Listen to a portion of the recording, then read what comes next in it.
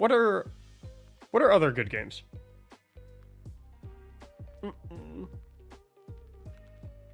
Oh, like the new Zelda game that came out recently. I didn't have to like go out of my way to like jump through a bunch of hoops to make that Zelda game fun. It just was fun. You know what I mean? Does that make sense? What's up, Roke? What's up, George? What's up, Six? We'll chill for just a few brief moments. And then I like to chit-chat a little bit before we really get into the action. Chill here for a little bit. Chat with you guys. And then we'll get cracking on the Grandmaster Nightfall carries. Probably do 2 or 3 GM carries. And then I want to do 2 Willow builds. And then I want to do a Divinity carry. See how we go. Like I've been playing God of War pretty much nonstop for the past couple days. And I don't have to like do anything extreme or like I don't have to go out of my way to make that game fun. It just is fun.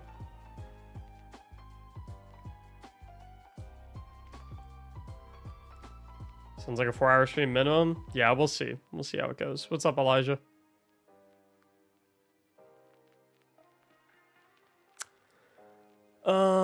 What's the GM? I believe it's HyperNet Current. If I'm not mistaken. Whoa, that was weird.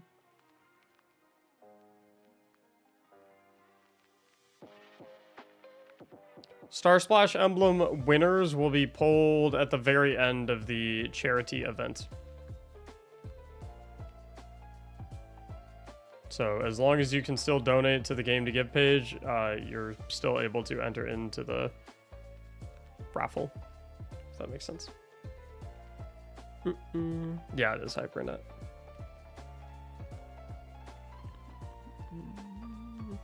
I've been considering also. We'll talk about this, and then we'll get into the Grandmaster Nightfall carries.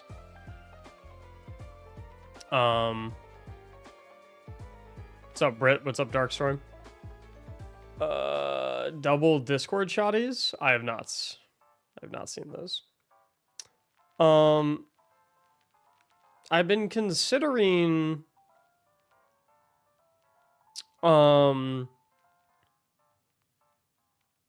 partner, because like as you guys know, like I don't really have that many like sponsors on the channels. Like the only consistent sponsor that I've had for like the past couple months is Starforge PCs.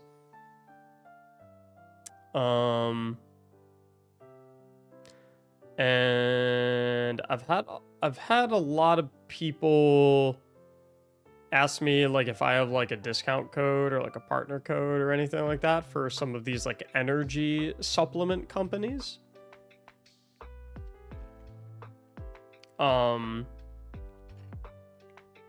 So I wanted to let you guys know that I'm currently in talks with one of them. I'm not saying that like for certain I'm gonna end up partnering with them or anything like that, but it could be a possibility. So I wanted to let you guys know that something like that is on the horizon, possibly. And if you guys end up digging all that stuff and whatnot, then it could even end up in a situation where I even have like my own flavor with them, my own flavor and my own cup and stuff like that. It'd probably be like a donut flavor, right? Would make the most sense. I think that'd be pretty cool. Or it's just Mactics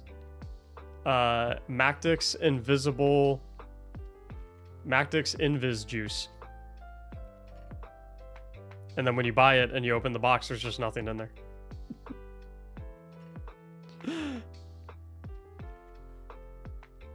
As a mechanic, I thrive on caffeine. Yeah, the company I'm currently talking to has caffeinated options and non-caffeinated options. But like I said, nothing's like locked in yet. I just want to let you guys know that like I'm chatting with them because I know some of you have been asking me to explore those avenues. So I'm chatting. We're talking. We'll see what happens. I don't know. That all said, I think probably good time to get rolling. Let me get my chats off screen so you guys can actually see the destiny.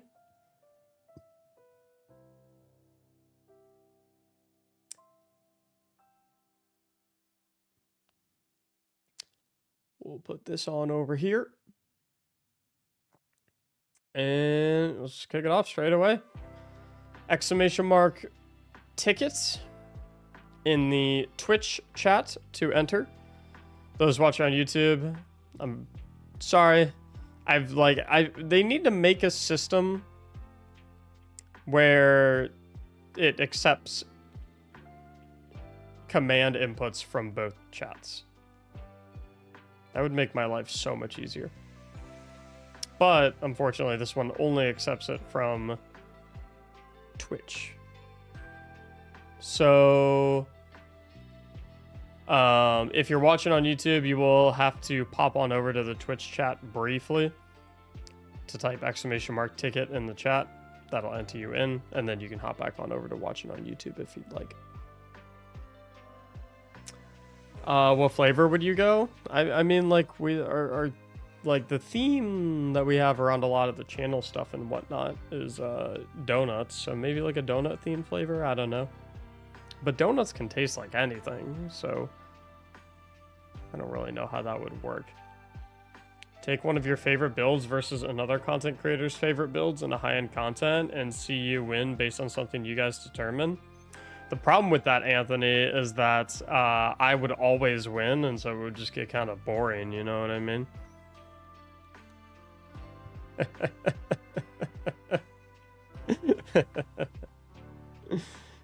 Oh, I'm fucking around. It is pretty difficult to collaborate with other creators just because, like, the schedule of a content creator is so difficult.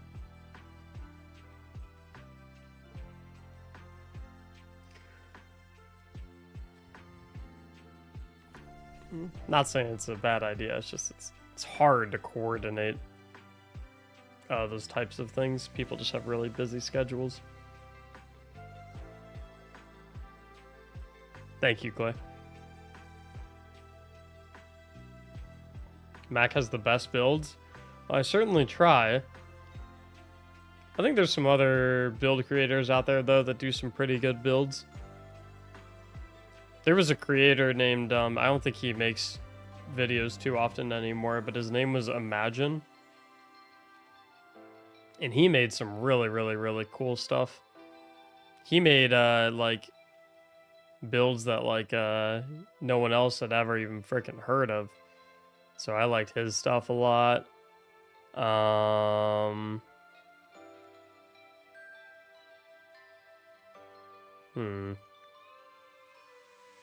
He's probably like my favorite. I like G Miners a lot too. G Miners is a good dude. He's smart too. He's smart about the game.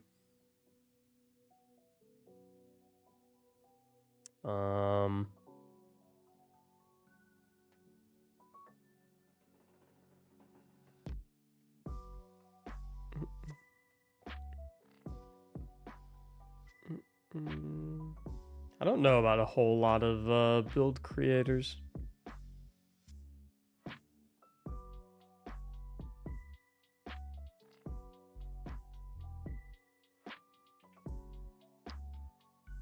There's another oh, dude, what's his name? Oh, who am I thinking of? He made like a Renewal Grasps build. Oh, what was his name, man? He has like a super he's a really good build creator.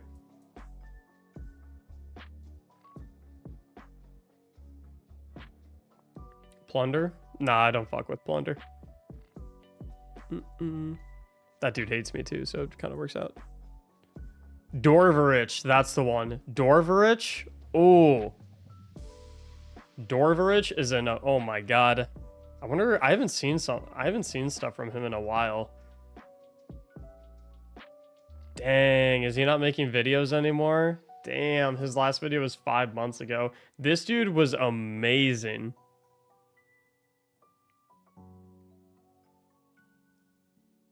This dude, I loved this guy. Oh, thanks, honey. It's a shame he's not making videos anymore. This guy was awesome.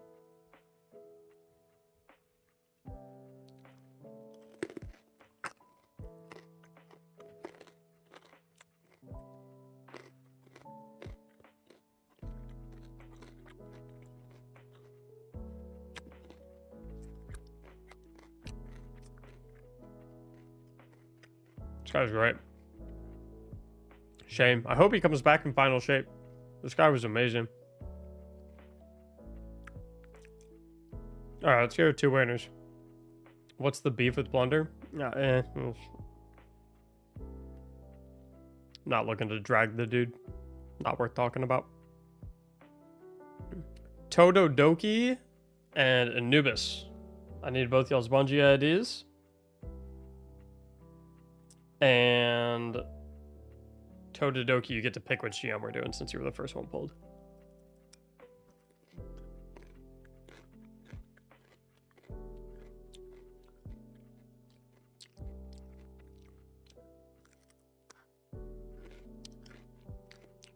$102%. That's not accurate.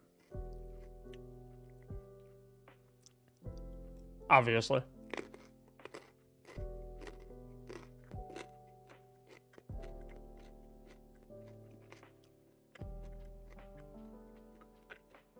Will you stream the Suicide Squad game? I think I'm doing a sponsored stream for that game in a couple days.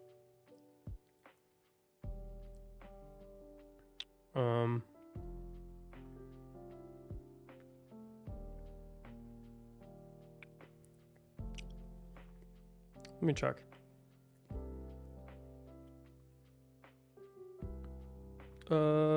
Yeah. I'm streaming that game on the 30th for a sponsored stream.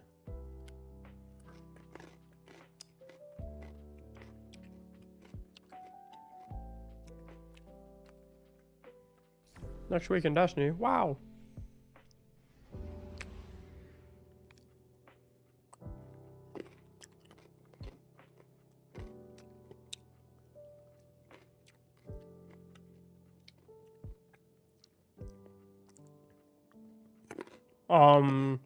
Anubis, I need your Bungie ID.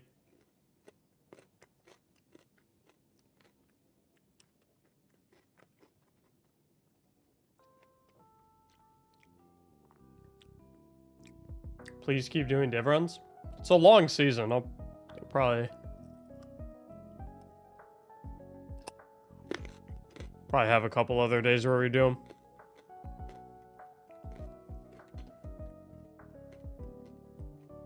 There we go.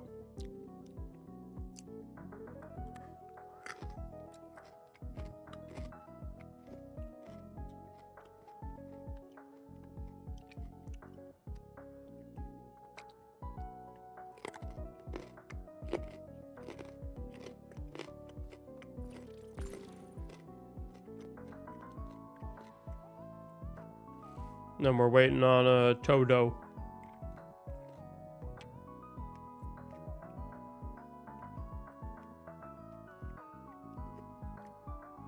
These carrots are good. Todo sent theirs? I sent them an invite. What's up, mutant?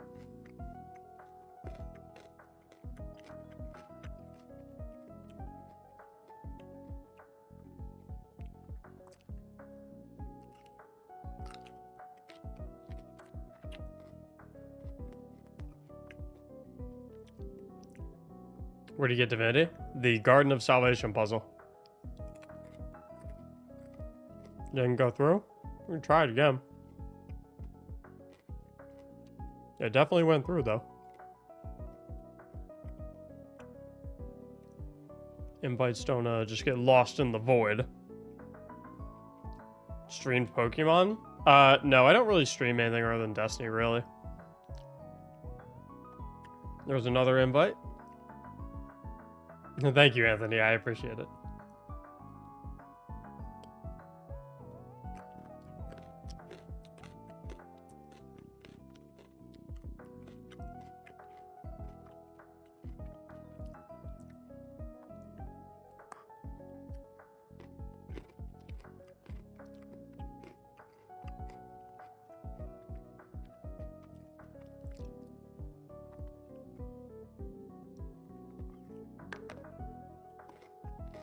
Crazy how the energy works. I randomly clicked on last video to watch and I got a notification you're live. What's up, dude?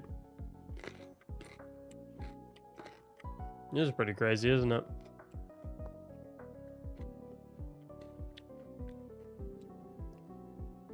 Have you thought what you're gonna stream when Destiny ends?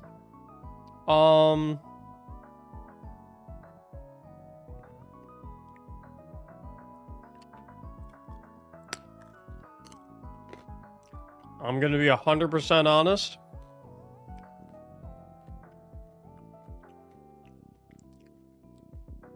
Whenever Destiny does eventually end, which I don't think will be for a very long time, by the way.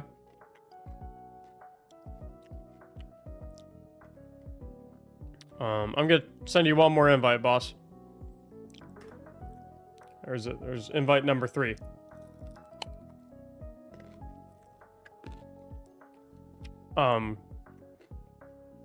When Destiny finally does end someday, I will probably ride off into the night.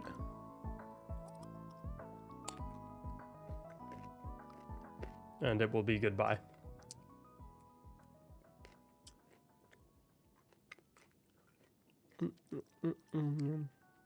Champs are there? Spring overload.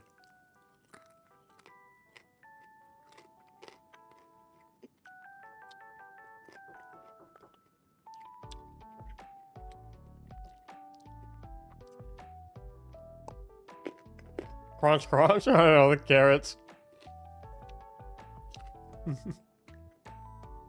good.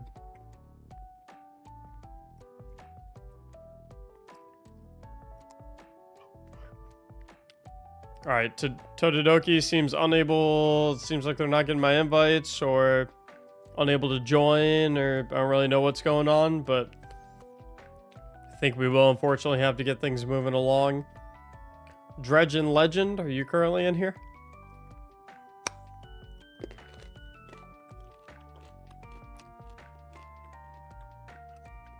Alright, go ahead and throw me your Bungie ID.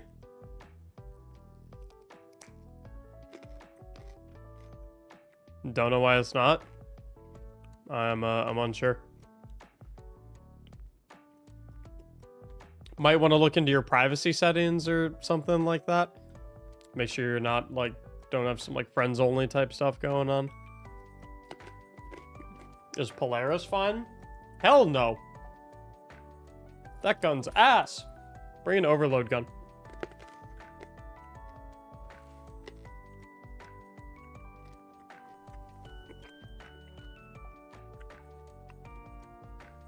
You can play Division. Not really interested in the Division.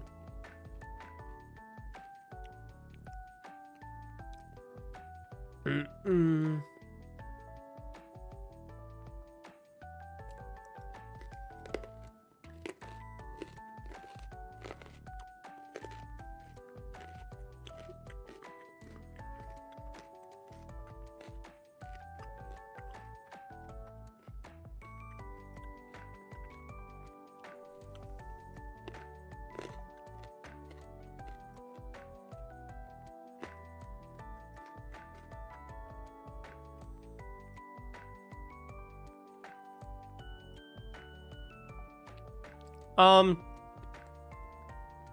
don't like Polaris because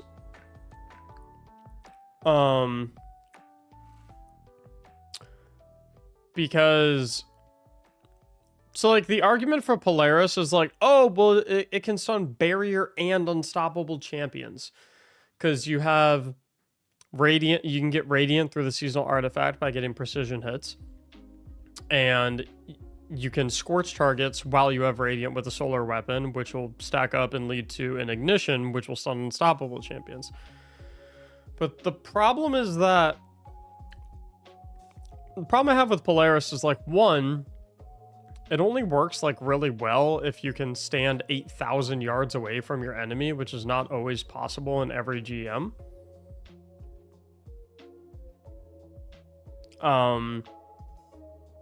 And two, the amount of bullets that you have to fire to be able to stun a champion is just not reliable enough for me to select it over other weapon options.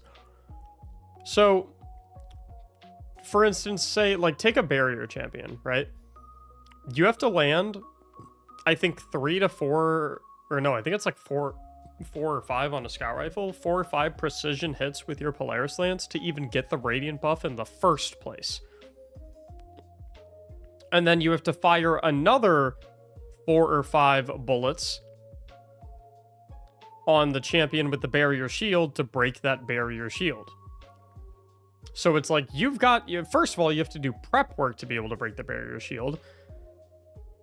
So like if you don't have radiant up already and he throws his barrier shield up, like you're just screwed. He's just regenning, nothing you can do about it.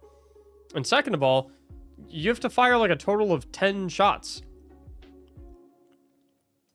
to break the barrier shield in total. And then for unstoppables, it's even worse. Because the thing is, first of all, you have to get radiant, so 4 to 5 shots. And then you have to shoot an unstoppable champion once you have radiant with like another 6 bullets to eventually stack up enough scores to get the ignition to go off. And even when the ignition goes off, the interaction with Polaris where it does the 5th shot thing, it bugs out the ignition. So like, yeah, you've stripped the unstoppable champion of its damage resistance, but it's not actually stunned. It just keeps running at you. So it's not like actually a good weapon. Or I'd say it's a good weapon. It has its uses. It's very safe. I wouldn't say it's a great weapon by any means though. Well, what weapon would you recommend instead? If you're dealing with barrier champions, Wish Ender makes Polaris Lance look like the wettest of pool noodles. Don't need to get radiant ahead of time, and it one-shots every single barrier champion shield like that.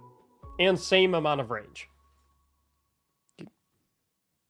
If you're dealing with overloads, we have Overload Rocket this season, which as long as your team is good at team shooting, that you're typically fine in the ammo department, which Polaris can't do overloads anyway, so that's a moot point. In the unstoppable department, just run like literally any hand cannon. You'll be fine. Okay, so I guess he is running Polaris. I mean, I'm not gonna force him to take it off. Oh, okay. I'm not gonna force him to take it off. I just recommend against it. I'd much rather they run like a pulse rifle or an auto rifle, so we have a primary ammo option for overloads. Wish Ender or Arbalist? Wish Ender for sure. What the fuck? Oh. Tododoki, I'm sorry. Unfortunately, I already re-rolled you. I already gave the spot to Dredgen. Apologies, dude. You say Wish Ender? Yeah, Wish Ender beats the living daylights out of Polaris Lance. And like Arbalist is decent, but so like Arbalist was so good back in the day. But the problem with Arbalist now is that match game doesn't exist anymore, which was one of the main reasons that Arbalist was so good in Grandmaster Nightfalls. Like, I would personally run Arbalist in Grandmaster Nightfalls back in the day that didn't even have barrier champions, just because just for the sole reason that having just for the sole reason of having something that made match game like not exist. But then when Bungie removed the match game modifier, Arbalest didn't really become as necessary, and considering that it has a limited amount of ammo versus Wish Ender that has infinite ammo, it's just better to run Wish Ender. And that also opens up your special slots, so you can run something like a Blinding GL or something like that. Yeah, Wish Ender is very mid. Or sorry, not Wish Ender, Polaris. 2 shots pops a barrier, not 4 to 5. That is not true. Not in a Grandmaster Nightfall. Maybe on other Nightfall difficulties. I don't really play other Nightfall difficulties, but that is absolutely not true in a Grandmaster Nightfall. It also does not only take 2 shots to get Radiant from Kindling Trigger or Flint Striker or whatever it is. It's somewhere in the 3 to 5 range. I'm pretty sure it's 4 or 5. I think it's 4. I'm like 99% sure it's 4. Because when I was testing Polaris and trying to make stuff with it, I recall it being 4. If you are critting, it is 3 shots for a barrier, 4 for Radiant. Well, you have to crit to get the Radiant buff, no? Like, that's literally what the... Shardive Hunter that isn't renewals? Maybe like...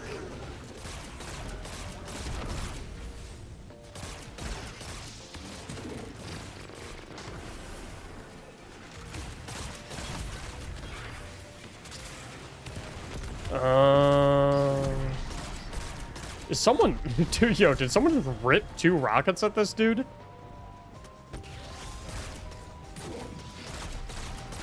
Or are my eyes deceiving me?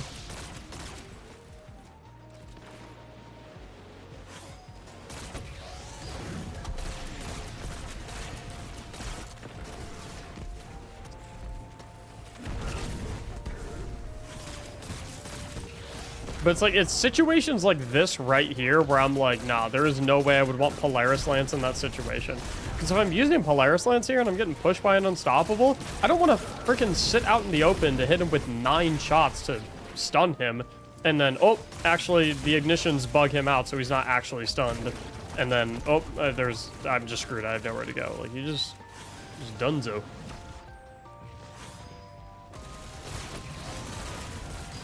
Reason people prefer this hand cannon to Zali's. Looks cooler.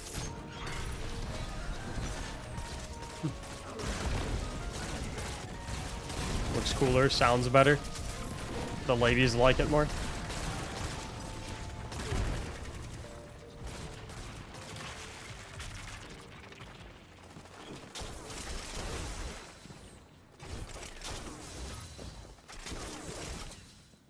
The reason I'm using it is because I was using it a lot when I was getting a lot of footage for my Celestial Nighthawk Hunter video, because it's the one I recommended people use, just because I don't like recommending raid weapons for builds if I can avoid it. I'll always say, like, hey, you can run this or that if you have access to it. However, it is not necessary. Another option is, you know, whatever, XYZ. If you don't have that one, if you're not a raider or something like that. Generally, when it comes to Destiny, I can make anything work. So I'm never really like that concerned about what I'm running. Would it probably better for me to go grab my Zowlies and use it instead? Yeah. But is it worth the effort for me to go and pull up Dim and transfer it over and make sure it has the right perks and all? No, absolutely not. It's a big laziness factor involved.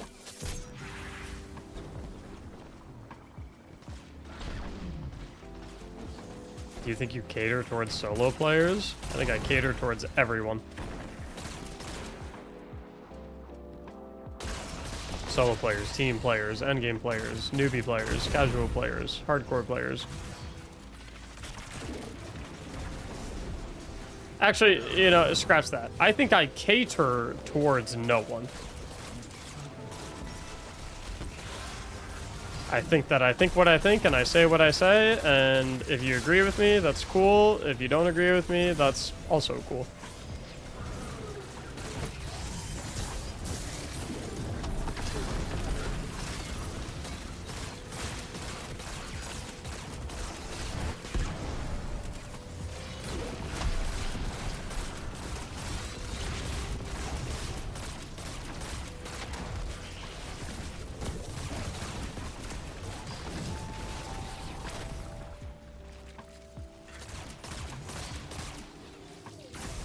Ow. I think that's what I cater towards.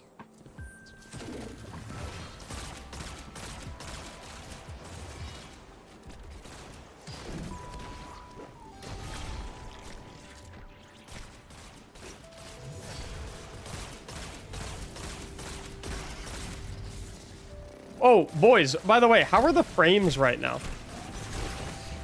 Uh-oh. Six mid.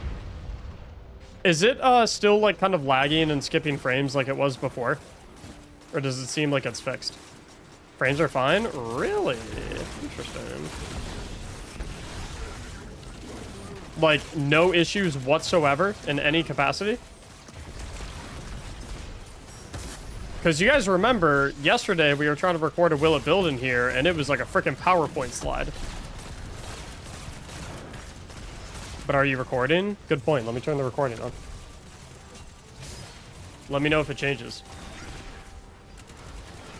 What was the fix? I updated my drivers. It was always when I was like near the blight.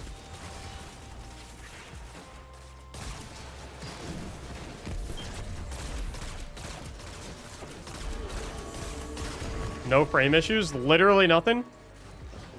It looks exactly like the FPS. Looks exactly like the FPS counter up top.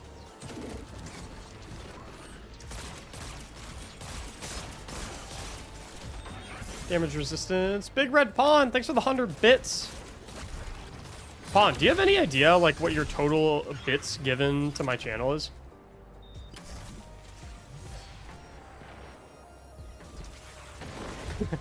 I feel like you do 100 every single day. I'm just wondering what it's added up to.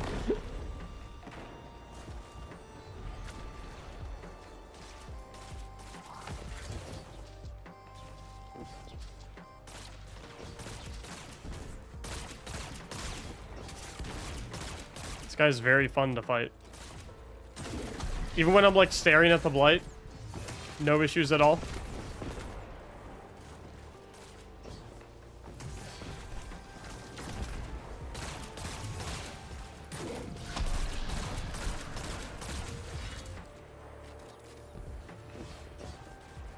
None. There is some lag, no issues. I don't understand. Okay, Dave, if you are saying that things look absolutely atrocious and no one else is saying it, that's probably an issue with like your internet or something like that and not with the... Okay, let's try... Or, well, we're not going to be able to test it now because the blight's going to go away. Okay, so on the next run, I'm gonna try it out, and I'm gonna, like, cap my frames.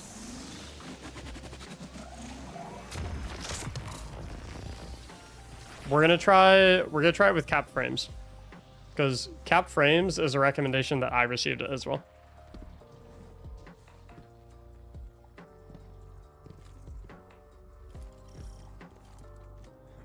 Your gameplay lags, but you don't? No, I know. Because, like, on my screen... Like, on my actual gaming monitor, right? There is zero lag. It's only in the stream and in the recording.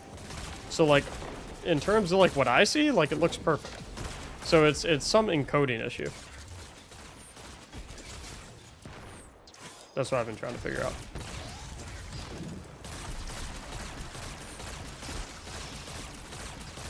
It's OBS/Twitch lag. It's not Twitch lag because it's present in the recording as well. It's OBS. It's an encoder issue, which I already knew that because obviously not like a frame issue.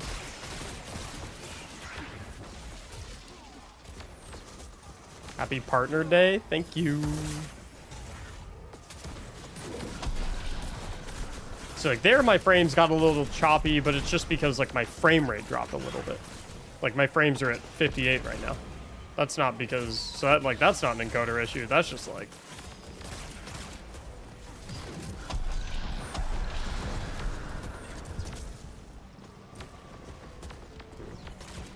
I also want to see.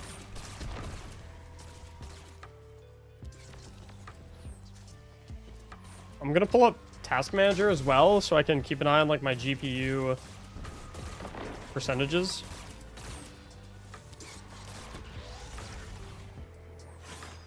Like my GPU usage.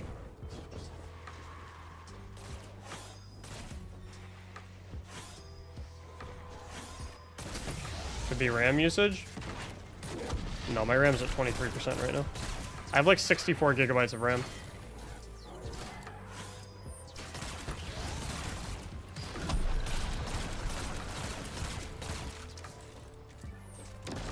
Just lost. Double it? Shit. You paying? I accept.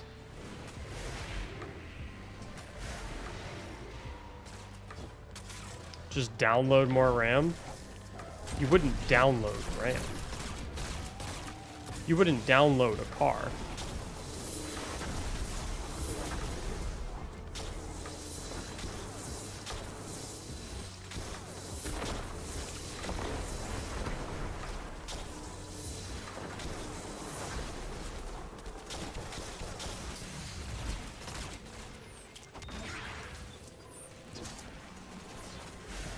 You wouldn't download gifted subs.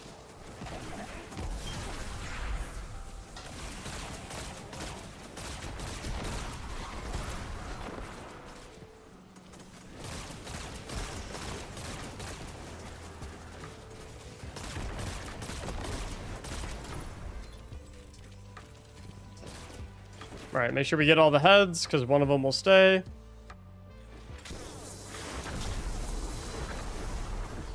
Oh, yeah.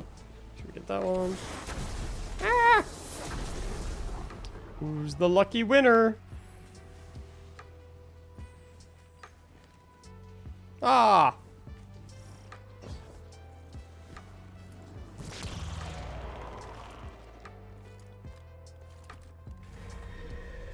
Recharge and sponsor today's stream? Nah, I don't usually have sponsors on streams. I do a ton of sponsored videos for Raid Shadow Legends, though, for sure.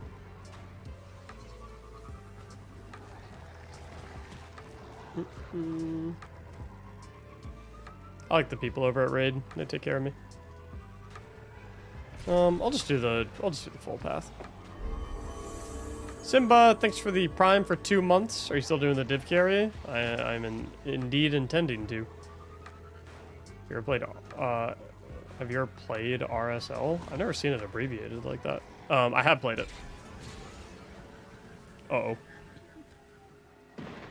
Uh-oh. He has to come back. I got nudged. Doesn't know the full path? Oh, no, no, no! You're gonna...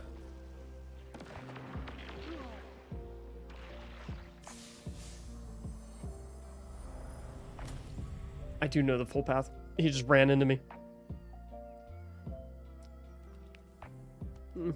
Next time, I'm gonna let them go by themselves. So there's no nudging. Happens.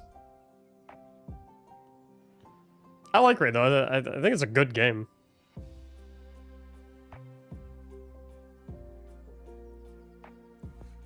Albeit their guerrilla marketing campaigns are a little on the nose, I'll admit, but like, you know.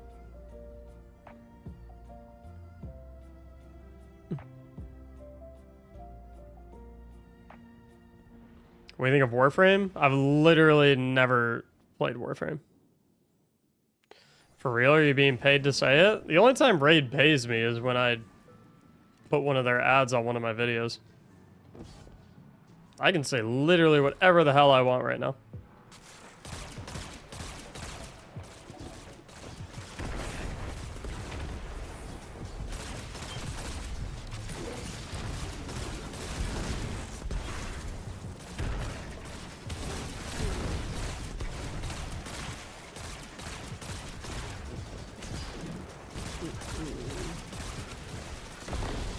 I don't think, I think literally the only thing that I'm, like, not allowed to talk about or promote is the only thing is I'm not allowed to promote other pre-built PC companies other than the one I'm partnered with. So, like, for example, if someone says, like, hey, Mac, I want to get a pre-built PC, like, where should I go? I'm not allowed to be like, oh, you should go to this company that is a competitor for the one that I'm literally partnered with. Like, that's all. That's the only... what would you call it? That's, like, literally the only, thing I'm not allowed to do. Which makes sense, obviously.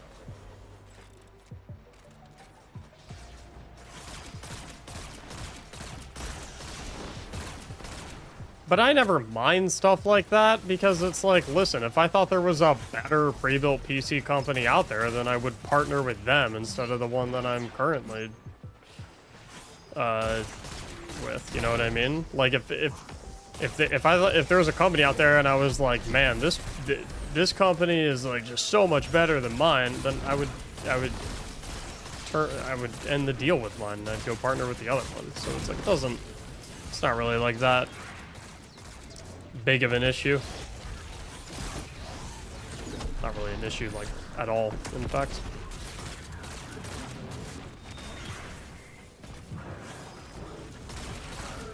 Master? Grandmaster.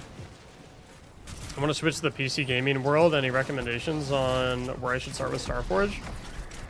I mean, I think it depends entirely on, like, what you want to do with your PC. If, like, literally the only thing you want to do is play games, like, you don't need, like, a massive, you know, freaking $3,000 one. It's just not necessary. I accidentally blew myself up.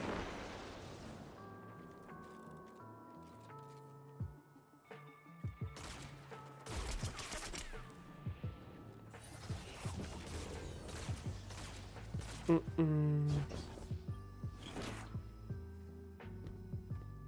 didn't even show you while these guys push up a little bit. So if you do exclamation mark PC, that pulls up my link. I'd probably go Robert, thank you so much for the 2 gifted subs, dude. I'd probably go... What does this have? Radeon RX 60. Okay, I'm not too familiar with the Radeon cards. Although, Intel is the better CPU for gaming PCs at the current moment, right?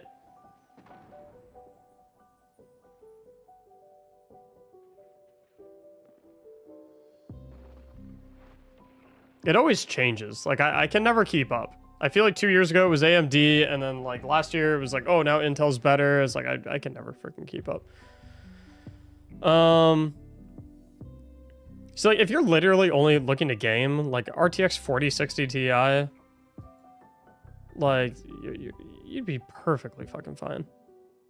You know, you like you do not need these are like if you like even this one, like I don't even this one's crazy. This is only if you just have like a fat wallet, you know what I mean? This is like if you want to stream and edit and, you know, have some e-chats going on all at the same time, and you want 90 Chrome tabs, and like it's just like, you know, But like they're kind of appropriately named. Like the creator PCs, or if you're a creator, you know what I mean? If you want to create content. Oh, hold up. Get safety. The creator ones, if you're a creator, if you want to create content. The enthusiast ones are like if you just really want to play games, but like maybe you got a little more cash to you, and you want something that's gonna last a little longer. And then the core ones are like, listen, like these are gonna get, you know, you'll get by just fine on these. I'd maybe wouldn't go for the $1,000 one. I'd probably spend an extra $150 to. I mean, I feel like this one's a sweet spot, to be honest. The 1350 one, because you get a 4000 series card and you get a more modern Intel CPU. That's one I brought. I mean, but like it's, you know, it's up to you. You know, you kind of look around.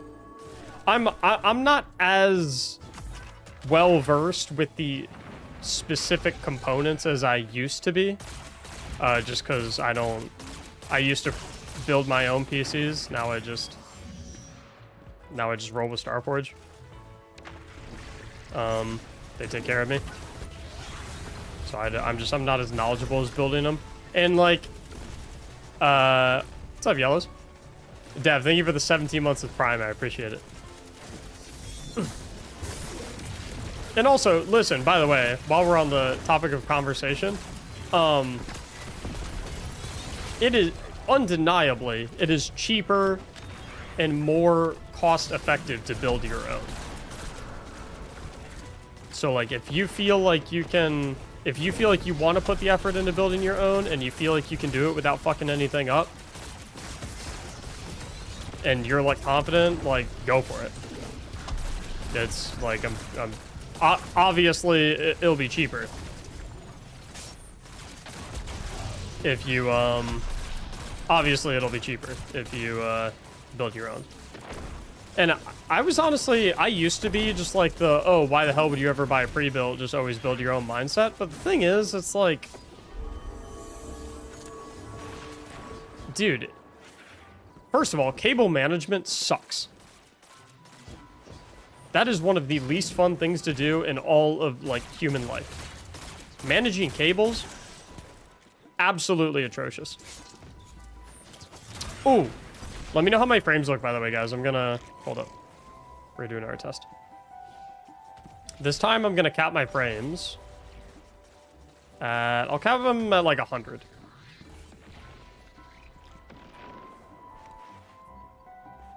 Game still looks pretty good. Let's hit the recording button to make the encoders work.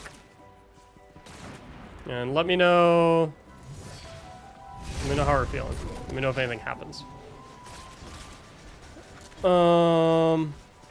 Anyway, as I was saying, the thing about like building your own is like, listen, like don't get me wrong. If you're experienced and you're knowledgeable and you feel like there's no chance you will ever mess anything up, then like, hey, you know, go for it. You're golden. You want to spend 6 hours putting it together? Be my guest. But for those who are like not ultra confident that they'll be able to do everything perfectly and that they might mess something up,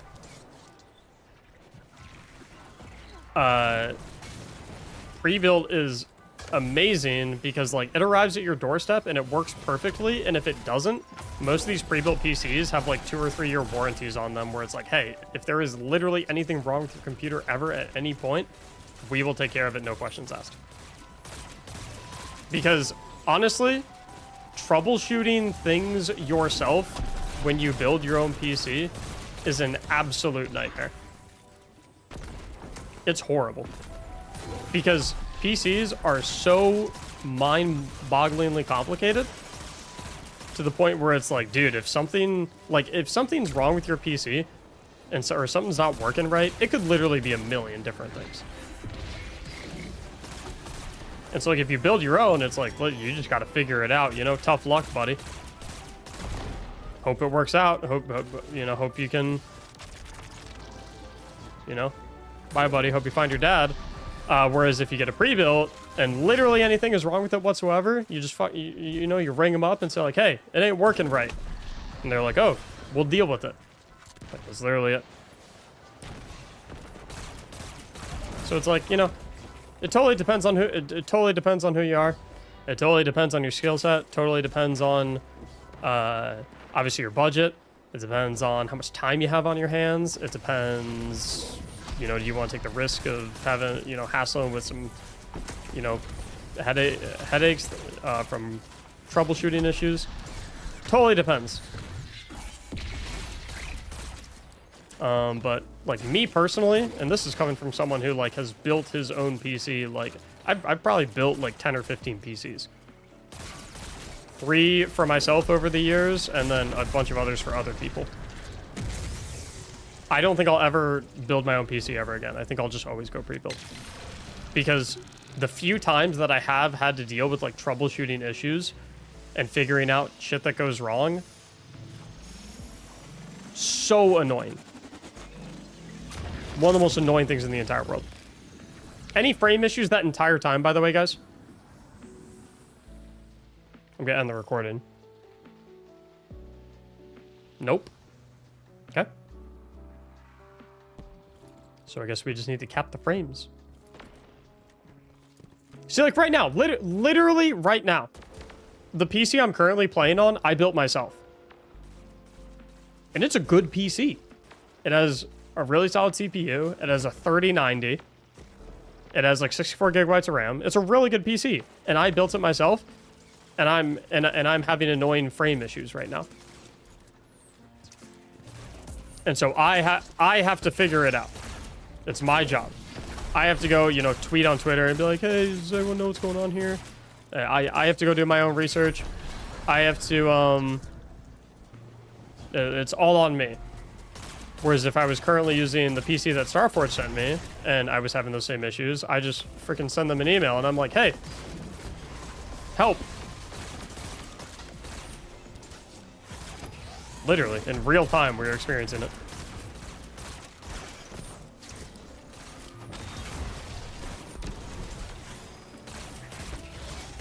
The one I have from Starforge though is sitting in the closet behind me. That's serving as my backup PC right now, just because I didn't feel like reinstalling all of the programs and whatnot and reconfiguring everything. All my like stream scenes and setups and stuff like that. So I'll probably switch that one eventually because it's better than my current one.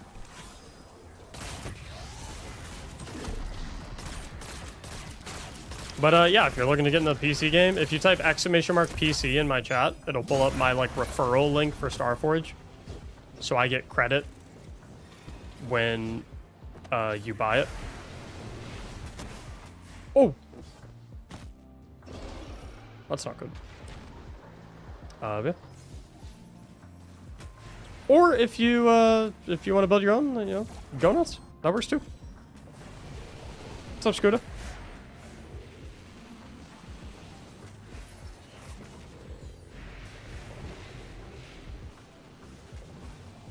No, it's definitely, I mean,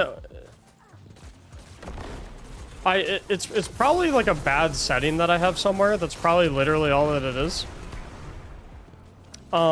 Because, I never had these issues before, and I did a Windows like reinstall like a couple months ago, maybe like 2 months ago or something like that.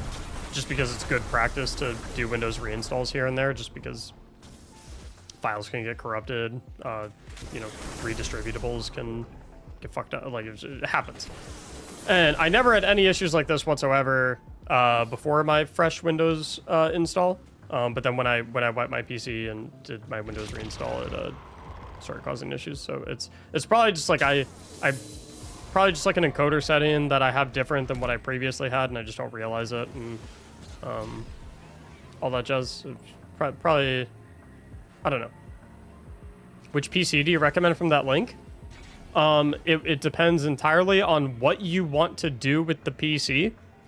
And when I say what you want to do with the PC, it's like, do you just want to use it to play games? Do you want it to play games, and do you also want to edit videos? Do you think that there's a possibility you're going to want to stream on the PC?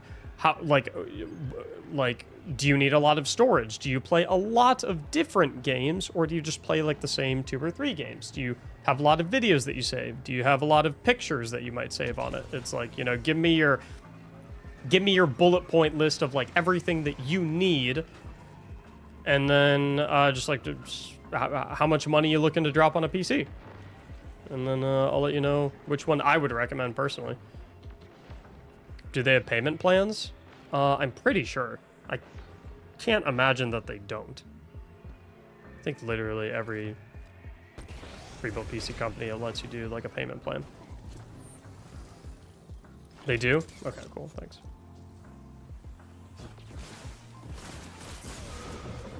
Also, by the way, guys, if you do buy a PC using my link, please let me know. Because that is very, very supportive. It helps out the channel a lot. So please do let me know if you do. When you plan to do div runs? After the Will It builds.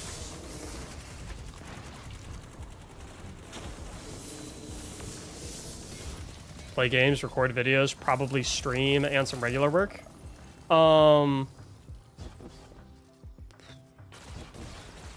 Which games? Or rather, what is the most graphically intense game that you would be playing?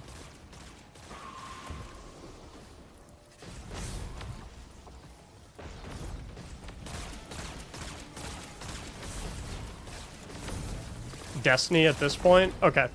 So the thing is, Destiny is like not that intense when it comes to like, you know, it's not like you're playing like Cyberpunk, you know what I mean? So you won't need like as much juice as you might need for if you know, played other games. But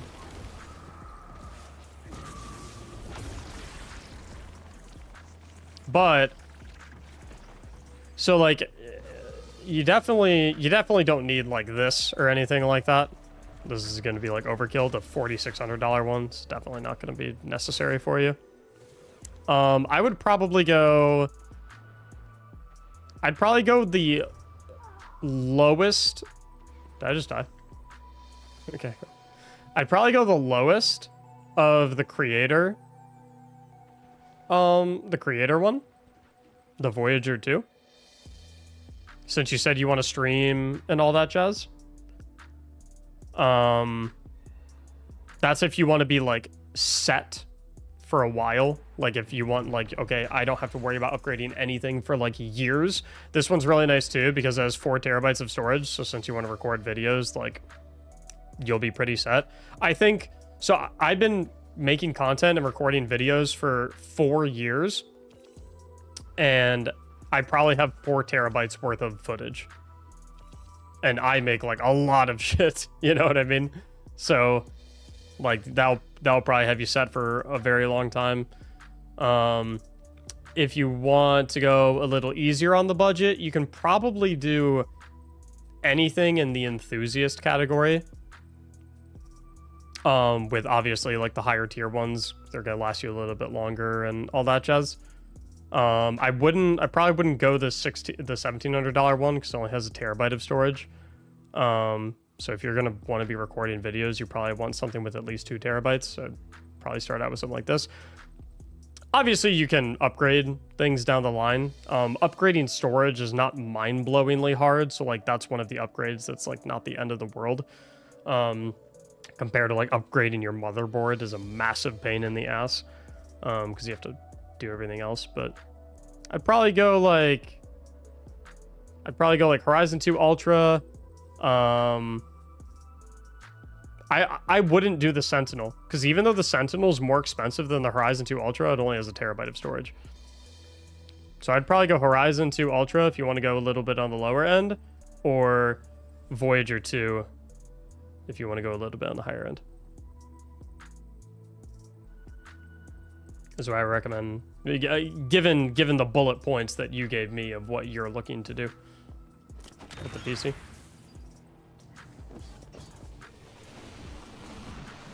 Other people in chat might have comments as well, though. And then when you're at checkout, make sure you type Mactics into the code because I am pretty sure it gives you a discount on like shipping or something like that.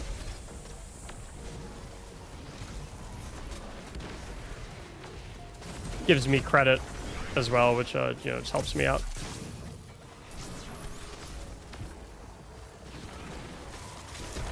But it's like, it's really weird, because I talk about this all the time. Why can't I see the full chat? Like, most of the ones Mac reads don't even show up here. So I stream on YouTube and Twitch at the same time. So sometimes I'm reading a message from YouTube chat 704, and then sometimes I'm reading it from Twitch chat. Right. I talk about this sometimes. So like for those who don't know that much about me, like I was a Xbox only.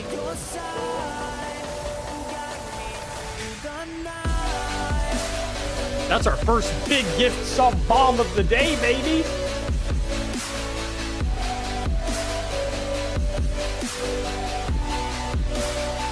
Yo, Nishan, thank you, man.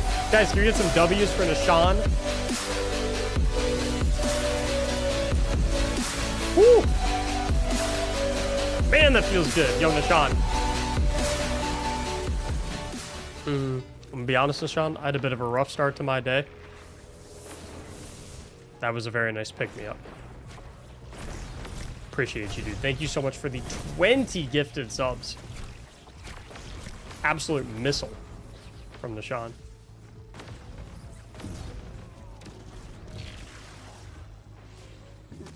Do we not have any overload?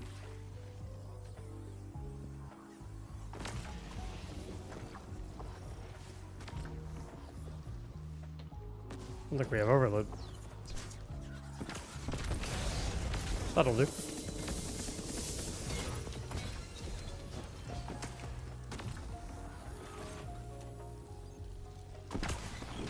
I'm just gonna, I'm throwing it at the wall so that the splash damage gets him no matter what. And then I'm gonna get a fresh head. So I talk about this sometimes. My introduction to gaming was Xbox. And I never thought that I would ever have like any reason to play on a PC. Because like in my mind, I was like, oh, well, it's just like, you know, Xbox, like I can play all the games on an Xbox. Like, why would I ever need a PC? I'll just buy them on Xbox. It's like not a big deal. And it's like, for some people, console gaming, it does make sense, you know? For some people, like playing on just a PlayStation or an Xbox or whatever, it totally makes sense.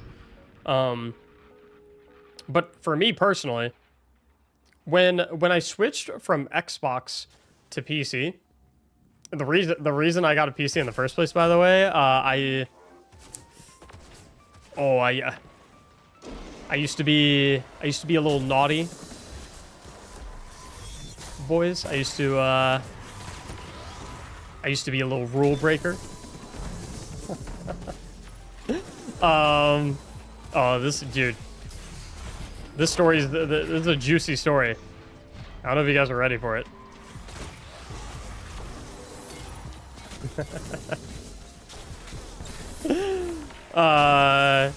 Cheater? No.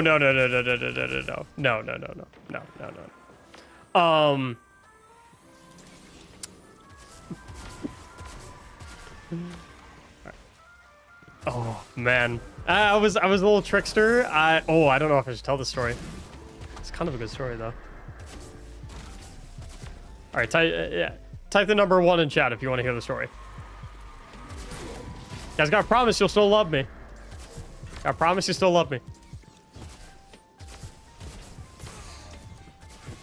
Not type 1 if you want to hear the story. Type 1 in chat if you will still love me even after you hear the story. I was a rapscallion, I'm telling you guys right now.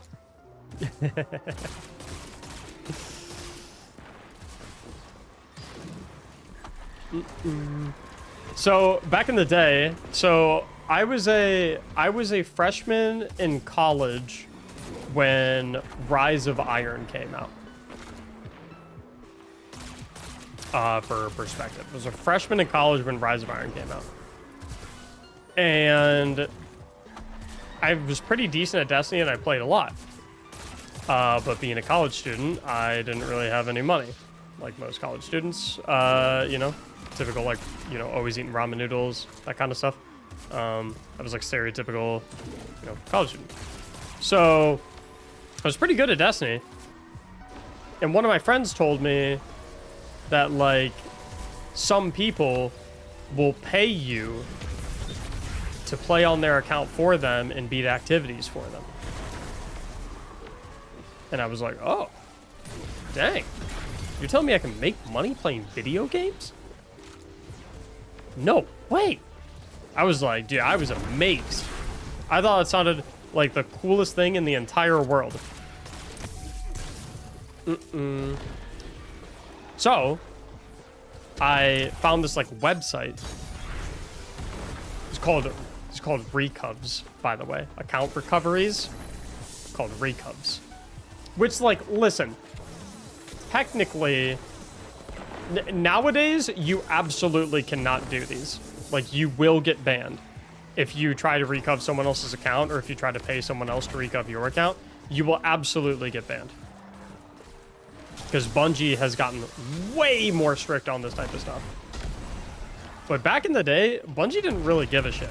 So much so to the point that people would literally stream themselves doing recovs and offer recovs on their stream.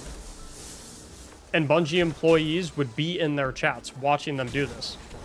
And just be like hanging out. And they were just kind of like, yeah, whatever. Mainly in the trials department. I don't know how many people in here have been, you know, how long you guys have been watching live streams. But, like, those who have been watching live streams for a while know that way back in the day in the Trials of Osiris community, like, all of the big top Trials streamers were literally just doing recovs on their stream. Recovs and carries at the same time. They would carry someone from the chat who won a raffle, while at the same time they were on someone else's account getting them flawless as well. It's like back in the day, Bungie didn't really care. Obviously, things are very different now. I'd say probably about 2 or 3 years ago. 2 or 3 years ago, probably, Bungie, you know, laid down the hammer, was like, all right, guys, it's been fun. No more of this shit. And so now you obviously can't do it anymore. But back in the day, the Bungie didn't really care as much. So, so your boy needed some money. He's a broke college kid. And so I signed up for one of those recov websites. And I did recovs, like, way back in the day. Back in, like, the Destiny 1 Rise of Iron days. And way back in the day, there was no such thing as cross-play or cross-save or anything like that. So,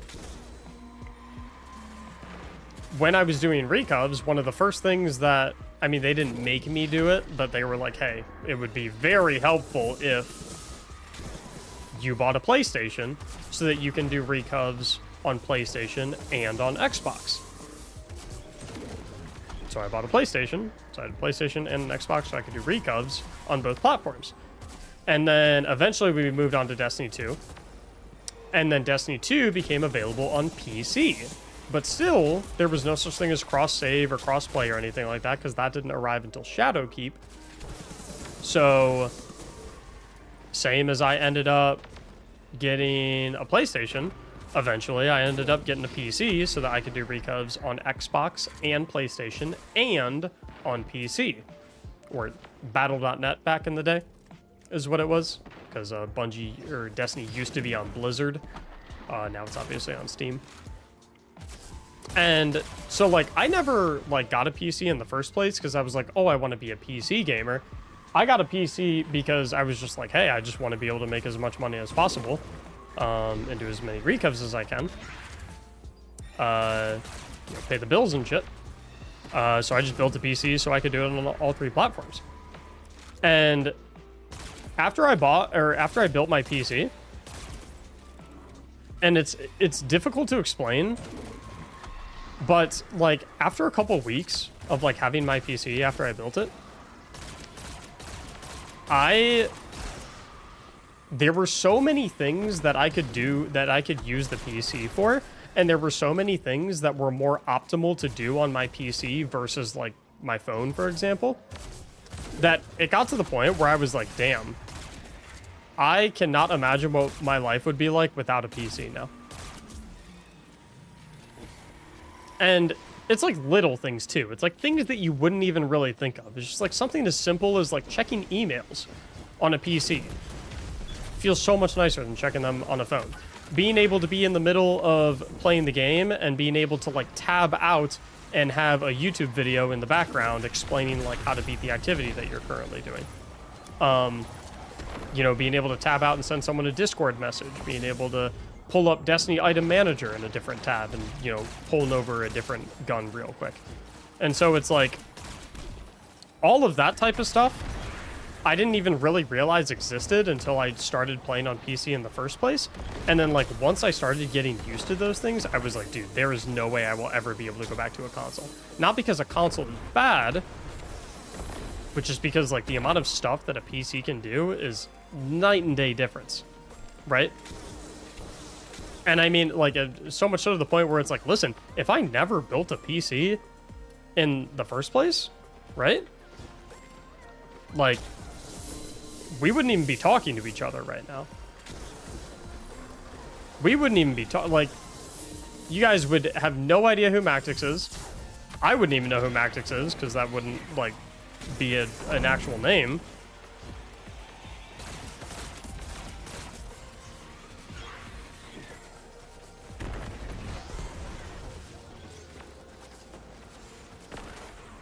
But it's like, it's the reason I started doing content creation is because, like, I was like, oh, dang, I can have a bunch of editing programs on my PC. Where the hell is this dude? Oh, he's behind there. All that type of stuff. Is he AFK?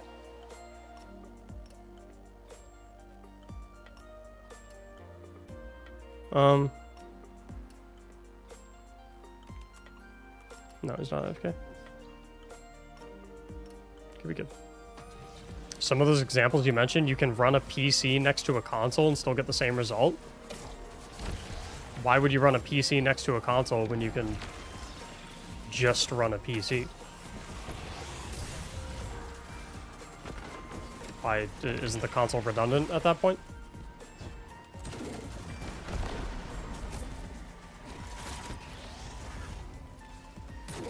Anyway, I'm talking about my experience. And like I said, before I even started talking about all this, for some people, console gaming is completely fine. Like, some people don't really care to be able to, you know, do all the little extra things that a PC can do. That's completely fine. Some people don't, you know, some people aren't interested in doing all that shit. And they're perfectly fine on a console, and like, hey, nothing wrong with that.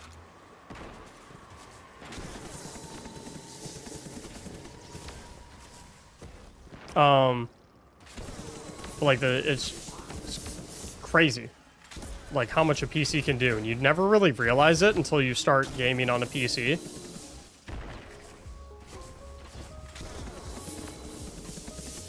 It's like actually wild.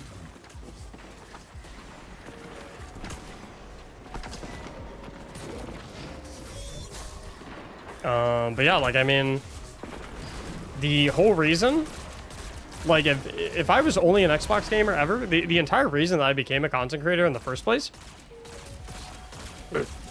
is because I wanted to make a fun video with my clanmates of some raids that we were doing together. And the entire reason I could do that is because I can install editing software on my PC, and I can't do that on a console. So it's like silly stuff like that.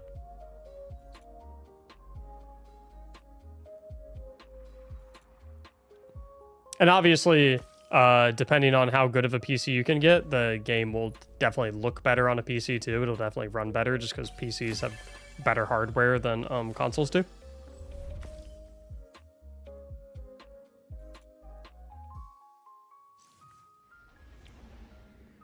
But I just, you know, like I said, not everyone will probably, I mean, no one like needs a PC, right? But it was so much more of an upgrade than I realized. Exclamation mark ticket in the Twitch chat to enter the raffle. Good luck.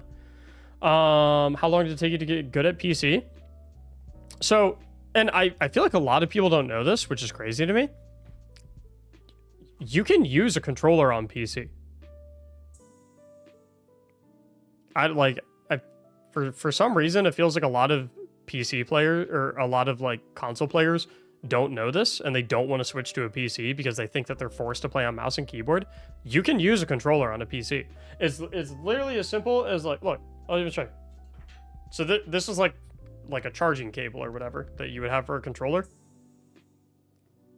Literally as easy. Okay, see my little mouse pointer in the middle of the screen?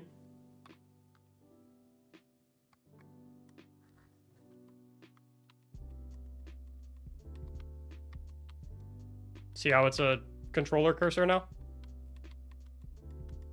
You literally just plug it in.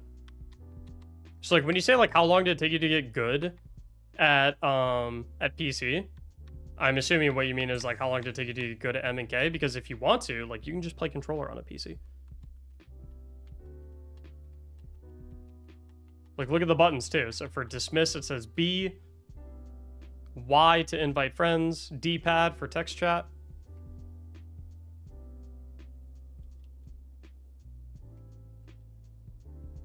It's like that easy. Just plug it in. So if you don't want to play M&K on a PC, you don't have to. I did want to learn M&K though, just because I thought it was cool. And I would say it took me probably 2 to 3 weeks until I felt like I was as good at mouse and keyboard as I was with a controller. And now I'm at the point where like I think I'm 25% as good on a controller as I am on M&K. Like I am terrible on a controller. Not because I got worse at controller, but just because like I'm that much more comfortable on M&K. Like it feels more natural to me.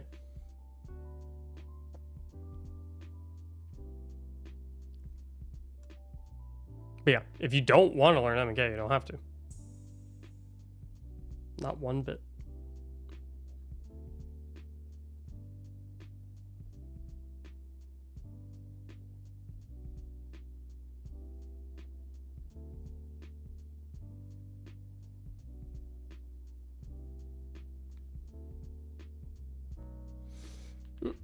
Any more questions?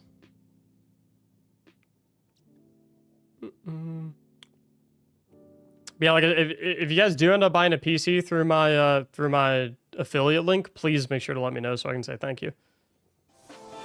It's a bit... Woo! Yo!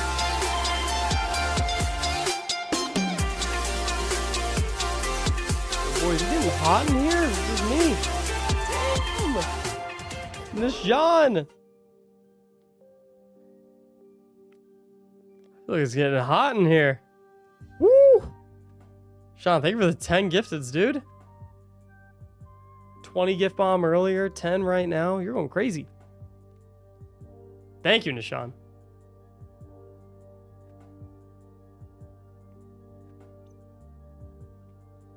The thing with D2 is it's designed for 60 FPS, so high-end PC... I don't know where you read that, but that might not be an entirely accurate thing.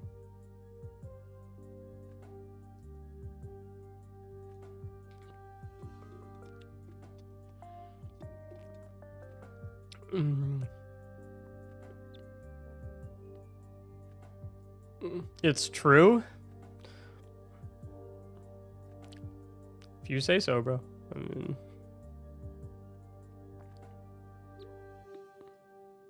Been running 120 FPS for a long time, never had a crash. I feel quite a bit of liquid smooth FPS on 240 hertz, 200 FPS monitor, just saying. What's up, Mink?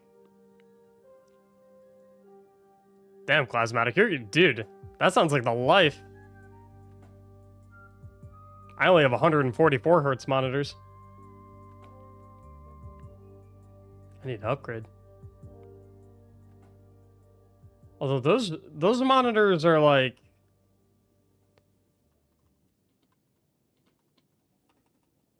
Because I play on 27-inch monitors. $160? No way. What?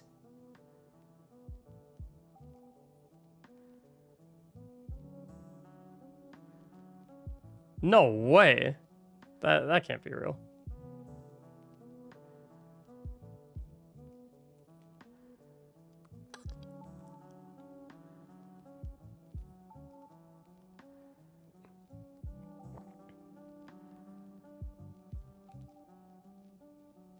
Jeez, man.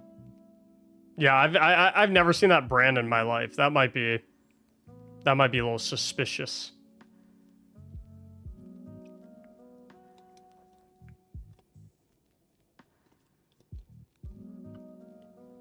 All right, let's play 2 winners. We've got Starman and Scally Wheat. Scaly Wheat. Starman, Scaly Wheat, need both your Bungie IDs so I can invite you. And then Starman, I need to know which GM you want to do. Pick anyone that you can launch. I think that monitor was 1080p. My current ones are 1080p.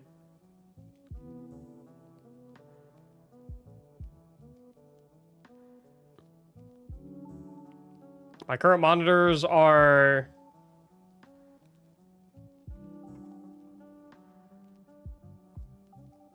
Those are my current monitors.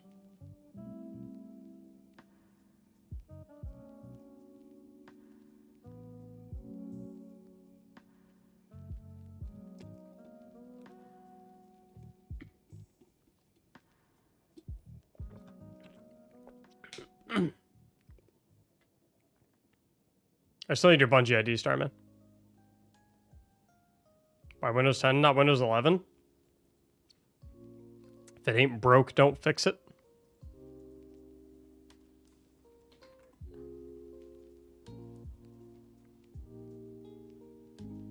Damn, I'm jealous. I want some of your guys' monitors. You guys have any extras?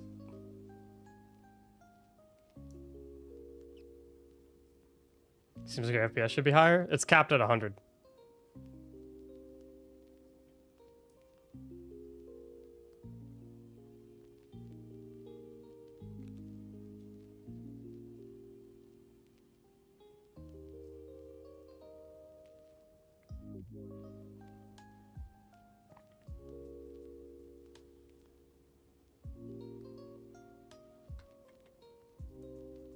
How big is your PO box?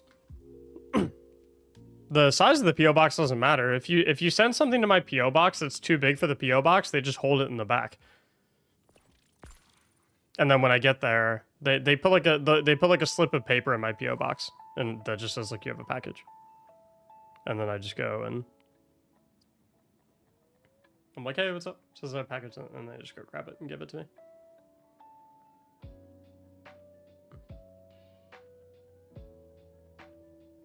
They know me really well at the post office too, anyway. Because I've been going there like every day for the past 2 weeks, shipping out all those card decks. So like I'm super chill with the lady that works there, and like she always makes sure to like put my stuff in a spot where I'll be able to get it. So. Darn, thanks for the 2 months of subbing. I appreciate it very much. Welcome back. How many subs are we at right now, by the way, boys? Are we still above 10K?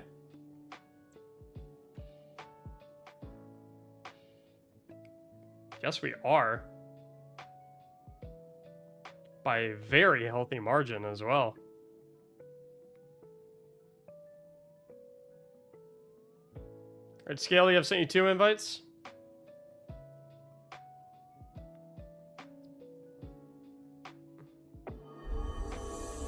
Darn, thank you for a gifted sub as well. Very first time gifting in the stream as well. Welcome to the gifted sub club, Darn. Appreciate it very, very much. Xbox or PlayStation controller?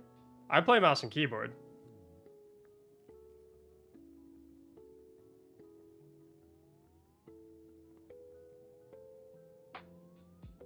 I got you, Skelly. Cyber Die, would you like to hop in instead?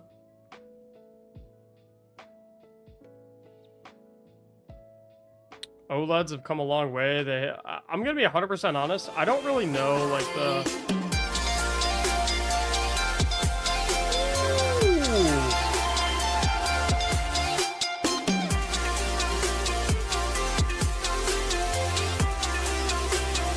Okay.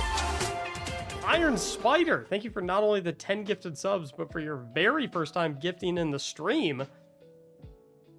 That's a lot of subs to get for your very first time gifting. We got Darn entering the gifted sub club with a gifted sub, and Iron Spider also entering the gifted sub club with a 10 bomb. Thank you both very, very much. Also have a hype train on the horizon. Appreciate you, boys. Taco bowls plus you equals my favorite pastime. Thank you, Joe, bro. Taco bowl sounds kind of good. I could eat anything right now.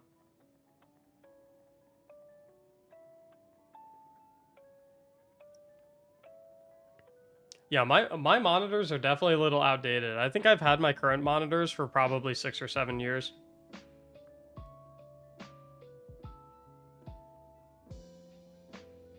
So I'm probably due for an upgrade. Monitors, you know, they get expensive though, is the thing.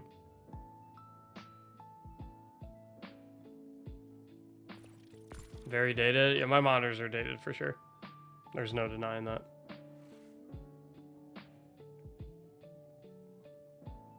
Like if we came over here and we did 240 hertz, 27-inch monitor. Let's just type in Asus, so we don't get a brand that's like, yeah, like it's expensive, bro. Why is this $750? Check the Alienware ones.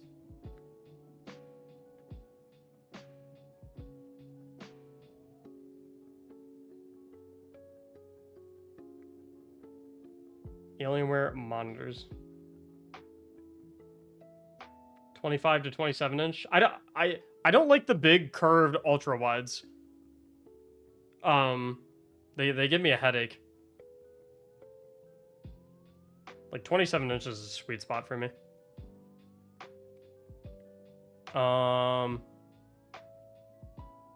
27 inch, $600. 1440p, 280 hertz.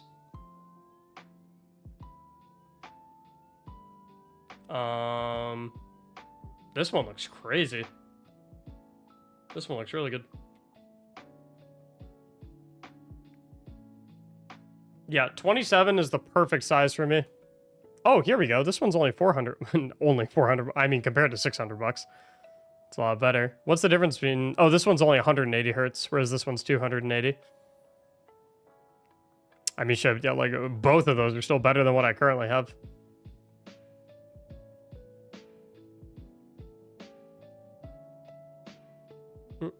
I always wanted Alienware monitors, because I know they use those for LCS.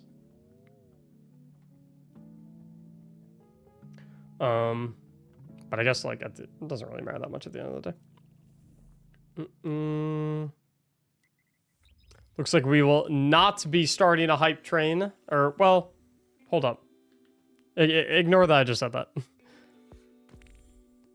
guys always make me eat my words when I say that, when it's freaking...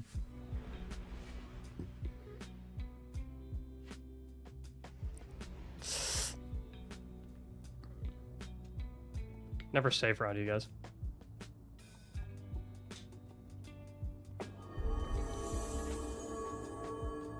There's no way Hound of Hell just buzzer beatered that shit. There's no way. There's literally one, Dude, it was on 1 second for like 9 seconds.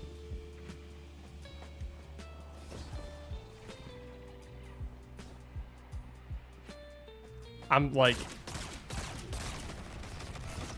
just, you know what? I'm gonna pretend like there's not a hype train going on right now. I'm not even gonna acknowledge its existence.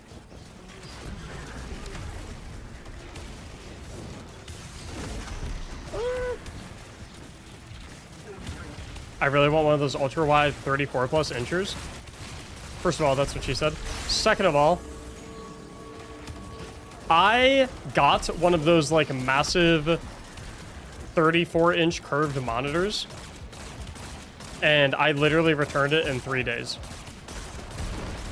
because like the amount of like eye strain that I was having was unbearable.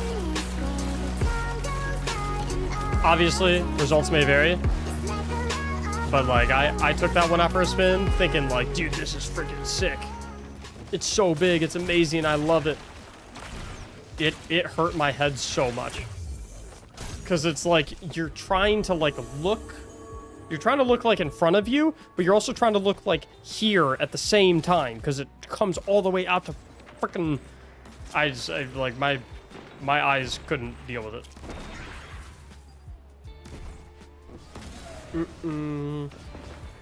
I don't know. You're gonna, like, it could have something to do with my autism, like sensory overload type stuff. I don't know. But like for me personally, I thought the same thing. I was like, dude, I'm gonna get a 34-inch monitor. It's gonna be sweet. Gave me the biggest headaches ever.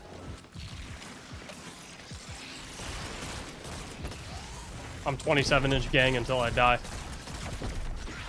Rachel, thank you for the 30 months of subbing. And Nishan, thank you for another 5 gifted subs. Currently at 92 total gifted in the stream, and 35 of those were today.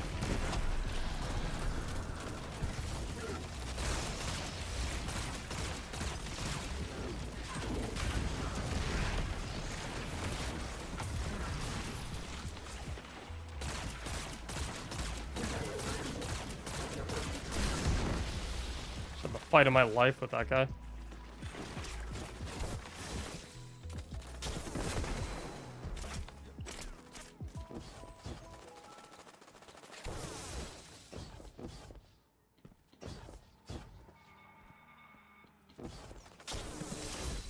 "34-inch ultra wide? Yeah, that'd be way too big for me, Tech. That would mess me up.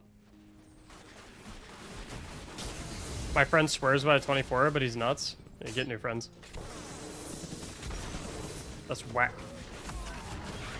Okay.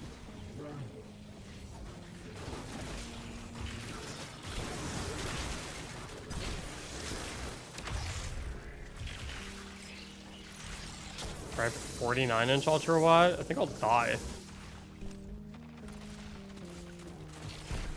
Devil Dog, thanks for the brand new Prime. And welcome in, I appreciate it very much.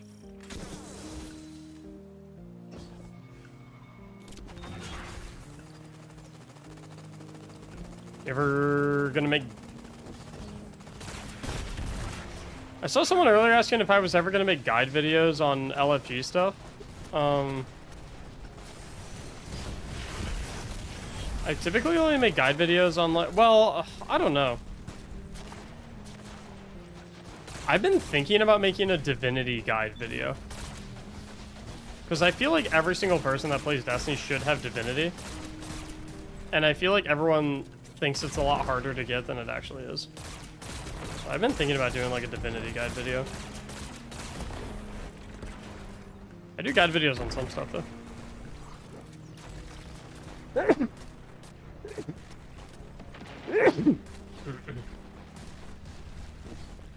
Type 1 if you have Divinity, type 2 if you do not have it.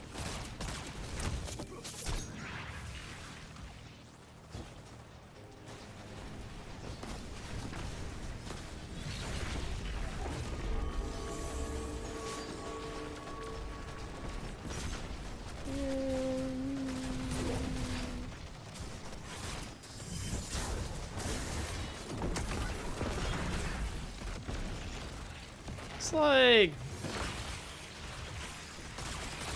I don't know, just say that's like 60-40.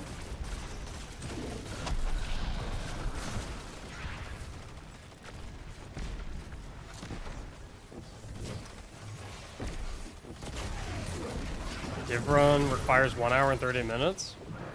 When I was doing Divinity guide runs, we were getting them down to sub 1 hour. I was carrying people through Divinity in like 55 minutes. pretty good. Need one guy who is smart, but my thing is, like, you guys could be that guy. I'm trying to say. People don't realize that they could be, you could be that guy. You could be the smart one, guiding everyone, leading everyone. It's not that hard. You just need to know what you're talking about. And all you gotta do to know what you're talking about is watch a video.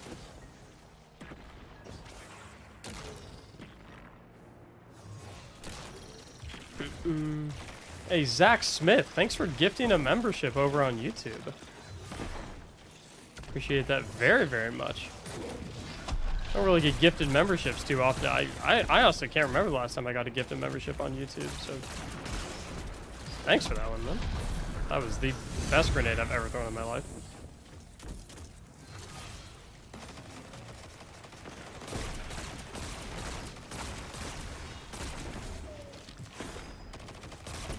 Maybe I'll make a Divinity guide video. Could be fun.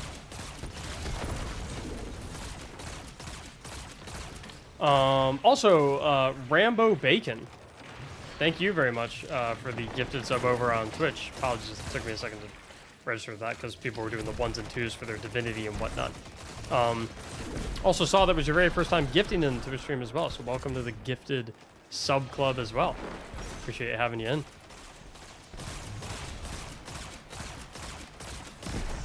The gifted sub club is growing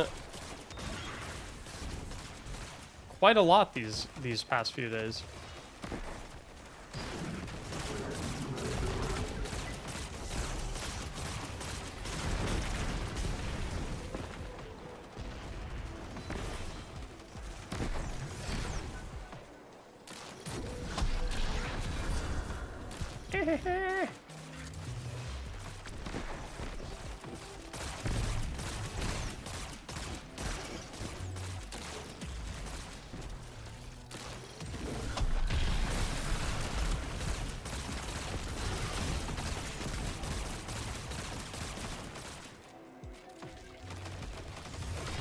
I really need my tether for anything else.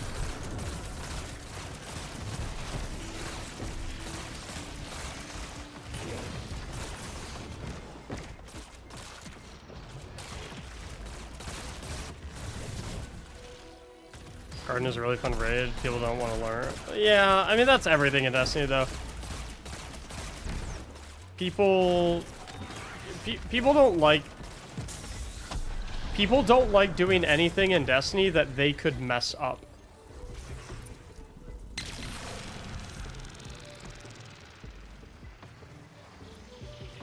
Which, like, you know...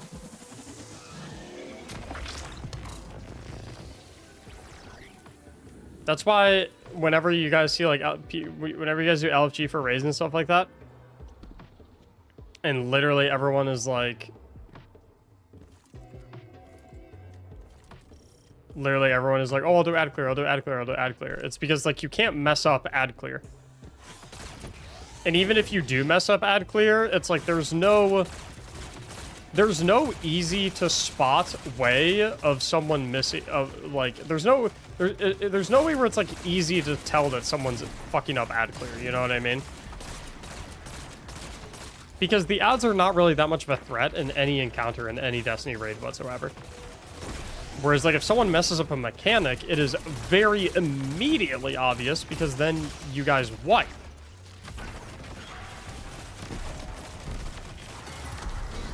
And so it's like, a lot of people say that, like, oh, it's just because LFG is lazy, and it's like, I don't really think that's what it is.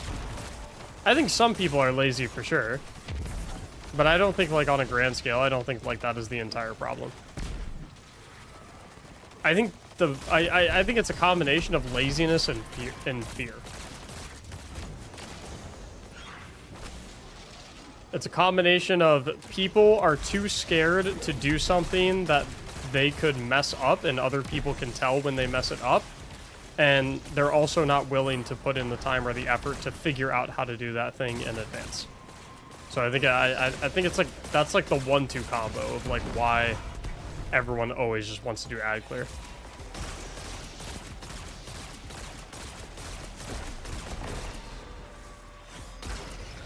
Which it's like, it's a weird like middle ground.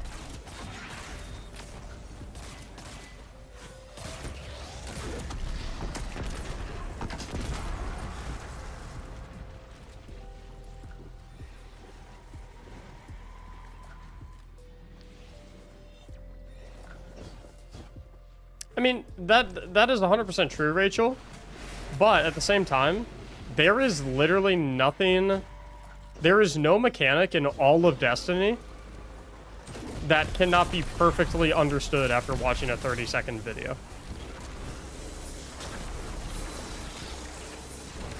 So, like, my thing is, like, when people are like, oh, I can't do that, it's too hard, or, like, I can't this, or I can't that, or whatever, it's like, well... I don't really buy that. I don't think it's that you can't. I think it's that you don't want to put the effort into learning. Because it's like, every mechanic in Destiny is, like, conceptually is very simple. Make sure you guys pick up heads, by the way. We all need to be holding one. There's one up here. No, don't shoot that. Oh, no.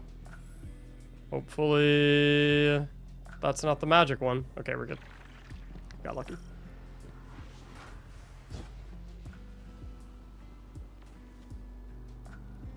Because, like, for example, I have never seen a more, hey, I will do ad clear raid than Root of Nightmares. Which is crazy to me. Considering that the entire mechanic of Root of Nightmares is run to a spot, shoot a thing, run to the next spot, shoot a thing, run back to the spot, shoot a thing, run back to the next... Like, it is beyond simple. So it's like anyone... When I was doing runs on LFG, anyone that was telling me that, like, the mechanic is too hard, I'm like, dude, no. That's not, that, like, no.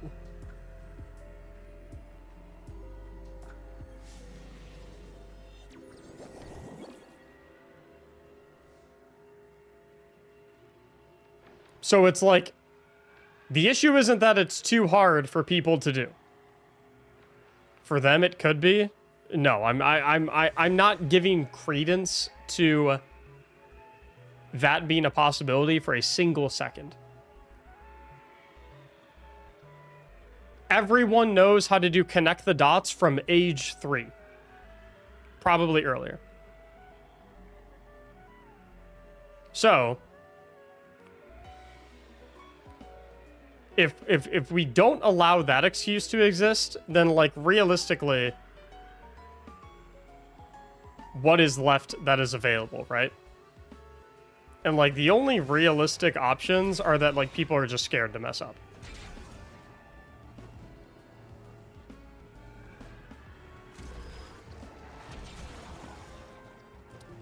If early 40-man raiding in WoW taught me anything, understanding mechanic versus executing mechanic. But no, that's my thing, though, Thordreen. That is my thing.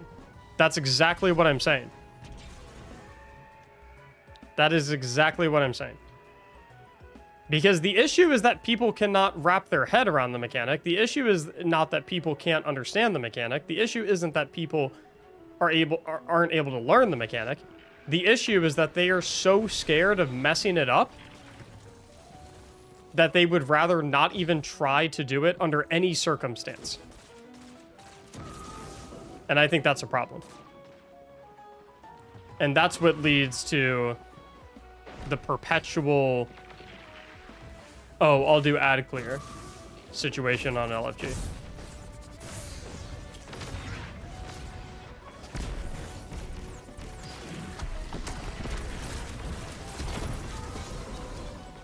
Which, again, like I said, I understand the fear. I get it. It's not fun to mess stuff up, and some people can be really, really, really nasty when you mess things up, and that only makes you not want to try to do those new mechanics even more. Because then you have this like trauma in your head of it's like, oh, well, last time I tried to do a mechanic in Destiny, I got yelled at and booted from the fire team. So why would I ever, under any circumstance, want to even attempt to try a new mechanic ever again? Because last time it ended in the worst way possible. It's like, I totally understand that. But just as much as it's people's responsibility to be understanding and calm and not an asshole when people mess things up in a raid, it's also everyone's responsibility on the other side of the coin in that same breath to be willing to try new things and to be willing to step up for the team.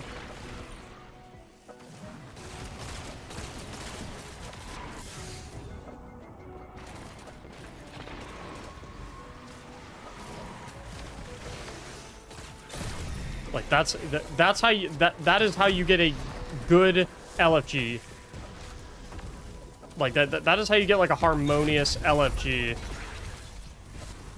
experience. Like that is how like that is a healthy LFG.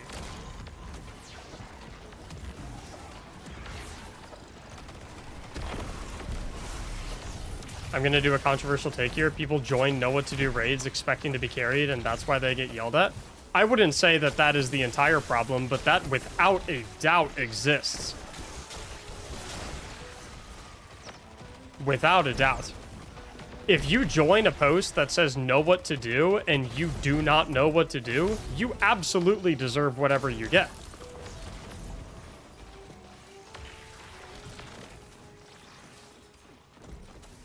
Maybe not deserve.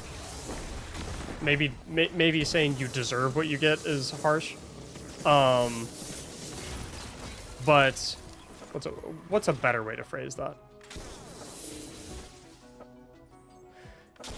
If you join a know what to do post and you do not know what to do,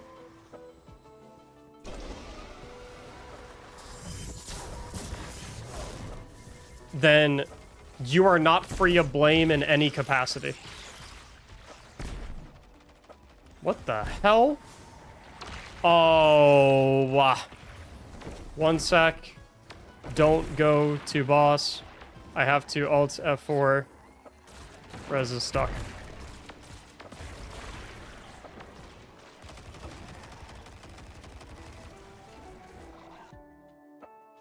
This freaking game. Because, like, listen. Like, LFG is all about respect, right? To a certain degree. LFG is all about respect, right? So, it's like, if you see a post and you see someone saying, like, hey, this is what I'm looking for in my fire team. These are the people that I want to run with. Which, listen, you can think that their requests, or, you know, if someone pulls up to LFG and they're like, must have 8 billion clears, it's like, you can look at that and be like, well, that's really stupid. You have just as much of a right to look at their post and think that is dumb as hell, just as much as they have a right to make that post. People are allowed to play with who they want to play with, no matter how dumb it is. So, if you see someone make a post and it says, know what to do, and you join that post even though you do not know what to do, already, you are being extremely disrespectful toward that person and that group of players, because you're looking at their request for their group and you're saying, nah, I don't really care, screw that. What they want in their group, that doesn't really matter to me. I'm going to join anyway. So you don't then get to turn around and be like flabbergasted when they give you disrespect back. Because you didn't respect the criteria of the group they were putting together. That is a take that feels controversial that I feel like should not be controversial in any capacity.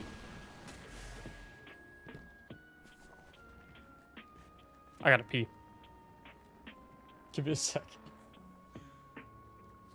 You were saying there aren't any stupid players or players who can't do it? That's an insane take. Then I guess that's an insane take. I think everyone is capable of figuring out how connect the dots works with a 15-second video. Every single human being on the planet can wrap their head around it.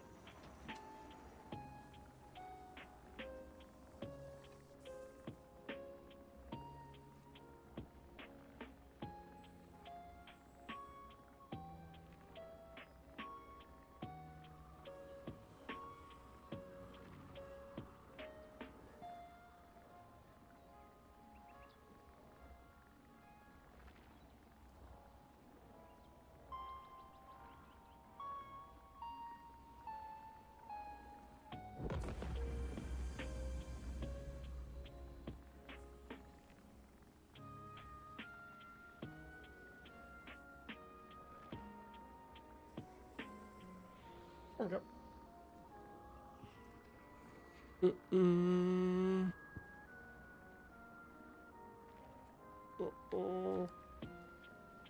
Also, I never said that there were no stupid people. It's not what I said. I said that there is no mechanic in the game that cannot be explained perfectly to any Destiny player in a 30 to 60 second video. That is what I said. So when people say that they're incapable of doing a certain mechanic, it's not because they don't have the skills or abilities to do the mechanic, it's because they do not wish to spend time learning it. Which is a very important distinction to make. Hey, what's up, Gio? Thank you. Hey, I love your videos. Thank you, Prince. Yeah, I never said there's no stupid people. There are definitely stupid people. But even stupid people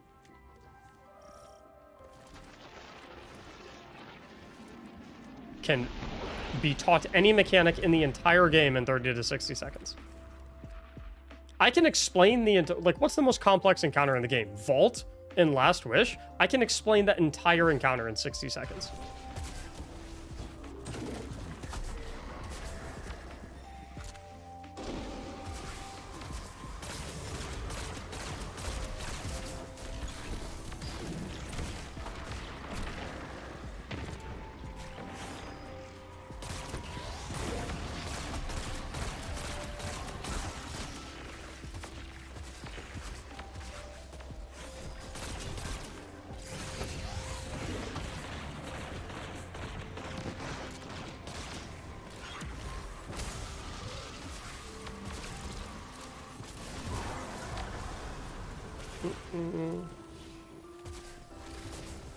Vault explain, please.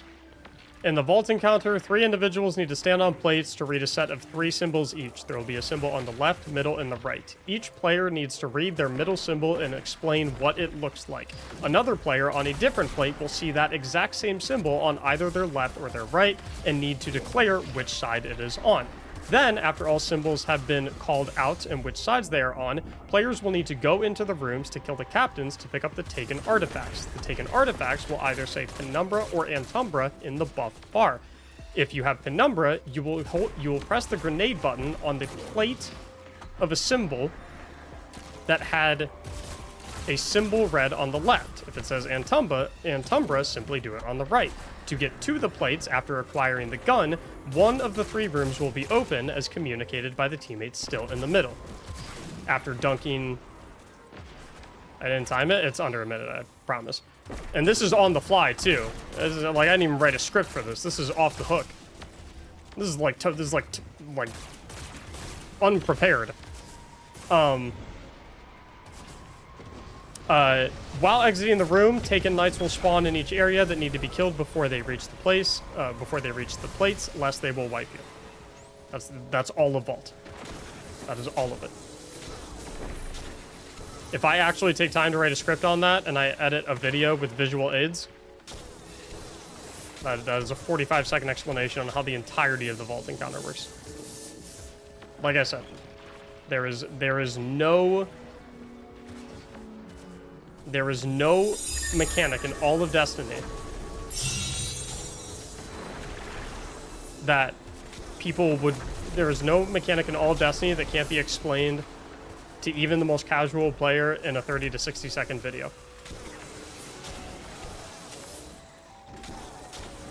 Which brings me back to my original thesis of when people don't want to do mechanics, it's not because they are incapable of doing the mechanics, it's because they do not want to learn the mechanics.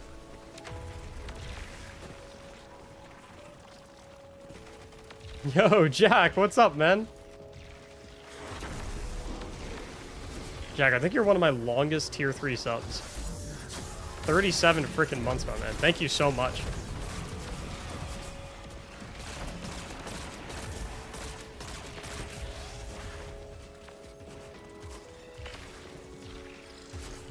Dado needs to, hey, Dado's raid guide videos are legit.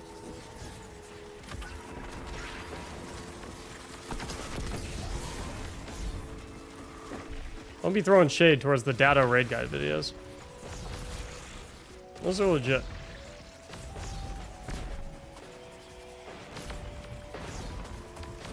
He can just rush reses. We're fine.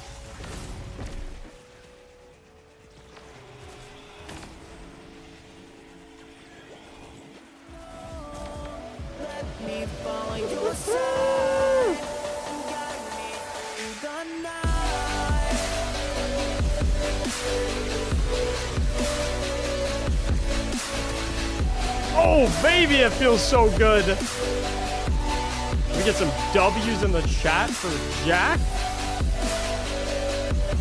Jack Lotus the GOAT.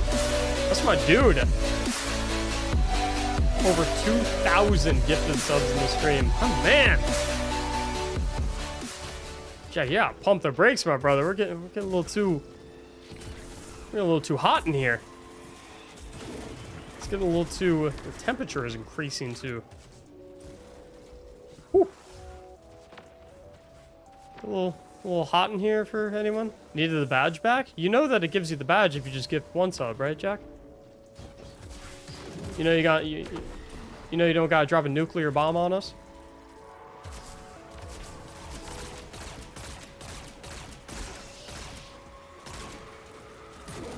Damn. What a monster. Thank you, dude.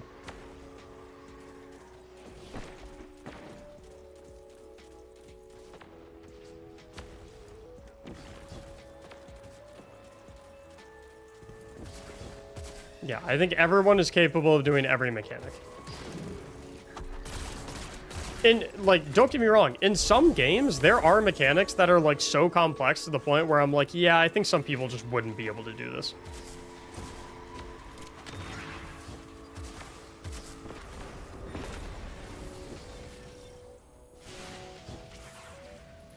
In Destiny, I don't think there's any mechanic that is so complex that, you know, I look at it and I'm like, yeah, there's no, yeah, some people, there's no way.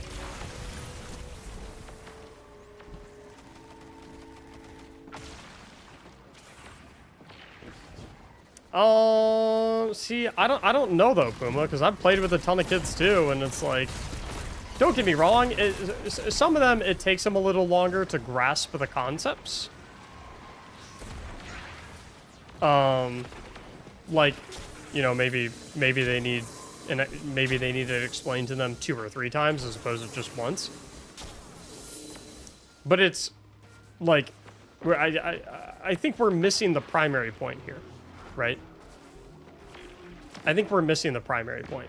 The primary point that I'm trying to make is that every single person that plays this game is capable of learning and executing these mechanics. Everyone. Now, sure, for some, it, you know, let's say there's a 30 to 60 second short that explains how to do the mechanic, right? Maybe one individual can watch that short once and it clicks with them right away, whereas someone else might have to watch it 2 or 3 times. That, you know, undoubtedly, that could be the case.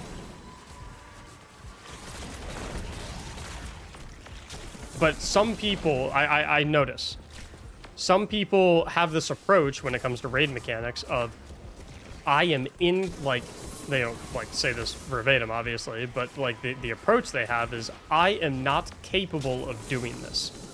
I cannot do it. It is too difficult.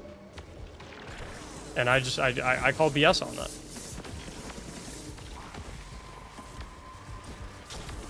I call complete and utter BS on that. Is it possible that it might take you 2 or 3 tries to figure it out? Absolutely. For some people, no doubt. But, like, if you can understand all of the base concepts in Destiny, like, if you're smart enough to wrap your head around, like, okay, you know, there's common weapons, there's legendary weapons, there's all these abilities, all these different perks, like, I get this, I get that, you know, rampage, I gotta, you know, I get kill clip, I understand my grenade does this, and if I put on this exotic, like, if you can wrap your brain, if you have the critical thinking to be able to wrap your brain around all that, then you can absolutely go into Root of Nightmares and be a runner, where the only, literally the entirety of the mechanic is, like, this, like, the Root of Nightmares mechanic is shoot this thing, run to this thing, shoot this thing, run back to this thing, shoot it again, run to this thing, shoot it, run back to the original thing, shoot it again, run to the next thing. It's like there's no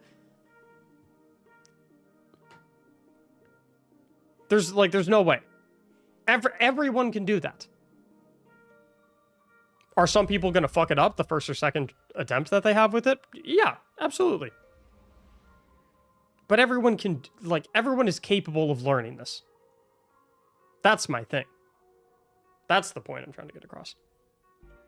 Which is why the thing that I'm trying to emphasize is I think the big issue is that people are scared to fuck up, and that's why no one wants to do mechanics. I think deep down, if everyone is actually honest with themselves, and they look themselves in the mirror and they have a real conversation with themselves, you know, you're not talking to me, you're not talking to your clannies, you're not talking to LFG, you're just you're talking to yourself. No one else is going to hear the conversation. If you really sit down and talk to yourself, it's okay, why do I only want to do ad clearing rules? Why do I never want to try to do a mechanic? And you're genuinely honest with yourself. I guarantee, for most people, the answer is not the answer of because I am incapable of doing it. That is a dishonest answer. I think the actual reason is I am scared that I'm going to mess it up and people are going to be angry at me for messing it up. Which, again, like I said, that's a reasonable thing to be scared of. No one wants to get yelled at. Absolutely. That sucks. It sucks to mess things up and then have people be upset at you for it. Without a doubt. But I think letting that fear consume you to the point where you're not ever willing to try any mechanic in any raid ever, I think you're not only robbing yourself of a very enjoyable experience, because doing mechanics and learning everything there is to learn about raids is very enjoyable, because you're completely it basically changes. It's like you're playing a completely different activity because you're doing something so fundamentally different than just what ad clearing is. But you're also kind of inhibiting your team to a certain degree by being so one-dimensional that they have to play around you. And you're capable of more.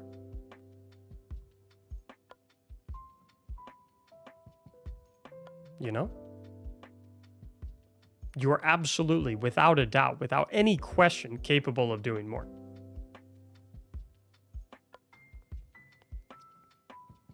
And so I wish at a grand scale that we could, and obviously we strive to do this in my community, which is why I think the LFG channel in my personal Discord server is so popular, because this is how it is. And so we've done a good job in my personal community of getting into a space where people feel okay to try things and people feel okay to mess up. But I really hope that over time, LFG as a whole puts a lot of work into I think the two main things that need to happen is people need to be more willing to try new things and be willing to invest time into learning those things and get over that fear of failure. And people on the other side of the coin need to be willing to be patient and willing to be understanding and willing to be helpful in situations where someone is trying out something new and maybe they mess it up. Maybe they mess it up twice. Maybe they mess it up 3 times. You know? And that's not to say that every single person, every single time they go on LFG has to, babysit people and do Sherpa runs and stuff like that. Without a doubt, it's completely reasonable if you only, for a particular run, you're like, man, I just want to play with other people that know what to do. That's completely fine. But if you are in a group with individuals that are inexperienced, willingly, I think you have a responsibility to be understanding, or at the very least, not a complete asshole when they mess up.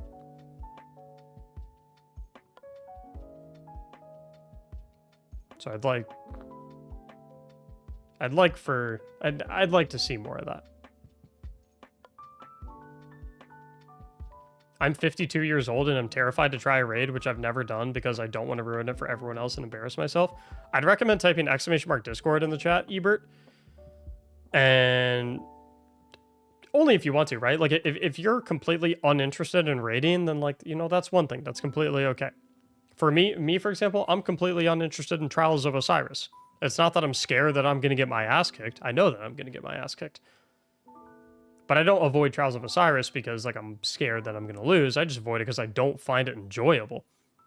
If you don't find raiding enjoyable, that's one thing. But if it's something that you've always wanted to try and you've just been too scared to try it, definitely hop into my Discord server and, like, hop into a raid with some people in that LFG channel. I think we got a really good group of people over here that are, you know, they take care of folks.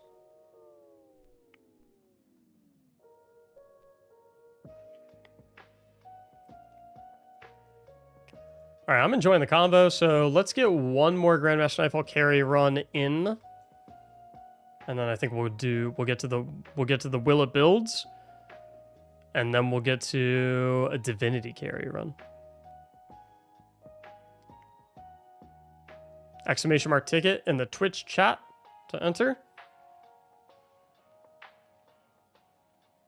Good luck.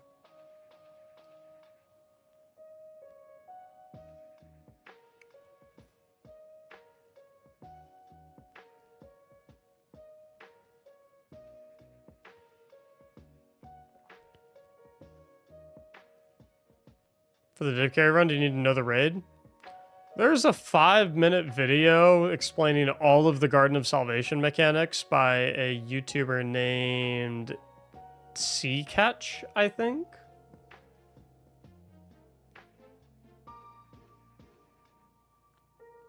Teach you everything. Viper, thank you very much for the brand new sub, by the way. Sorry that I missed that. It was like 11 minutes ago. My apologies. Kind of got lost in that combo.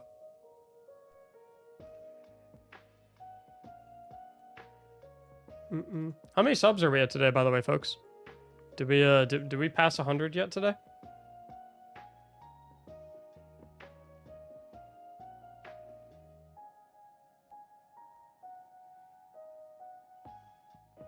$88. Gotcha.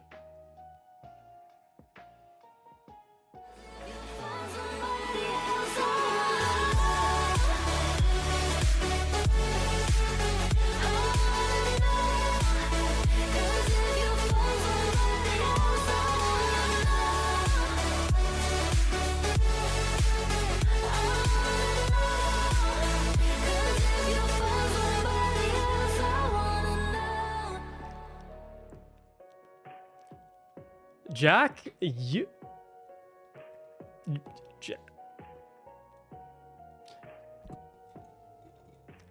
Jack, you better be careful. You're about to make me stand up.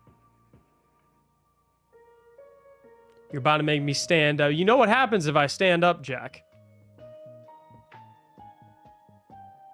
We'll have a little...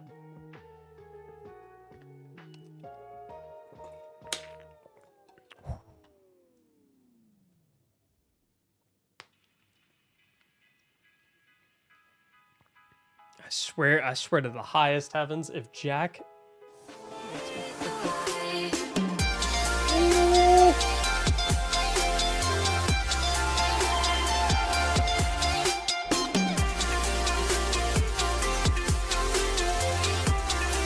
You guys don't want it. You guys don't want it.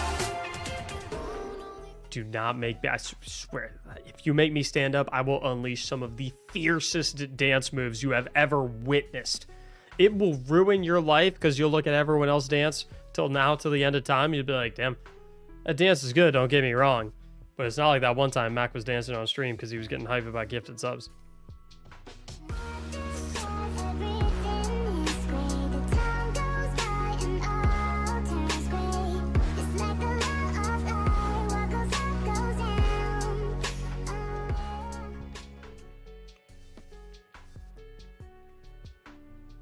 Wait, hey, focus on the raffle.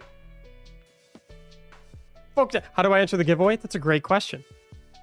That's a fantastic question. One of the best questions I've heard all day. All you have to do is type !ticket, TICKET, in the Twitch chat. That's all you gotta do.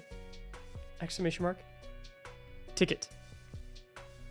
That's it. That's all you gotta do. Carter Live, let's go. Havoc Stone Gaming, what's up? How you doing?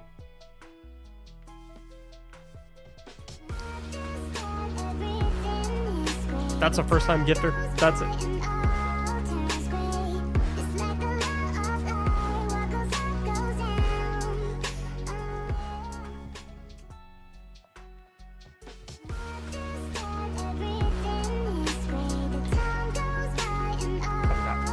Cut it out. Cut it out this instant.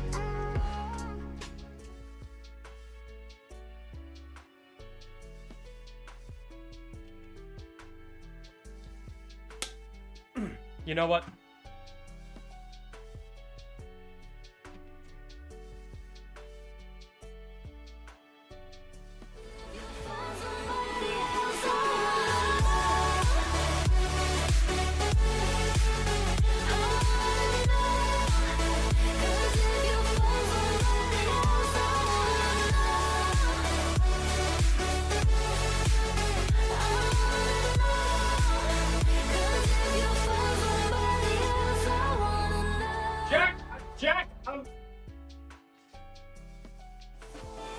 Jack, I didn't want to come.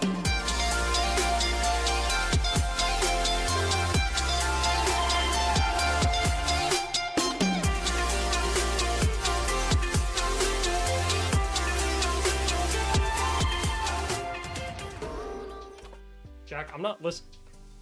This is y'all's final warning. Every single one of you chilling here. This is final warning. Okay? You see that? See that? I'm not playing. I'm not playing games. This is for real. Okay? I'm not bluffing.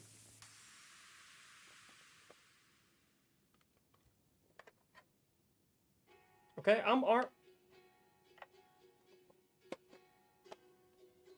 I'm deadly. Okay? You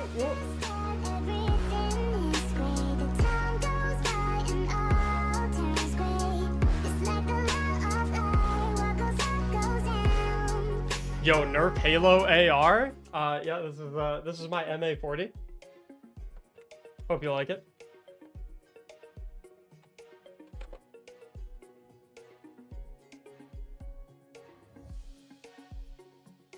My friends, this is what I like to call my this is what I like to call my ban gun. You guys have heard of the ban hammer. This is the ban gun. Okay? I've got 10 rounds in this puppy. You won't? Oh. I won't? Jack? I won't?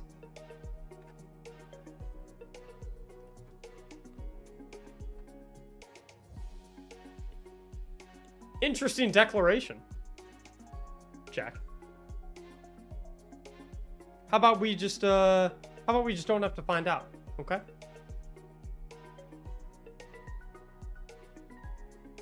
I've got it close by, okay? I've got it close by.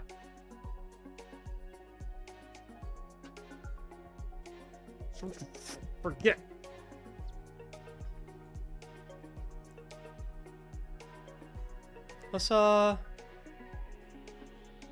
Let's focus on the raffle.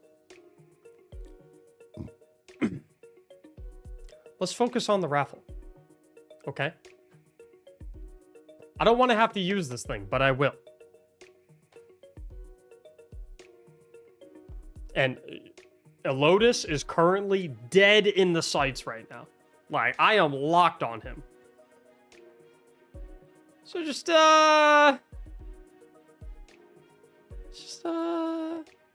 zeroed in. Jack, you have no idea. I can see the pores on your face.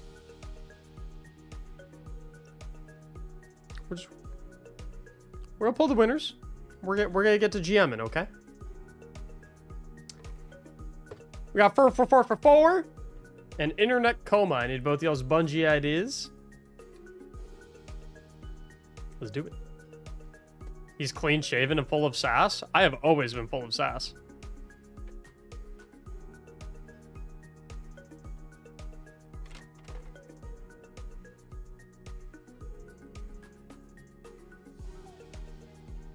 I got 10 rounds in here, okay? Y'all don't want to be messing around.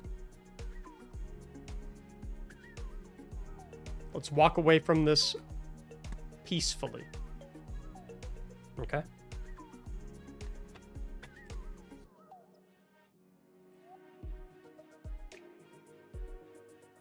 Have I gotten a single timeout in the years I've been here, Mac? You have gotten one on...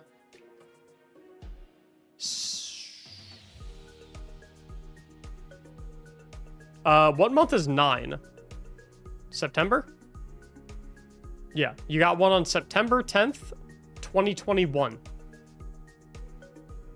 That is the only time you have ever been timed out. And it looks like it was an accident because the timeout was immediately removed. Like 2 seconds later.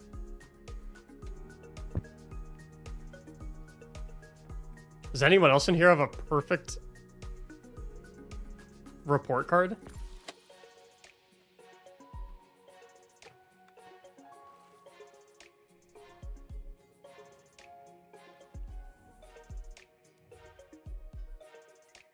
All right, I think we can set this puppy over to the side. I think you guys finally ready to accept that I'm not playing around.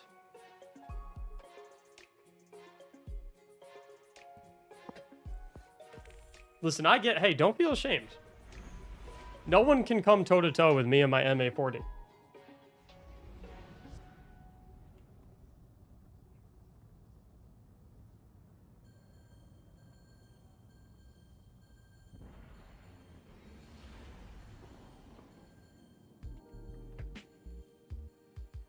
Did you just ban that guy, Grim?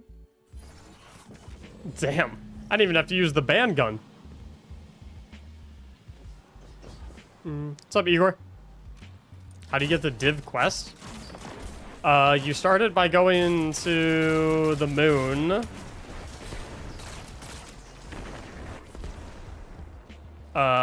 And you have to go to, like, where the GOS raid entrance is, and you have to kill a bunch of enemies until, like, a big Minotaur spawns. And then you kill him, and he drops the quest. Okay, still donate $25 or more for Star/Emblem. Yep, I'm accepting entries for that, for the donation raffle. The charity donation raffle, that is, specifically, has to be to the Game to Give charity page. Accepting those until the end of the charity drive event. And then I have a bunch more that I'll be giving away through, like, videos and stuff like that. I think I have 20 total Star Splash codes.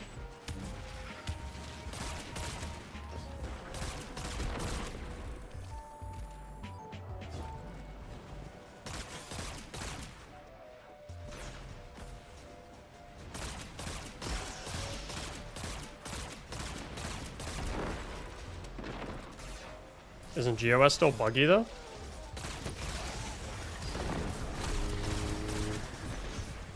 What's buggy about it? GOS is one of the few raids that I've never heard about being bugged. Not wasting my time for this GM. Why do people hate this GM? I feel like everyone hates this GM, and I have no idea why. Is it the Sparrow section? It's the Sparrow section, isn't it? Where's this GM rank on your personal score? I like it. I think it's fun. Literally, okay, the only thing I really don't like about it is the Tormentor. The Tormentor's annoying. For sure. Every other part I think is, like, I think is one of the better strikes in the game. It's like, it's very unique.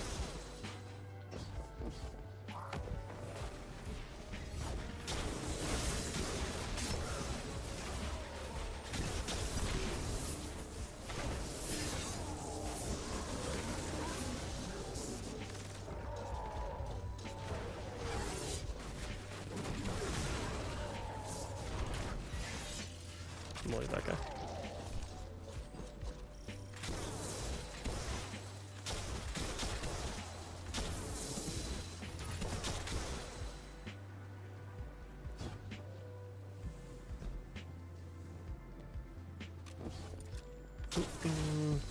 I still need to decide who I'm taking through for the Divinity carry run.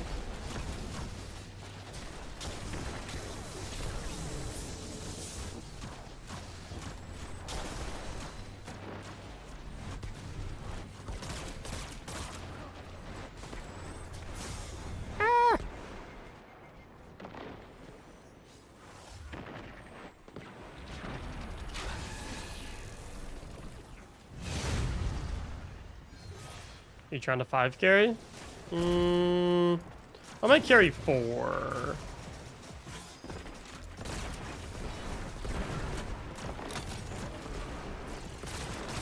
VIPs, the mods? Pretty sure all my mods have Divinity already. At least they should.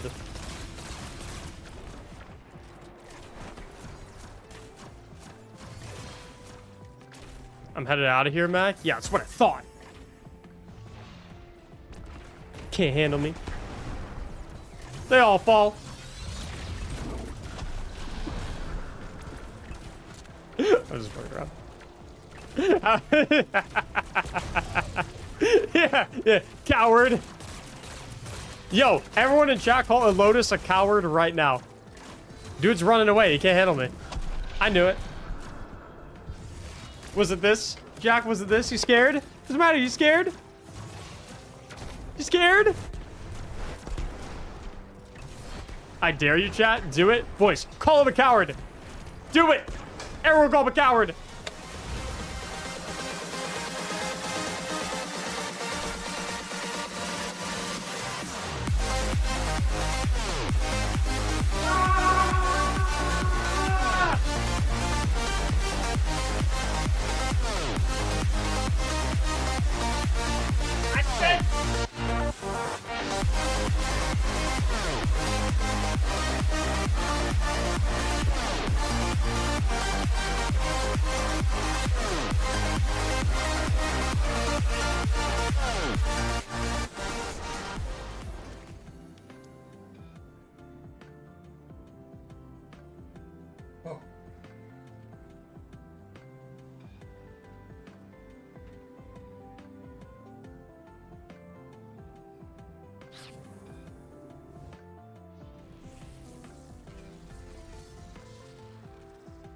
What just happened? What?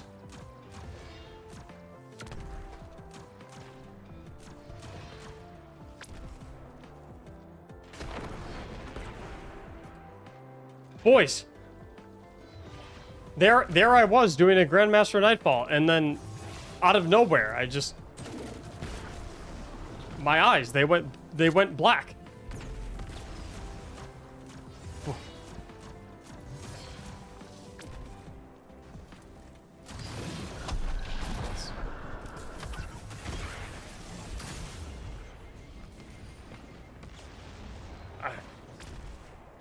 Oh.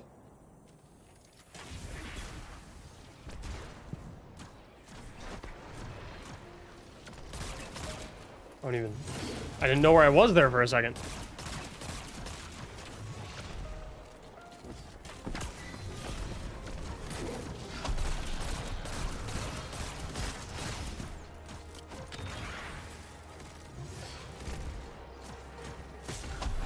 Chat, I gotta come clean.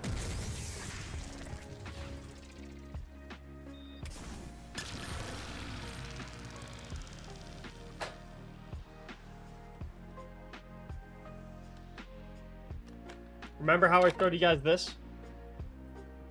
Said I wasn't messing around? And that anyone who dropped a nuke would get hit with the band gun?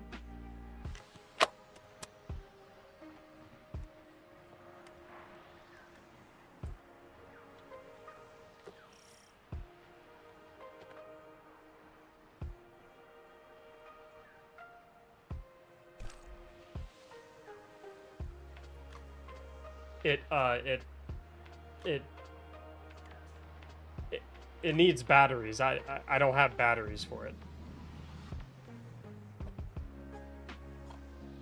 I don't, it goes.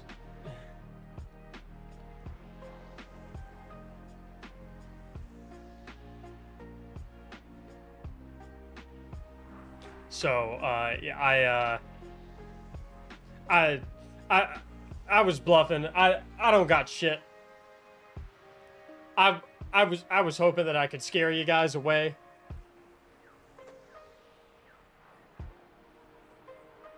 I was hoping that I could.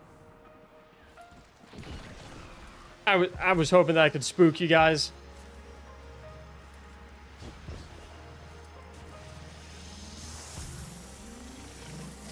The band gun doesn't have batteries in it. Very sick. I'm ordering batteries off Amazon the very second that I end the stream. And then, after that, guys, done. D-O-N-E, done. It's over. But, in the meantime, I admit defeat. So, can we get a minimum of 100 people to type W in the chat for disgruntled technician and their 100 gifted subs? Seems appropriate now. I lost.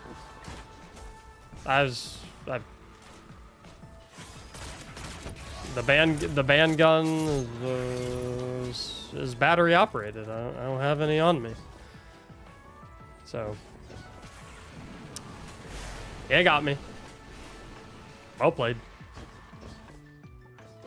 Crazy that I don't even know how he knew that there were no batteries in it.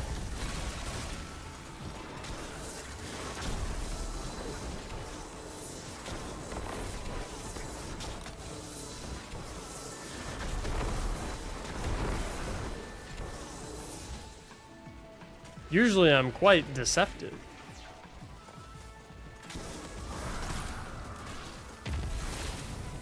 But, yeah.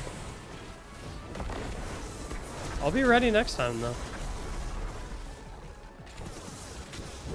Don't you forget it. Jack, did you say you're going, you say it's your wife's birthday? Oh, someone come get this head. Don't shoot it. Stop it. Pick it up.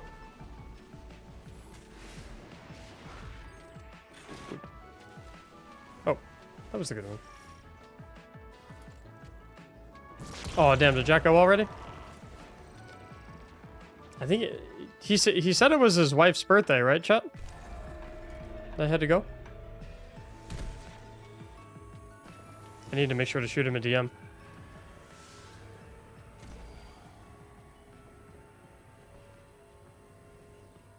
I'll DM him real quick.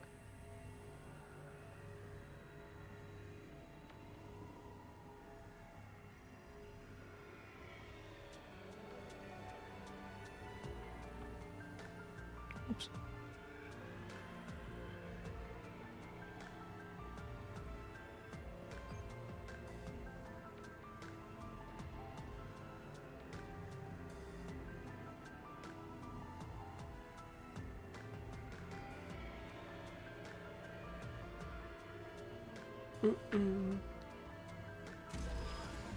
Oh shit. Wait, why is the reservoir though?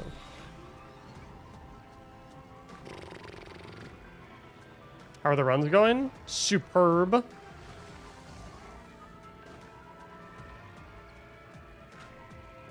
I'm about to need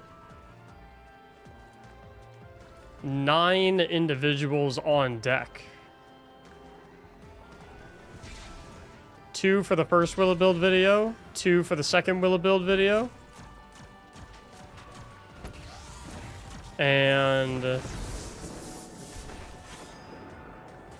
5 for the Divinity run.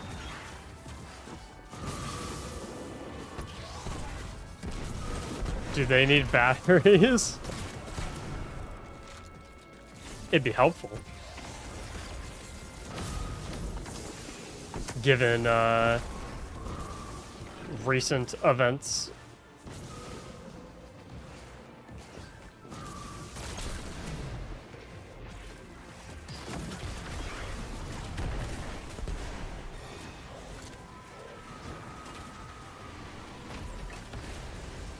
How are you choosing?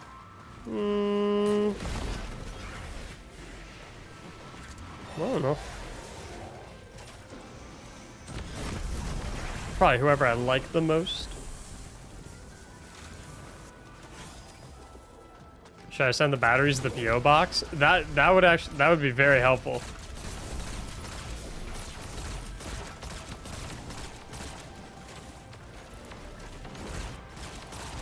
I think I might cancel the PO box soon though. It's not getting a whole lot of use. I think like maybe I have it till like late February. Then I might shut her down.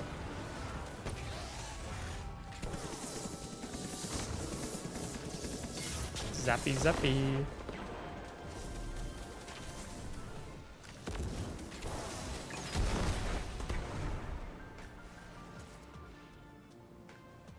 Projects in mind?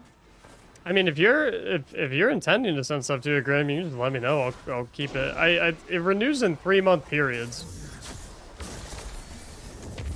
So like, I mean, if you're intending to send something to it, and it's just gonna take you a second. Just let me know and I'll keep it up.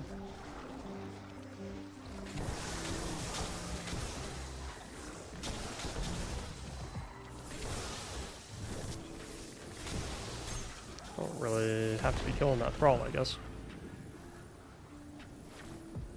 What Will It Builds are you working on?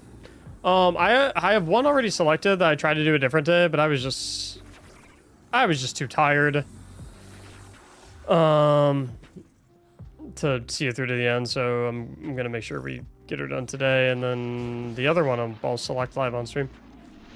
How much is the box? I don't think it's crazy expensive. I think it's like, I want to say it's, I have a receipt for it somewhere, I think, actually.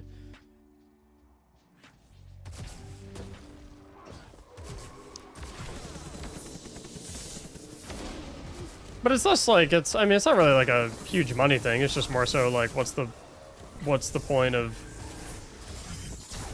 having a PO box if it's not getting used, you know what I mean? It's more so that.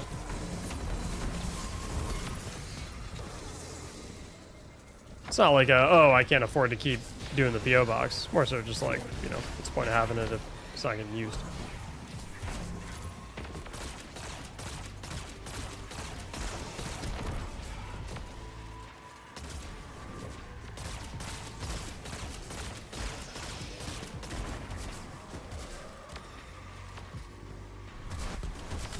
Oh, I shouldn't pick up the heavy brick actually, because it'll give me 2 ammo.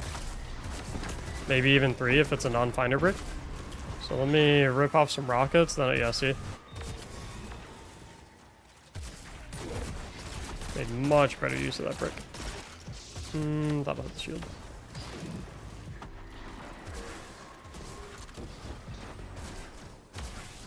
Chance do I have getting a GM or 2?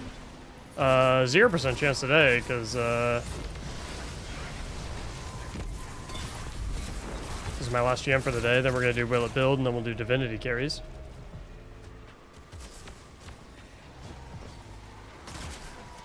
How do I find the address? If you want the address of the PO box, you just type ! PO box.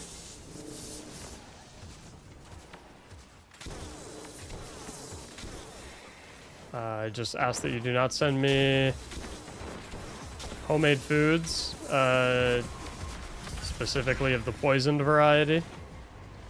or anything that blows up, because I like living. But I don't know, you know, cool, whatever.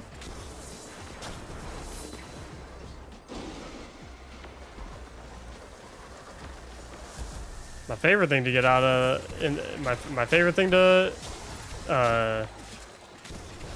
is hot sauces for sure. I'm a hot sauce monster.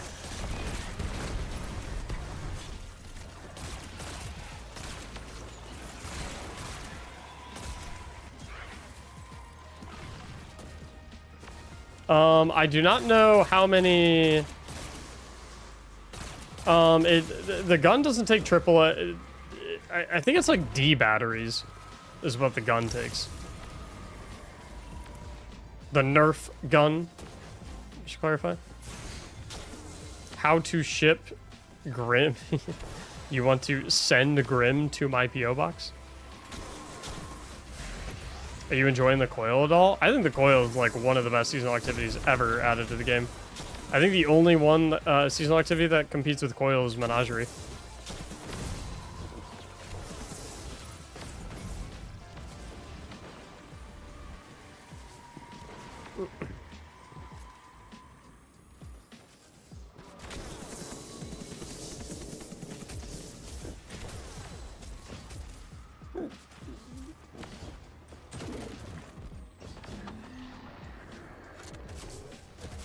Skyline or Gold Star? Skyline for sure. I'm an Ohioan. Lived in Cincinnati for like 2 years. Here, here, yup!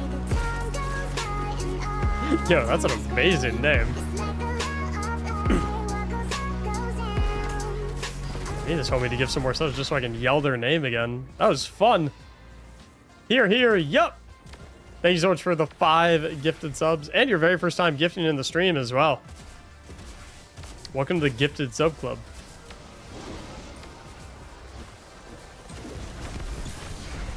Ow. Please stop shooting bullets at me.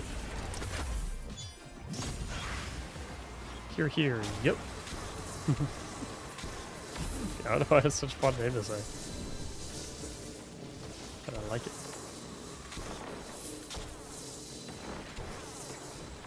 Ohio gang? Yo, Ohio's legit. I don't mess with Ohio haters.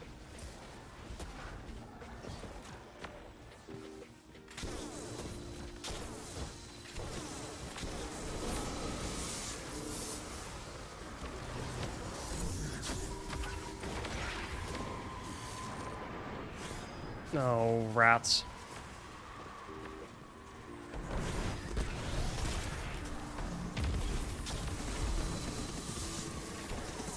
Never mind, worked out. Yo, I just saw my teammate get blasted by the phalanx. That was so funny. Dude, kinda hurts. You're...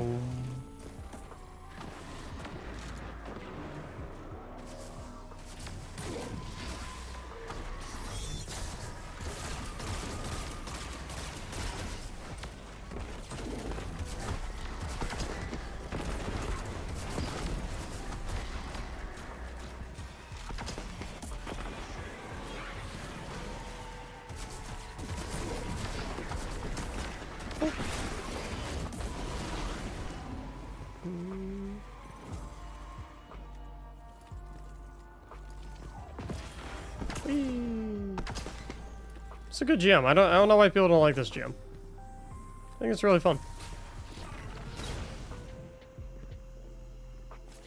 Easy clap. It's indeed an easy clap.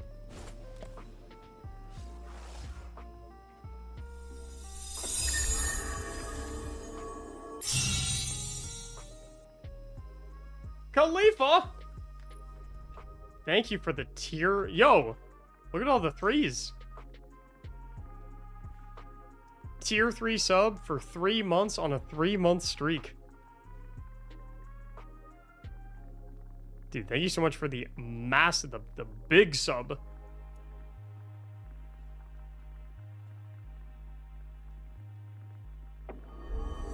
Gigantic tier 3 sub. Thank you, dude. Rich on be fired. Thank you for the 2 months of Prime.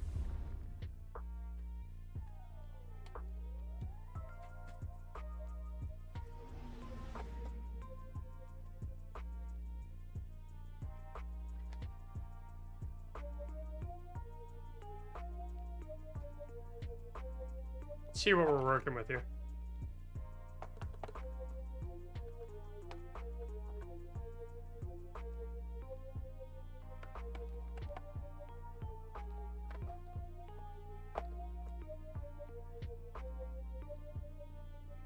Screws are tiny.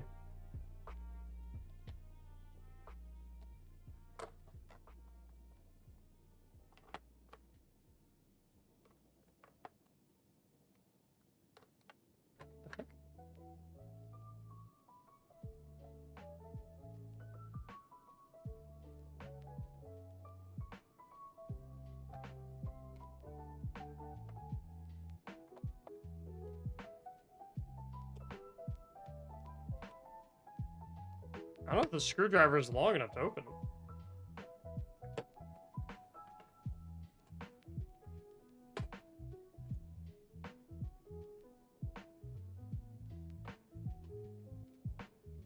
Yeah, I can't reach all the way.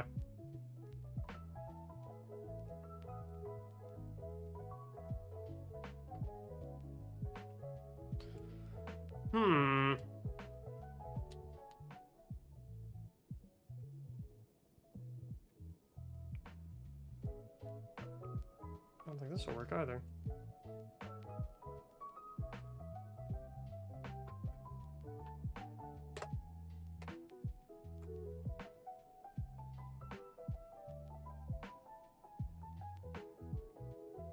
Wait. I don't think that's where they go. I think I'm trying to open the wrong compartment.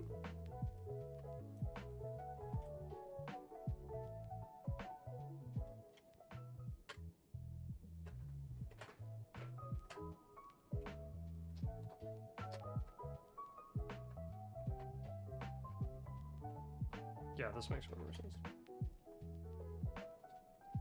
Are you assembling a team for the div run? I'm doing will it build first, and then we'll do div run. So I'll need 2 people to do the will it build with me.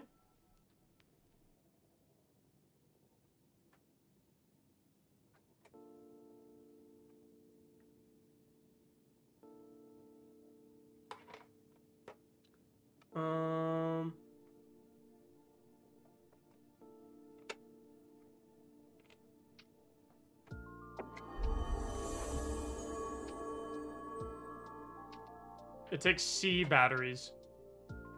Not D batteries. C batteries. Takes 4 of them. Smoothen Crimin. Thank you for the brand new Prime sub.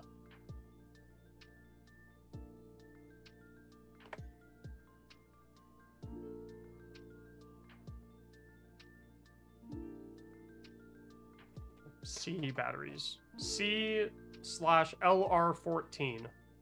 I don't know what that means.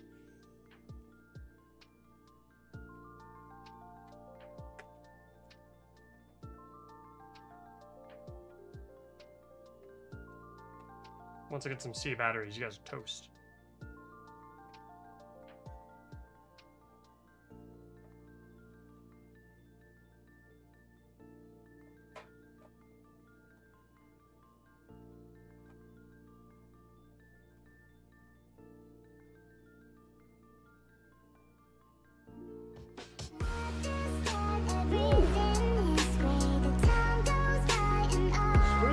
Brand new sub and 5 gifted subs as well.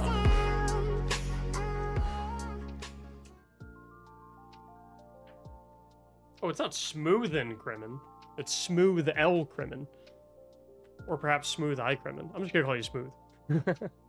Smooth. Thank you so much for the 5 gifted and your very first time gifting the stream. Welcome to the gifted sub club. Should I get Izanagi or Outbreak Perfected from the archive? Izanagi's for sure. How do I submit a build for Will It Build? In the Will It Build channel on my Discord server. Of course. Div carry time? No, we're gonna do Will It Build and then we'll do div carry.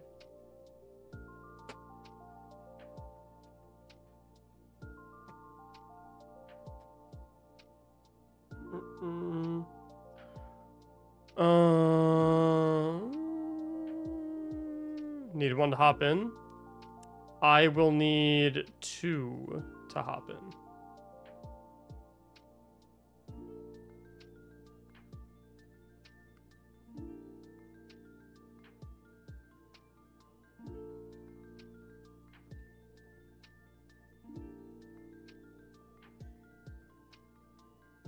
And I want to do the one that we were doing the other day. That's... Here it is, found it. More jetpacks. Thanks for the prime for 5 months. Give me 1 second, homies. I am a little hungry, so I'm gonna go grab some pretzels real quick. Just a few. Gonna fill up on some pretzels. Then I'll grab my 2 folks for the Will It Build. Then I think we'll do the div run, and then we'll maybe do another Will It Build after the div run, depending on how I'm feeling. I'm gonna get some pretzels real quick first. When I get back, I will select 2 people that we will pull in for Will It Build. So hop on and start getting your builds ready and whatnot. Please. So typically, I always ask for either Invis Hunters or Well of Radiance Warlocks. This time, I'm going to ask you guys to set up builds of like your highest DPS characters. So like Strand Warlock would be fantastic. Solar Throwing Hammer Titan I think would be nice if you want to run a Titan. Blade Barrage Hunter would be great. If, like, honestly, Blade Barrage Hunters, Nova Bomb Void Warlocks, or Needlestorm Strand Warlocks would be really nice. Celestial Hunter, I'd rather Blade Barrage and Galanor, to be honest. More flashy. I'm gonna get some pretzels real quick, I'll be right back.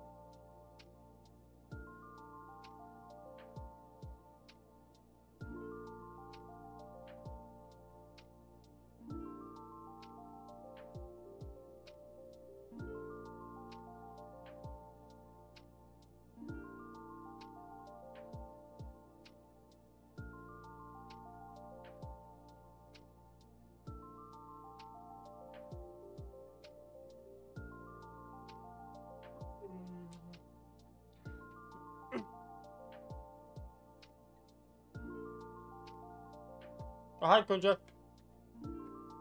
What's up?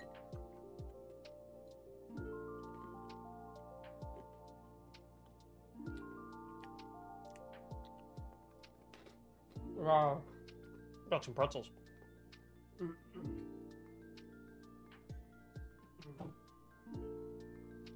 Oh, hey, do you know what we're doing with our day one team, by the way? I mean, you know, don't get me wrong, we have like 6 months to decide. But... yeah.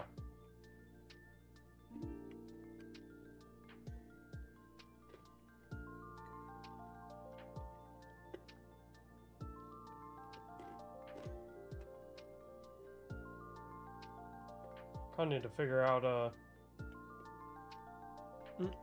I liked having Benny on our team a lot.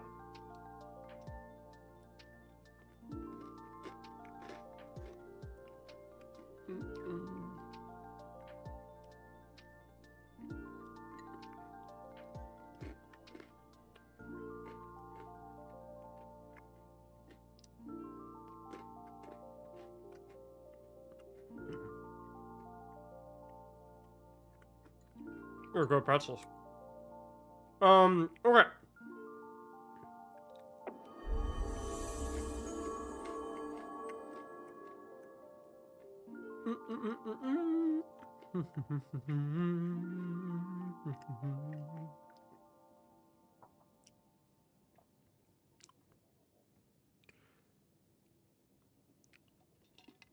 Yeah, no kidding, could you?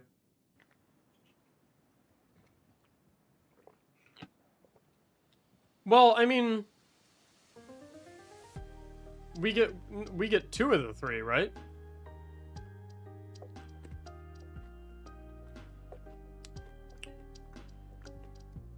Wait, does Eddie not want to?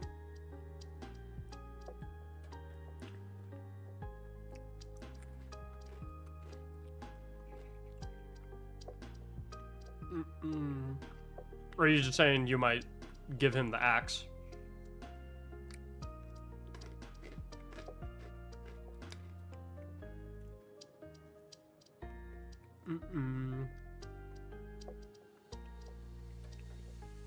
He doesn't sweet talk you.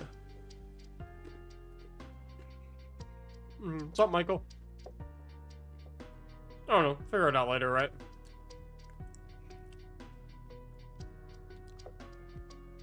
I'm not sure what the best course is on the final spot. I mean... I don't really feel like it's my place to say. I came onto the team late, so whatever decision you guys come up with is, I think, the good one. I don't think it's really my place to say, but, no.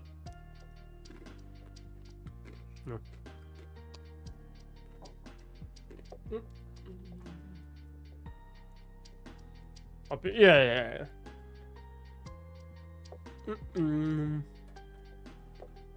Yeah, your guys' call, obviously. Alright. Will it build time? If you want to be in this coil run for the Will It Build video, just tell me what build you have equipped at the current moment. And I'll pull 2 of you in.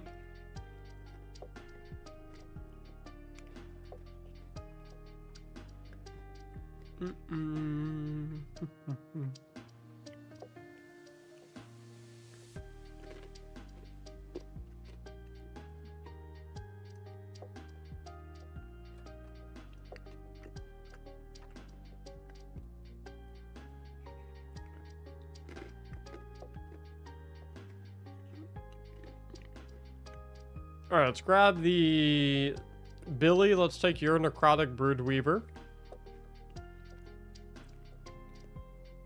And Nishan, let's take your Blade Barrage Hunter.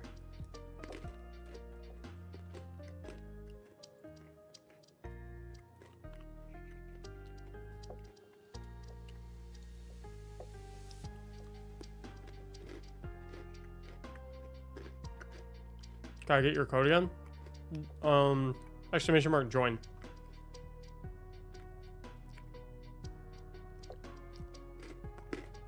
What's up, Lucario?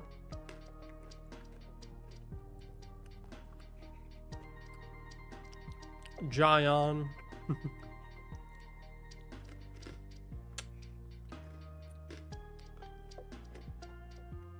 What happened to your beautiful mustache? She had to go. I'm sure she'll come back someday.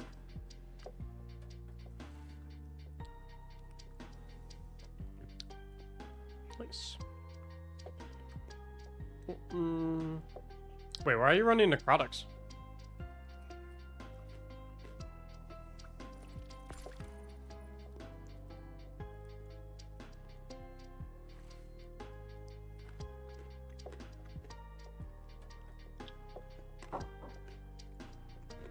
Where's the poison coming from?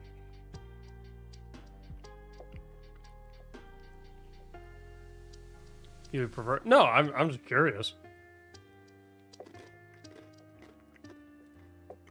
I thought necrotics was only like good if you ran it with like Thorn or Osteostriga.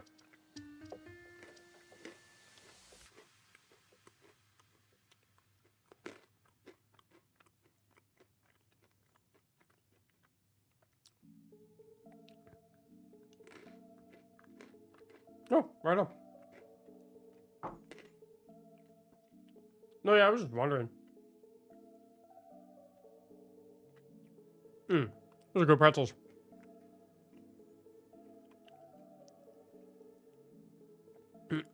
All right, should we get to Will it build?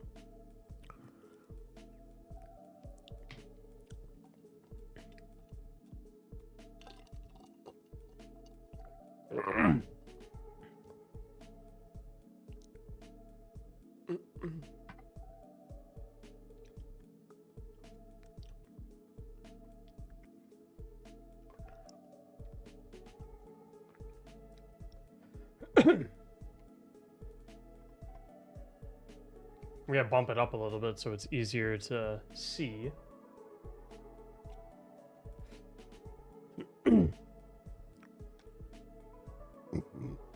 All right.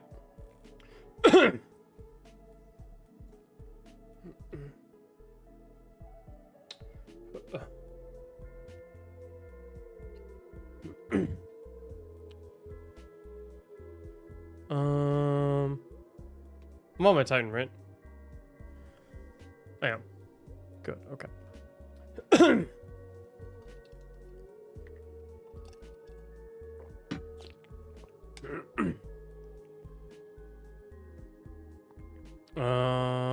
Why do I feel like I'm forgetting something?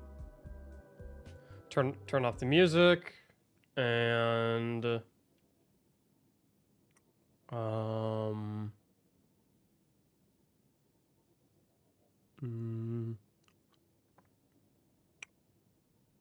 oh, mute the alerts. I knew I was forgetting something. Before I do, Ernest, thank you so much for the brand new sub. I appreciate it. Hopefully you're still in here, Ernest. Sorry, I think I was away from my PC when you dropped that. And Skipper, thanks for continuing the gifted sub that you got from Sanryu. All right. Y'all hear me loud and clear? Volume sounds good. Give me a 1 in the chat if you guys are ready for Will It Build live. Yeah, we do film all these live 190. But I'm live a lot, so we kind of split time between doing carries and Will It Builds and things like that and all that jazz. Okay. Let's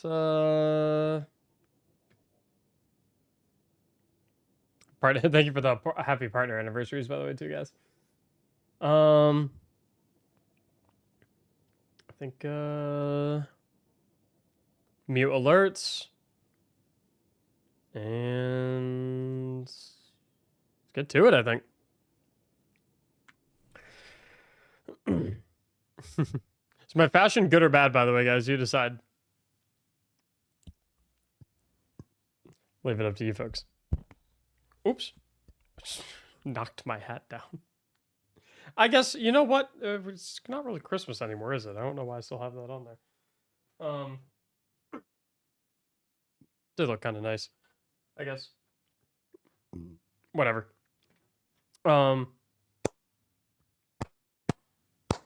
Do a few claps, sync up the audio. And I think we're ready to go. Welcome to Will It Build, your favorite Build Destiny series on YouTube. We got a nice build today. We got some giveaways going on, some emblem giveaways going on. We'll talk about those in a bit. First things first, let's get right into the build. So today, we have a build submitted by Say Zygen. Sorry if I'm saying that wrong, by the way. I think I did an okay job, though. Called the Immune Shield. They say, have you ever looked at a boss in an immune phase and thought that you want that? What if I told you that you could have an immune shield like a boss and also spam grenades fast enough to clear the coil completely solo? Which sounds pretty enticing to me. So let's go ahead and take a look at what they got set up for us. First things first, though, for this video, we will be giving away another Star Splash emblem code completely for free. I'll talk a little bit more about how to enter to get that emblem a little bit later in the video. First things first, let's get the subclass set up, then we can get to that. So we have the Stasis subclass on Titan. They're having us run the Strongholds Exotic Gloves, which if we look at the Strongholds, are all about kind of high defensive capabilities, specifically with a sword. So we see it maximizes guard stats on equipped swords. You take reduced damage while blocking with a sword, and rapidly damaging targets after blocking shots with a sword grants restoration for a duration determined by the number of shots blocked. So that gives us a general idea of what strongholds are going to be doing, but we definitely want to come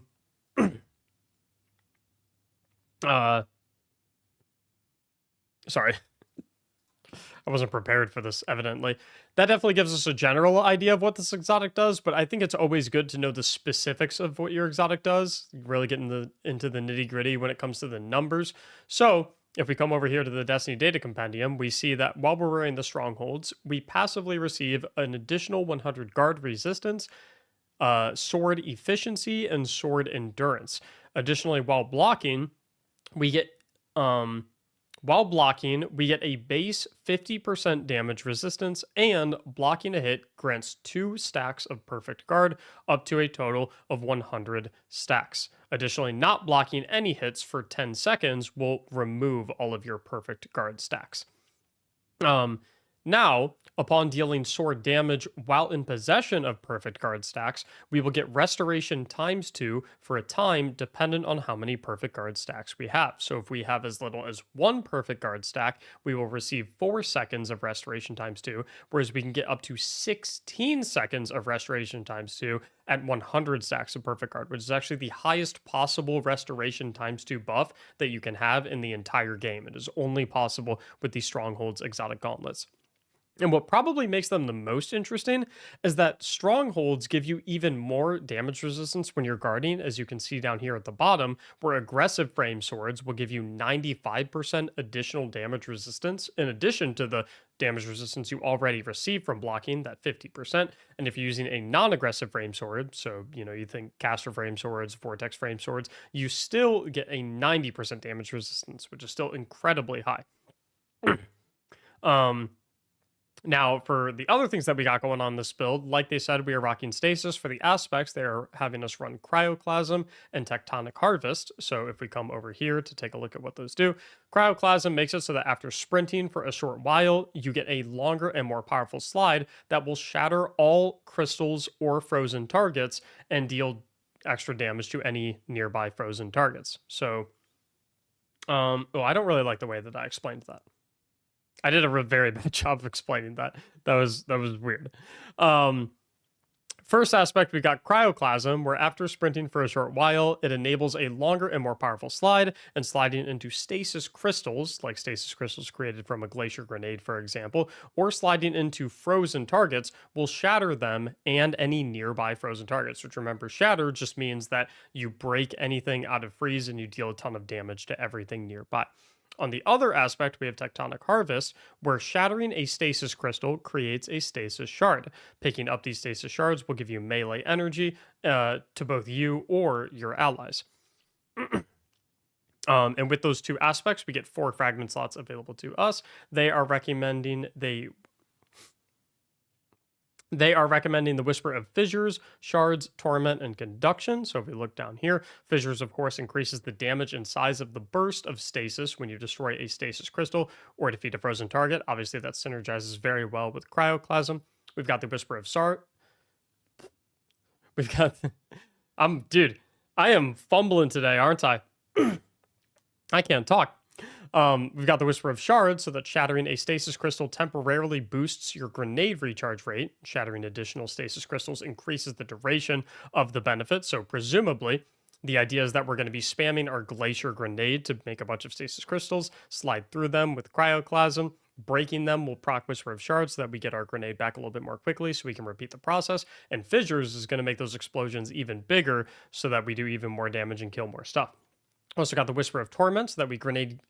We've also got the Whisper of Torment so that we gain grenade energy every time we take damage from targets, so we get even more grenades. And then we've got the Whisper of Conduction so that all nearby stasis shards that we generate will automatically track to our position. That synergizes very well with Tectonic Harvest. The only thing that I'm thinking here right off the bat is I feel like the Whisper of Rime could potentially be very good with this build, where collecting stasis shards grants a small amount of overshield, since we are going to be grabbing a lot of stasis shards through Tectonic Harvest. I don't really know which one you would drop here. Maybe I would lose the Whisper of Conduction or lose the Whisper of Torment if I wanted to go Rime and have overshield capabilities. I'm not going to do that for this video. We're going to go ahead and roam with the setup they have proposed, but just some food for thought for y'all watching over at home. Now, for the abilities, that we have got our Jump of Choice and the Glacier Grenade. We kind of already obviously went through that, but Glacier Grenade is going to be important. And for weapons, they're recommending we rock Risk Runner and our favorite legendary sword. So I'm actually going with a non-aggressive frame sword, so I'm only getting that 90% bonus damage resistance from stronghold blocking as opposed to the 95, but I still think we're going to be completely fine. As far as the Risk Runner goes, I'm thinking this is a little bit of an interesting pick for this build, so we're going to see their reasoning behind that. First things first, though, they're telling us what to do for armor mods. We have double grenade kickstart, so we can get more grenades off right there. They are also recommending we go Elemental Charge and Stacks on Stacks. Elemental Charge, of course, will give you a stack of armor charge when you pick up enough of whatever, depending on whatever subclass you're running, whatever collectible, whatever pickup exists for that. In our case, Stasis Shards will eventually give us a stack of armor charge, and Stacks on Stacks makes it so that every time we get an armor charge, we actually get 2 stacks. So that's going to feel really, really nice. And they're also recommending that we run resists based on the activity. They don't really mention what we should run for the class item or for the helmet, so I'm just taking the liberty of going with an Arc Siphon since they recommended Risk Runner for us, along with a Heavy Ammo Finder. Then on the chest, I'm rocking with a Charged Up because since we're working in multiples of 2 when it comes to armor charges, thanks to Stacks on Stacks, we probably want our max capacity to be 4 instead of 3. And then I'll probably just go ahead and rock with an Arc Resistance, and then maybe we'll say a Void Resistance. And on the class item, I'm probably just going to go with Reaper so I can make an orb after I class... excuse me. Probably just going to go with Reaper so I can make an orb after I get a weapon kill after I cast my class ability. I'll go Powerful Attraction so I can scoop up all the orbs when I cast it. And I'll go Bomber so I can have a little bit more grenade energy. Now, finally on their post, they say Risk Runner may seem like an odd choice, but there is a method to their madness. The Arc Conductor buff, which remember is the exotic perk that you get from Risk Runner, and if we come over here into exotic weapons, we can see that Arc Conductor will give us 50% damage resistance towards arc whenever we have it up, which is good to know. Excuse me. They say is still acquired when taking arc damage, even if you're not holding Risk Runner, which grants extra damage resistance to arc specifically for free. They say don't ever stop blocking unless you're getting Restoration ×2 from strongholds or utilizing our grenade. So that's the entire build that they've got set up for us. I'm definitely excited to try it and definitely excited to see how the Risk Runner works out, and quite frankly excited to feel like I literally have an immune shield in Destiny. So let's get right to it. I'm going to blimp this up so we're full screen again. Go to the helm because we're launching the coil. That's Ribbon's Lair. That is not the coil. There's the coil. And let's get rocking and rolling. As far as entering in to potentially win the Star Splash emblem, usually the way I do it is I just say you have to like the video, be subscribed to the channel, and comment something down below. Typically we have like a daily topic, but I don't really know what I want people to comment. So people who are watching this live over at twitch.tv/Mactics or live on YouTube, What do y'all think they should have to comment down below to potentially win the Star Splash Emblem giveaway? What question should they have to answer? One of my favorite ones that we did was when I asked everyone what their favorite Pop-Tart flavor was. That was a personal fan favorite of mine. So, what do you guys think we should ask them? Ooh, I like that. Okay. Favorite raid boss. Let's go with that. So to enter in to potentially win the Star Splash Emblem giveaway, all you have to do is like the video, be subscribed to the channel, and comment down below what your favorite raid boss in all of Destiny history is. Can be from D1, can be from D2, can be any raid boss whatsoever. Just comment down below. That'll enter you in. We'll pick a winner. Make sure you get the Star Splash Emblem.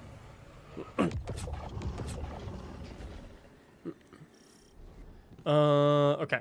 So I think the way that I'm probably going to want to play this, I'm imagining, is specifically for boss encounters and the higher waves, is going to be to just basically be a MMO tank in the true sense, where I'm like soaking aggro from the bosses so that they're blasting me and I'm not taking any damage whatsoever because I just have so many resistances from my blocking, which will allow my two teammates to kind of sit behind me and absolutely lay into the boss without getting hit by anything whatsoever. That's how I imagine this is going to play. I don't think that's going to be as necessary in these earlier waves where enemies aren't quite as tanky. So I bet playing these earlier waves is going to be more so about using our Cryoplasm and our Glacier Grenades to kind of slide through and smash everything, because it's going to do a pretty significant amount of damage, just like that. And right there, when we have a leftover crystal right there, like that's still worth taking the time to shoot it and kill it, because that Whisper of Shards fragment that we have, every single time we destroy a stasis crystal, we proc Whisper of Shards and get a ton of grenade regeneration, which is definitely going to feel really, really nice for always having our grenade up. So if you look at my grenade right now, and you see improved ability regeneration over on the left, 6 seconds, 5 seconds, that's the grenade coming back more quickly. And I have this crystal left right here, so I can shoot it, increase the timer of that again. Always want to make sure you're shooting those crystals so you can have maximum grenade uptime. Not only because it allows you to do a pretty solid job of killing enemies, dealing a lot of AoE damage, but it also can be used as like a defensive tool, right? So for example, if I am having a lot of enemies push me, I can just throw it down just like that to completely cut off that angle, and then I can use it as basically a makeshift barricade while I shoot everything else. And then of course when I'm ready, I can go ahead and slide right through it, completely whiff that guy. And now that I'm getting a little weak, let's pull out the sword and see how the damage resistance works. Pretty much taking 0 damage whatsoever, and I'm getting those perfect guard stacks to go up. And so I think once I get enough perfect guard stacks, I can go ahead and swing at something. That'll convert the stacks into restoration times 2. And you're borderline unkillable in literally any piece of content when you have restoration times 2 up. So I think that's kind of how we're going to want to play it.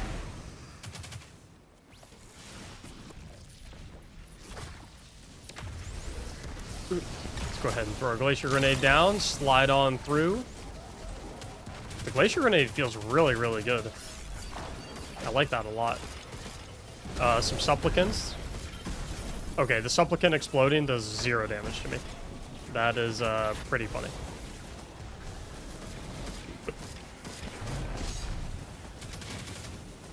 So, gonna kind of keep killing all these enemies. I want to see how well I can soak the damage from the Hydra if I just like sit here and stare at it. I'm just gonna let it. Well, over here. Can I boost jump while I'm blocked? Oh, I can. Oh, I'm taking. It's 0 damage. The damage is actually 0. No, wait a minute. Wait, it's actually an immune shield. Like, completely. My health bar is not moving. At all. And so, I think theoretically, I know my two teammates are just, like, watching the show back here. They're like, oh, that looks interesting. So, I think the idea is, this dude's completely focused on me, so now my teammates can completely annihilate the Hydra, and he's not even gonna touch him. So, attack! That's so funny. Oh my god. I'm very curious to see how that damage resistance is going to hold up in the higher waves. when we're 15, 20 power levels down. But so far, that is... I mean, it almost feels clickbait to be like, oh, you want the immune shield that a boss has? Oh, well, this build gives that to you. Like, that almost sounds not real. But based on that, that is the complete 100% honest truth. So if this is a build that actually gives you the immune shield, that's kind of amazing. I really want to find an enemy that does arc damage as well, because I actually didn't know that... What? Wait a minute. Wait, that's a thing that you can do? Wait, I just have so much momentum that... I'm assuming that was a combination of, like, slowing slash freezing him, plus the momentum of the slide, just whacking him off the... Wait. I need to try that again.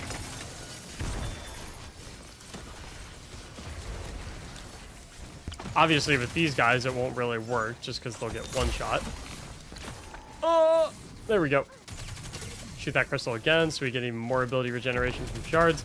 Anyway, as I was saying, I really want to find an enemy that deals arc damage, because I actually wasn't aware that you get the Risk Runner Arc Conductor damage resistance buff, even if you're not holding it. I always thought it had to at least be in your hands, so I definitely want to see what's going on there.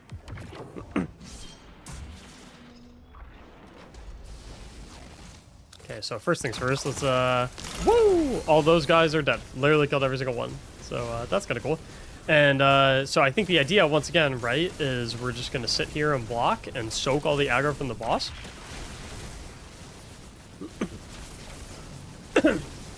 And my two teammates here in this situation, they are a Blade Barrage Hunter and a Brood Weaver Warlock. So very high DPS builds that don't really have a crazy amount of survivability.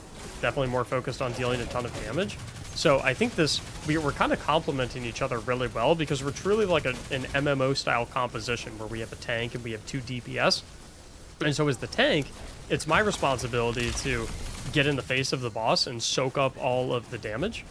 And meanwhile, my other 2 teammates, they're just completely safe behind me. So I'm going to try and get in the face of the boss right now, so it's completely focused on me. As you can see, it's doing pretty much 0 damage, and that's just going to let my teammates absolutely wail on it.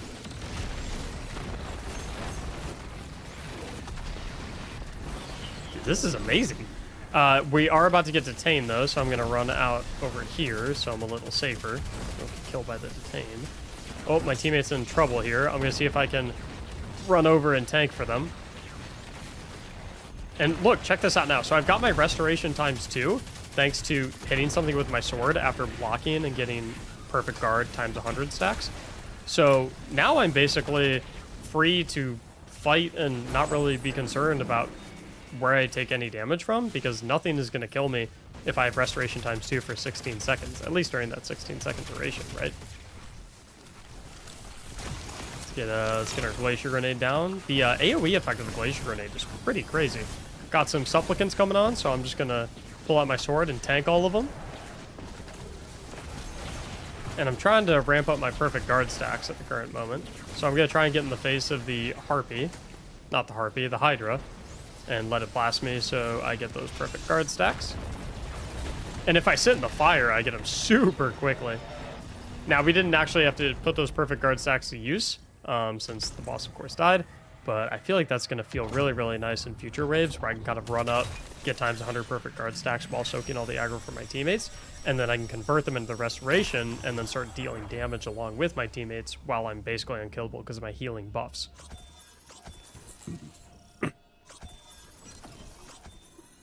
The slide is so fun too. He's so fast. Wait a minute. Woo! Woo! Woo! Yeah, the slide is very, very addictive, especially if you have an Eager Edge sword too.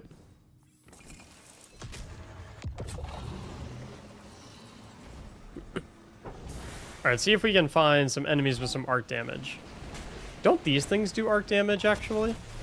Yes, they do. It gave me arc conductor, as you can see on the left side of my screen. So now, if I'm holding a sword, do I still get arc conductor? I do. Even though I don't have Risk Runner equipped at all. So if I'm yeah. That is very, very cool. I had no idea that that was a thing.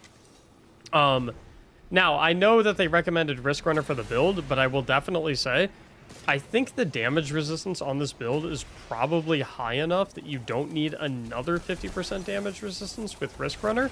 So, while you totally could run Risk Runner with this if you wanted to, I definitely wouldn't say it's necessary. I think all you really need for this build is a sword, and I think you can run literally whatever else you want to with this build. For example, if you maybe wanted to do Wither Horde for your exotic slot instead of the Risk Runner, I think that would feel fantastic because you can pull out the Wither Horde, shoot it at a boss to make it deal damage over time, and then you can pull the sword out and block while the Wither Horde is doing damage over time, and you're obviously invincible because nothing's going to be able to kill you while you're blocking with the sword. So that might be a cool way to get some damage in while you're blocking. Just some thoughts. Also, once you do get Arc Conductor, you can kind of go on a rampage, because obviously Arc Conductor gives Risk Runner, like, basically infinite ammo. Oh my god. So anytime you freeze an enemy and then slide through them, it completely sends them flying. I'm gonna stand in the fire so I get my perfect guard stacks up really quickly. And then I'm gonna try and let these enemies hit me for a little bit. I really want to get some, I want some more Night Fire. That makes the stacks go up super quickly. Oh, come on, shoot the fire. There we go. And then I'll just sit in it, perfect guard, and then we go to 100, restoration times 2 for 16 seconds. Like, this guy's not gonna kill me. Nope. I'm good. That is incredible.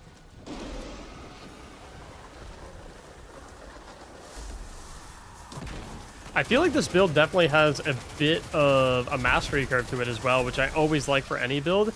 I think this is one that's going to feel really rewarding the more you use it, because I think there's definitely some mastery to be had when it comes to knowing when you want to be in like full defensive sword blocking mode versus go a little bit more offensive, get that restoration buff going, and start shooting a bunch of enemies mode, if that makes sense.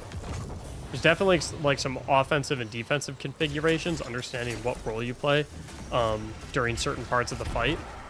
I think learning those is going to be huge to mastering this build.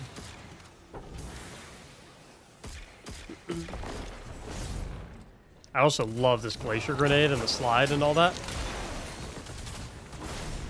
Whoa! See, like for right there, for example, definitely went way too offensive there. I think what I should have done was slide through, and then the second that I saw that there were a lot of enemies remaining, immediately pull the sword out and start blocking, get those perfect guard stacks up. Then I can hit something, get my restoration buff, and start being a little bit more offensive. That's an interesting res.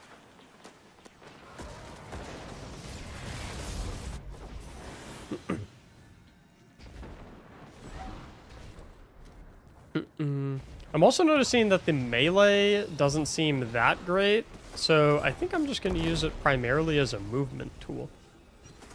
So we just kind of go, whee! Whoa! that was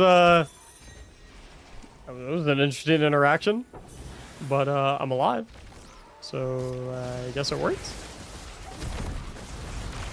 Let's go ahead and get in these guys' faces. Bye-bye. Easy as that.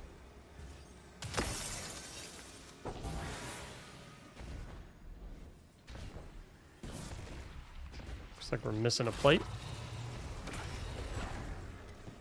Found it.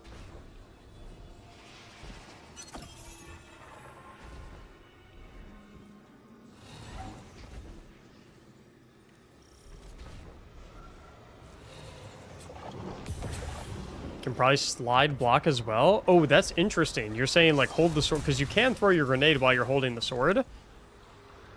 Ooh, I wonder if we can do that. So we'll throw the grenade, we'll block, Well, no, because you can't sprint while you're blocking.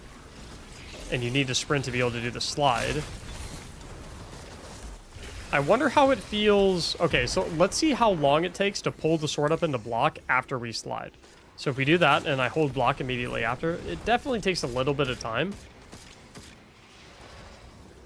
But I think you're definitely right in terms of that play style. Where I see what you're saying. You're kind of saying throw the glacier grenade, slide, and then we can block. Yeah, honestly, by the time the enemies like get aggro on you, since they now see you after you've broken through the stasis crystals, it's more than enough time to get the block up. So let's get the restoration going. Then we can kill this wizard. Looks like we have one more wizard to dispatch, and it is finishable. We'll hop over here. And then I think we're just going to face tank the boss. Get those perfect guard stacks up nice and high. Okay, so now we're at 100 perfect guard stacks.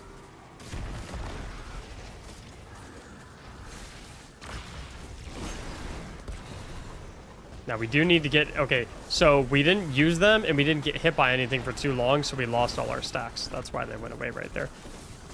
But you do get 2 stacks per hit. If you're in a big clump of enemies, it doesn't take a very long time to get stacked up.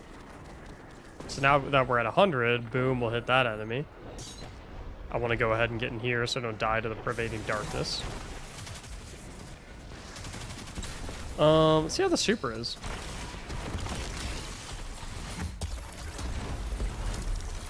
He is running away. Correct me if I'm wrong, but for the super, you're supposed to just spam right-click for the highest possible damage, correct?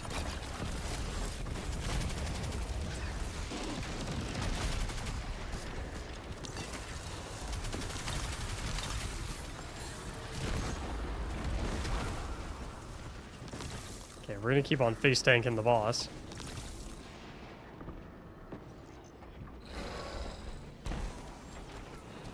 Yeah, the only way we really take damage is if enemies are shooting at us from behind. Uh-oh. No! I died of the pervading darkness.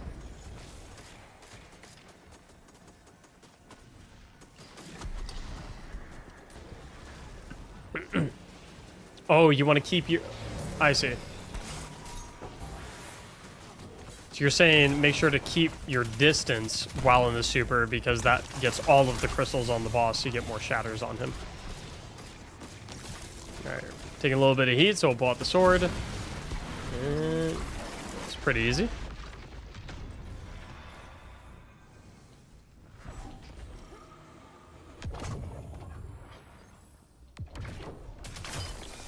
Break that bad boy open. Whoa, did I just get a red border? I feel like that is the first time I've ever gotten a red border drop from like a mid-coil run chest. Or I just haven't been paying attention. It's one of the highest total damage supers if used correctly. Wow. I did not know it could be that good.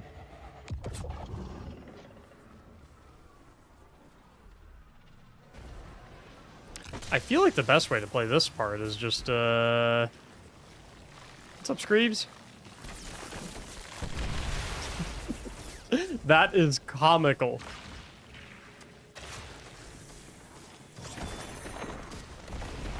That is so funny. Yeah, it's a pretty effective way to get through this area. Just hold block and jump around.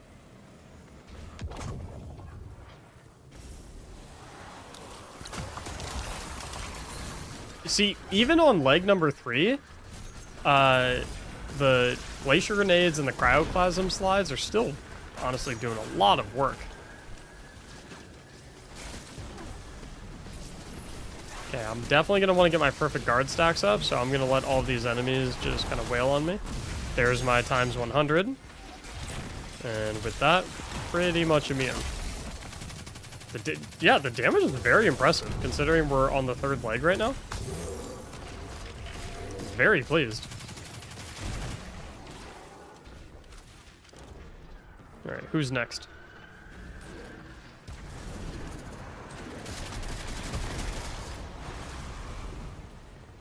Whoa. Alright, let's get the perfect guard stacks. Whenever I see a big clump of enemies, that's just a good opportunity to get the perfect guard stacks going. Yeah, you stack up pretty quick. So I'm going to try to get these trash mobs over here. I see a screeb. I'm going to try and trick the screebs into blowing up. So they think they can kill me or whatever. And let's get the cryoplasm going.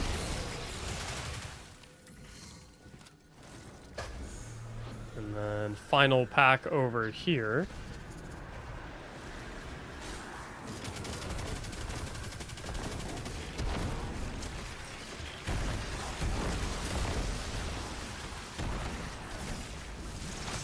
You get a surprisingly, like, you get like 6 to 8 seconds of restoration, even if you proc the perfect guard stacks at a low number.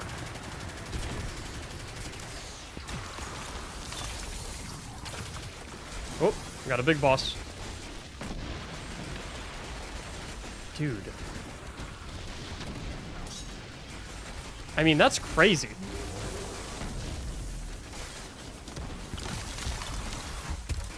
Let's get the super going. Okay, so I'm gonna stay far away from him.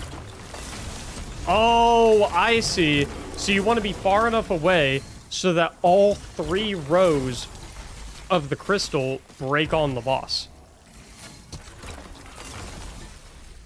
Because then you're going to be doing like 3 times the amount of shatter damage. That makes sense. Okay, so you don't want to be too close that they all just go right past the boss. But you also don't want to be too far away so that they spread out too much and you only hit one of the rows of the crystals as opposed to all 3 of them. Is this your first time using Stasis Titan? First time using it effectively, I would say. Definitely don't play a whole lot of Stasis Titan. What's more, too, is that even on some builds that I play a lot, like, listen, at the end of the day, like, I just, you know, some of y'all hanging out in here, and this is why I love the Will It Build series so much, is that for as much build crafting as I do, and for as knowledgeable about the game as I am, there's some builds out there that you guys just play more than I do. And so, sure, I'm probably not a great time to throw the grenade.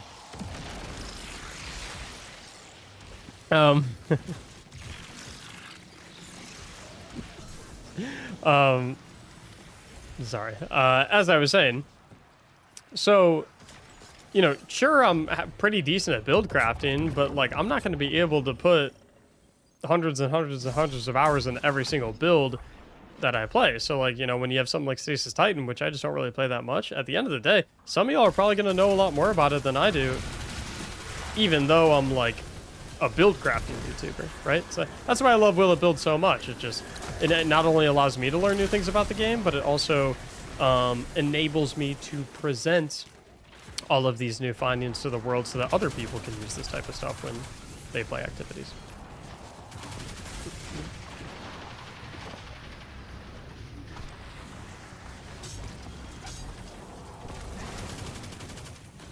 I'm trying to find... That damage is good. Oh, we can use this to soak up some perfect guard stacks.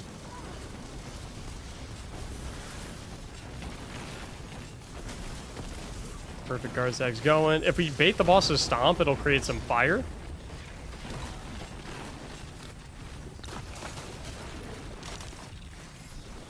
Ooh, let's get the super going. Okay, so I'm gonna stand... I think I need to be a little bit closer, maybe? Maybe not that close. Yeah, see how all of the crystals basically went past the boss? Too close. We want all of these to be landing right on the boss.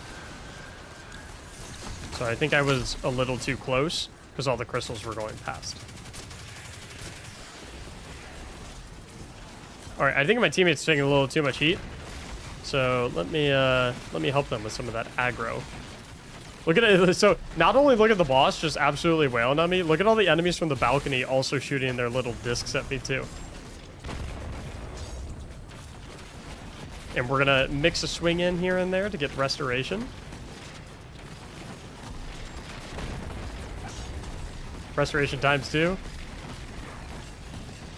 Yeah, it's this is pretty amazing. The restoration ×2 makes it so hard to die, honestly. Makes it so we can have a bit more of like an offensive mode as well.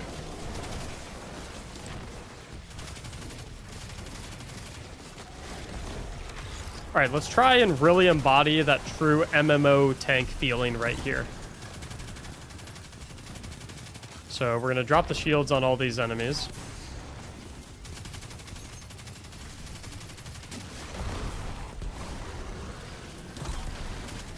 We'll kill the well protector. And then we'll drop the shield on the boss. And then I'm gonna get in its face and just face tank it like this. Get a little swipe in for the restoration ×2. And this boss usually hurts a lot too, and their gun is annoying because it has tracking bullets. But look, it's literally spinning. It's spinning in circles because it doesn't know what to do. It's like, wait, there's this dude right in front of me, and he is taking 0 damage whatsoever. Maybe I'll go shoot his friend. Oh, but the other guy's right in front of me. And oh, but he's not taking any damage. That is so funny. That's a great point as well. It tricks boss enemy AI into not shooting at all anyway, because when there's a guardian close to a boss, literally the only thing that they want to do is just stomp to make you go away. And usually that does make you go away because the stomp takes out like 75% of your HP bar. But if you have an immunity shield on you, then you can just eat stomp after stomp after stomp after stomp. And it can't really do anything to you. I also want to note that I feel that when looking at something like this, a lot of people might be thinking, oh, well, this is great and all, but it's probably going to make all of your activities take way longer because one of the people on your team is just dealing 0 damage to all the enemies. And whilst I think that that might have some validity to it, I think that first and foremost, it highly depends on how experienced you get with this build, because there is definitely a way to play it where you should be in offensive mode versus defensive mode. And as long as you're knowing like when the time is to stick the sword up in a boss's face and just face tank it versus, you know, okay, it's time to get the restoration buff going, pull the guns out and actually start shooting stuff, that's going to play a big factor. And furthermore, I think... Oh, no!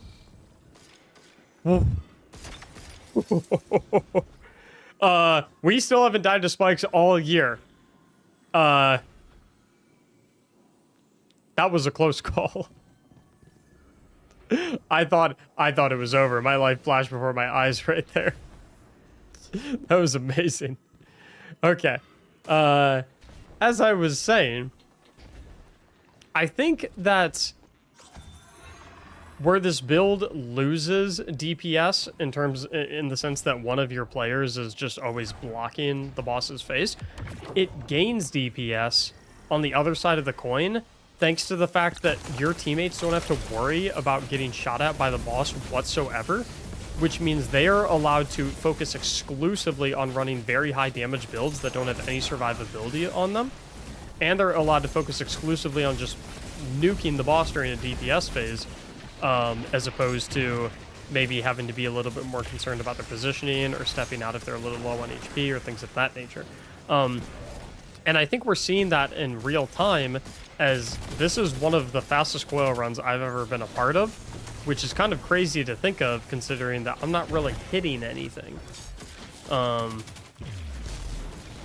So if you're worried that this build is going to turn all of your activities into just lasting forever, I don't think you have to worry about that too much, because sure, you as the tank are not really doing a whole lot of damage to enemies, but thanks to the fact that you're sacrificing your damage, it's enabling all of your allies to basically focus on nothing but damage.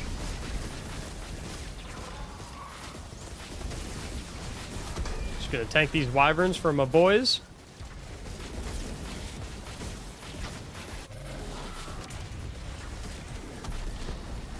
I love that you can boost jump while you're blocking too. You can kind of manipulate your boost jump so you kind of hover in air mid-block. So if you have like a taller enemy like we did with that wyvern right there, you can still just kind of sit in its face and soak everything, because you can use your jump while blocking. It doesn't take your block away to go ahead and keep your sword up. Oh, don't shoot this Hydra. I want to try... Oh. Well, that's okay. I wanted to try to throw the grenade at the Hydra and slide into it and whack it off the map. Oh, maybe I'll have another chance. Any Hydras? Oh, there's a wyvern. Wait, if I freeze the wyvern... Oh! He's got magnetic feet! Okay, we're just gonna back off a little bit. Let the health regen.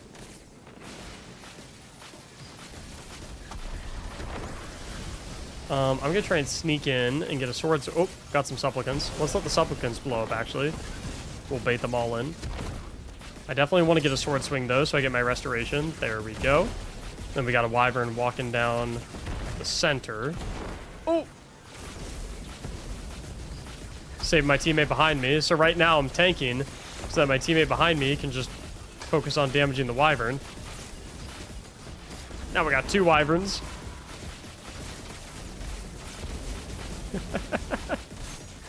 This is super funny. This is the final leg of the coil, by the way. So, this is about as high as the damage can get. And as you can see, our HP bar is completely maxed out the entire time.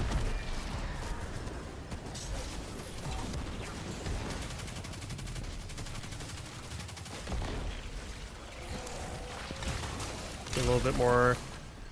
And what's honestly more impressive to me is that the Cryoclasm Glacier Grenade slides are still one-shotting lower tier mobs, even at this power level discrepancy.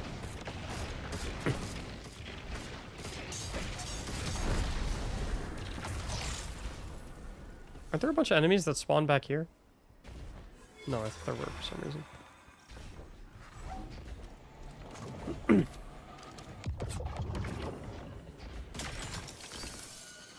Uh-oh. There's no way I survive the spikes while I'm blocking with the sword, right?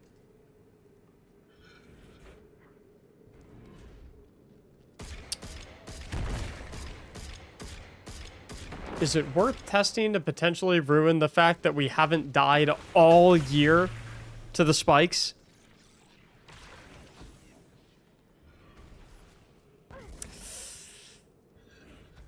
I'm a man of science. I just ask one thing.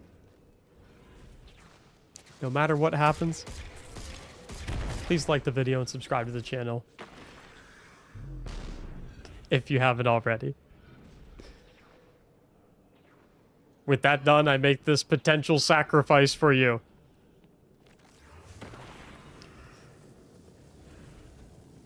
Woo!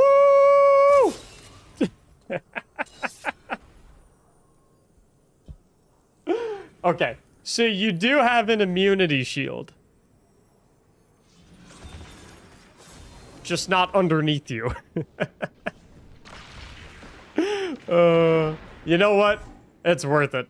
Completely worth it. If nothing more than just for the chuckle that it gave us.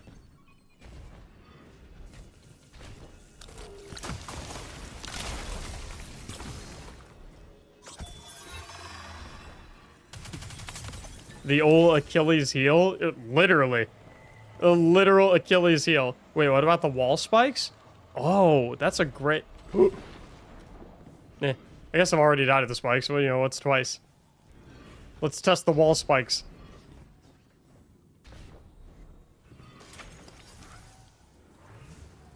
Surely there's no way, right? No, okay. So, the Achilles heel to this build is spikes. Where are you going?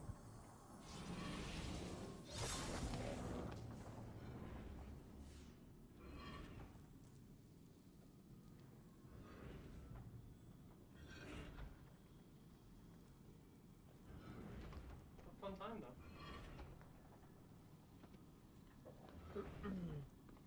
Okay, I'm back. Had to say bye to wife. Can't you eager edge through the spikes? And hey, what's 3 times, right? Woo! Oh! Yes, you can. Spike counter. I wonder if I can do the stasis melee as well. Alrighty then. How about that?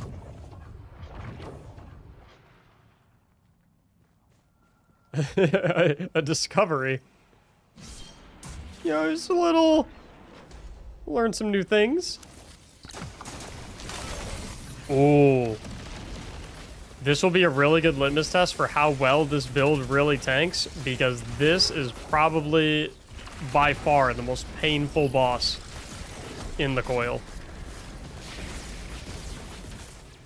0 damage, 0 damage, 1 damage.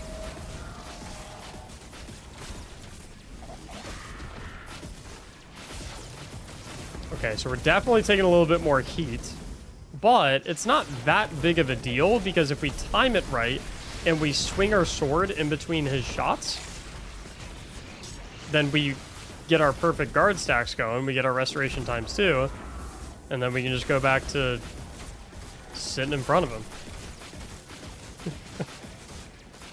You see how he has a literal immune shield on him? Turns out I do as well.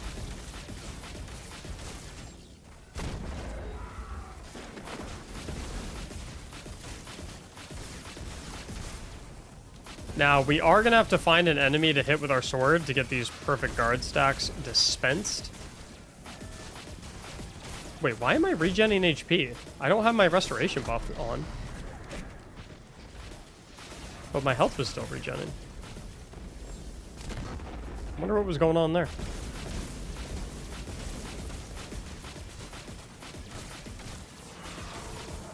I wonder if I can, like, bait this guy to walking where I want him to walk. Whoa!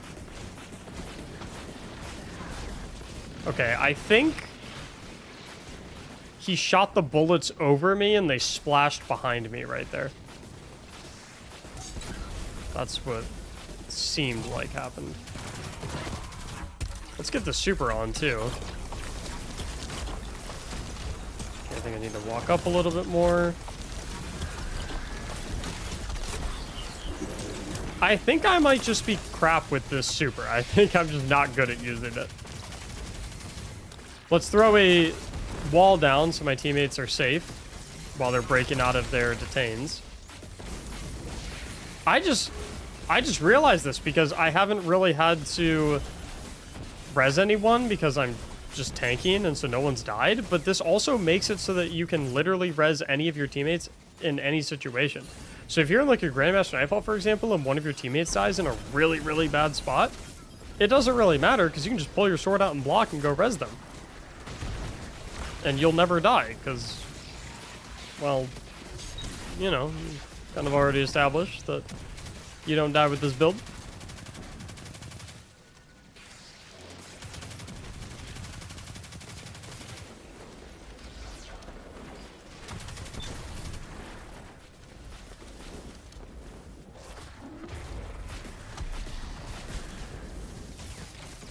Oh my, okay. So, I didn't know this because I've been confused during a lot of... That was a great grenade, by the way. Sorry, as I was saying, I've been confused because I felt like there's been a lot of points during this run where I'm definitely eating shots from enemies, and I don't have my restoration buff going, but my health is regenerating.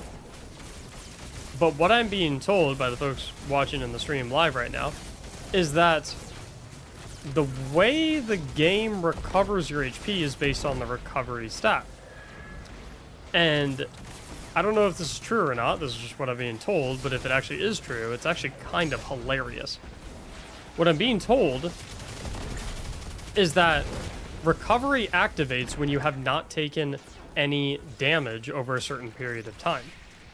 But what's going on is when I'm blocking with my sword and I'm getting all the various resistances that I'm getting, I'm being told that the enemies end up, or some of them at least, not all of them obviously, right?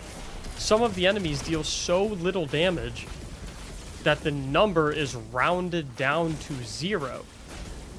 Because obviously Guardians have about like 200 HP, I believe, so you know, you can take damage anywhere from 1 HP worth of damage to 200 HP worth of damage, I would assume, right?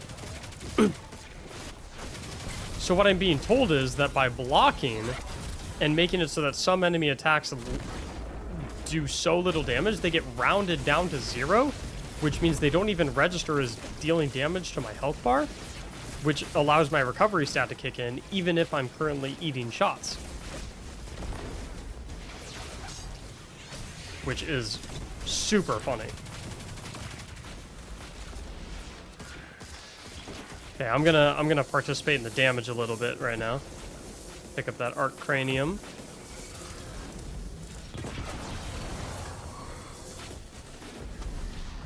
Got another one.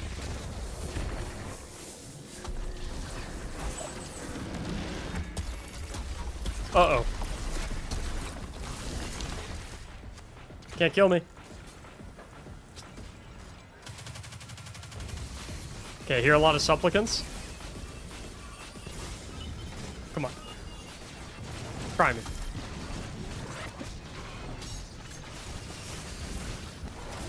Let's get a glacier grenade down. Oh, everything despawned. Oh, that would have been such a satisfying glacier grenade. Yeah, that, Wait, did we not buy revive tokens that entire time?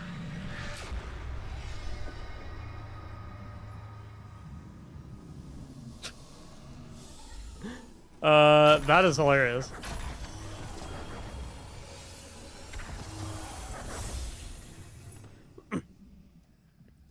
Anyway, will it build? Absolutely, yes. I know previously in the video, the one thing I mentioned is that I was curious if I would rather run the Whisper of Rhyme somewhere in here so I can get overshield from the stasis shards. And that is still something I might consider. However, in running the build, I'm feeling like Rhyme isn't nearly as potent as I maybe originally thought it would be, just because you're taking so little damage in the first place, and you have such easy ways to heal it all back with the Restoration ×2 from the Perfect Guard Stacks. I'm not really even sure you need any of the Overshield, which is why the submitter of the build probably didn't have it in here in the first place. They just figured, hey, there's better fragments to put in those slots. You don't really need Rhyme. It's a little overkill, which I can kind of see that angle. So definitely builds, definitely wins 1,000 silver. Definitely a build that y'all should go ahead and take out. If you are ever someone who struggles with a Grandmaster Nightfall or things of that nature, I think this is 100% the build to go and use because you can't die. All you have to do is run up to the boss's face, hold block, and then let your 2 teammates 90 yards back just go dink, dink, dink, dink, and take the boss out while you're eating all the shots because you're not taking any damage. So I think this is a great build for kind of allowing people to not only feel like they're literally playing an MMO tank, but to also maybe dip their toes in higher end content where they feel like they're dying a little bit too much. So definitely a winner, definitely a really fun one. Thank you so much for the submission. And if you want me to try out your build in one of these episodes, make sure that you submit yours in the Will It Build channel in my Discord server, linked in the description down below. Thank you so much for watching, and as always, have a great day. Boom! Another episode in the books. That was a good one too. I felt good about that one. I felt like that was a very, very, very good episode. Everyone in chat, can we get some W's for Puppet and Nishan for assisting us with the coil run?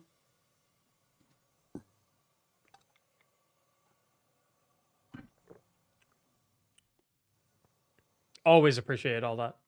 Very, very helpful.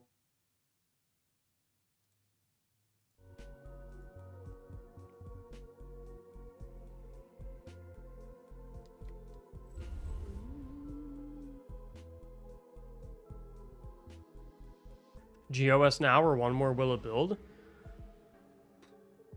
I kind of want to do the Divinity run. The Divinity carry.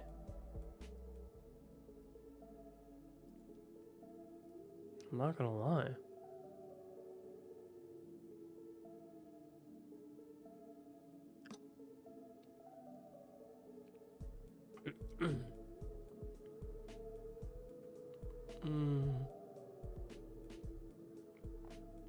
The question is, who do we have in... Okay, first things first. Let's get one thing out of the way.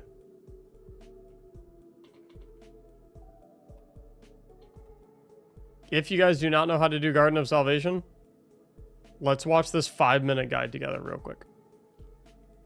So that way people who want assistance with Divinity at least know the base mechanics of the raid. So they have a little bit of an idea what's going on. Or should I pick the people that we're running with? No, we'll watch the video together first. So if you're going to be someone who raises their hand when I say, "Hey, who needs help?" Pay close attention. Garden of Salvation. This is Sea Catch, by the way. I think it's a very good guide for just 5 minutes. As a raid in Destiny 2, this complete raid guide moves very fast. Use screenshots, chapters, and playback speeds to make it work for you. To prepare, you'll need 6 players with the Shadowkeep expansion. Here are the major mechanics throughout the raid. Tethers are energy beams that connect guardians from a start point to an end point. Starts are cubes that will activate when damaged. Ends are 3D crosses that perform a function when connected. Tethered players are slowed and cannot use weapons or abilities. Always communicate tether usage clearly to avoid accidental connections. Angelics are Vex Hydras that lock tether starts. Kill them to regain access. Enlightened is a buff that allows players to damage white immune shields. Moats are small glowing triangular prisms that must be dunked into relays. Vex will attempt to sacrifice on moat relays, removing banked moats. Evade the Consecrated Mine. Time for the first encounter. To prepare, assign 2 teams of 3. Tune loadouts for add, clear, and overload champions. Complete the tether from the box to the force field on the right to begin. Team 1, stay in the starting area and kill adds. The Consecrated Mine will move to the side and drop a voltaic charge. A player must walk over it to pick it up. Picking up a charge gives the voltaic overflow debuff that lasts almost 3 minutes. Repeat this 2 times with other team members until the mine moves away. Meanwhile, Team 2, go to the next area when the force field... So basically, for the, because it definitely moves a little fast, basically, some people are linking the cube to open up the walls, while the other people are staying behind with the boss and eating the stuff he spits out. That's the gist of that. Fireproof Badger, thanks for the brand new Prime. To pick it up. Picking up a charge gives the voltaic overflow debuff that lasts almost 3 minutes. Repeat this 2 times with other team members until the mine moves away. Meanwhile, Team 2, go to the next area when the force field drops. Kill overload champions and angelics to unlock the tether. The tether start point spawns in a random location, often hard to spot. Tether to the next force field to drop it. The consecrated mine will now move into your space. Team 1, run past Team 2 and switch roles for the next room. Continue leapfrogging teams and switching roles until final stand is reached. Note that the final force field has 3 tethers. Final stand is a chase. Follow the consecrated mine, picking up voltaic charges until it disappears. How to fail. If a voltaic charge is left on the ground, the fire team will wipe. If a debuff player picks up a second charge, they will die. Descend underground and platform across the underhangs. Shoot the closed plants to open temporary platforms. Proceed up and to the right to exit. For the second encounter, summon the consecrated mine. To prepare, review the map. Assign 2 runners and 4 gunners. Assign 1 gunner to each relay. Assign 1 runner to a different pair of gunners. Tune loadouts for barrier champions. Attack the Vex to begin. Gunners, move to and defend your relays. Runners, use the tethers near each barrier champions. This one I'm going to explain myself, because this is probably the one that people struggle with the most, but I think that it's like so laughably easy if it's explained the right way. So literally the way this works is, you have 6 people, right? You basically have 1 person at each relay permanently. And then you have 1 dude that'll go back and forth between 2 of the relays to help them out. And then the 6th player goes back and forth between the remaining 2 relays to help them out. That's that easy. So, like, typically the way you'll do it is everyone starts here, right? So when you start the encounter, you have 1 person stay here. 3 people will sprint up this way, and then 2 people will sprint up this way, right? And then one of the 2 people will stay here permanently, whereas the other of the 2 people is responsible for going back and forth. And then on the 3 side, you have one of the 3 players stay here permanently, and then you'll have the remaining 2 people go from here to here, and then one of those remaining 2 people stay here permanently, and then the last person is just back and forth. It's that simple. So it's like if your job is to defend the right relay, literally all you do, sprint over here to start the encounter, and then you're parked here for the entire time, killing stuff. If you're on the front relay, you sprint there, and then you sprint up here, same thing. It's so free. Find 1 gunner to begin. Up will wipe. Rhythm and coordination are key. Be patient and keep practicing. 3rd encounter, time to kill the consecrated mine. To prepare, assign 2 teams, runners and dunkers. Tune loadouts for high DPS and high mobility. Tether the middle box to begin. Phase 1, dunkers stay in the middle and clear ads. Kill minotaurs to drop 5 motes. This one, the only explanation you guys need is if you're on the motes team, literally all you do is kill the minotaurs, grab the motes, and then run over to dunk them. It's like literally Gambit. If you're on the eyes team, that's the only one that's like a little Kill complicated. ads near the relay before returning to the middle. Once 30 motes have been dunked, charge. 1 runner must pick it up and will... On the eyes team, you run over to him where he does the spit, and then when you get the spit, be stuck in place. The mine will extend its 3 wings. Assign each runner to a wing. Each wing has 2 eyes, 1 inner and 1 outer. see this shit? The debuff player must... That's the key thing for this one. It's like the boss. Ready for a very professional drawing of the boss?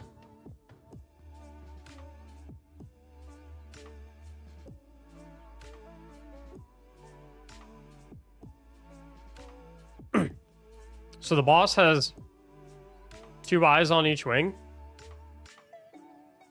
Like this.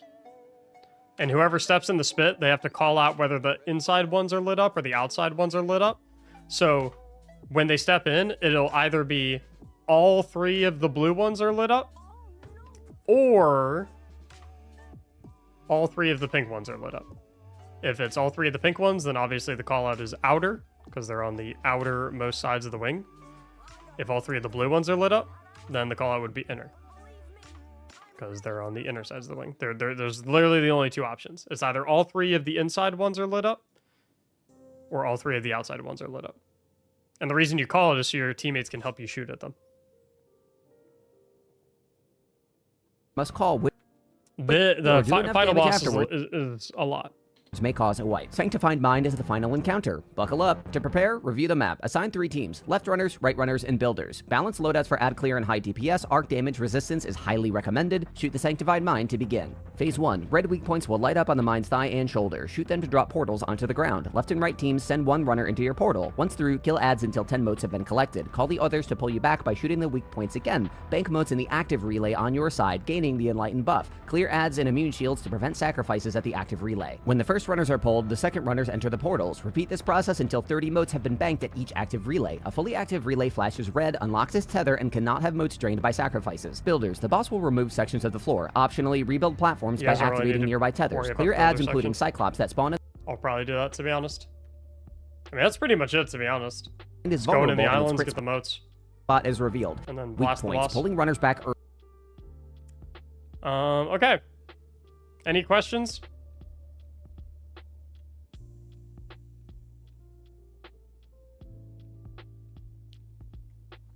This is the opportunity to learn. Any questions? You guys like my drawing?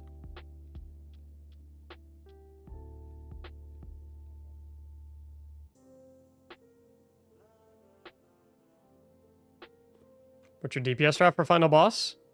I think just bring rockets. In my opinion. Ooh, I'm gonna run Warlock for this, I think. I want to run Strand Warlock. It's literally just like...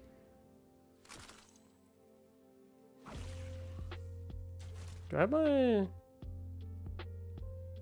Needle Storm build on deck? I do. Why are these different? Whatever. Yeah, I just like running one person on galley, everyone else on rockets. I think is the move.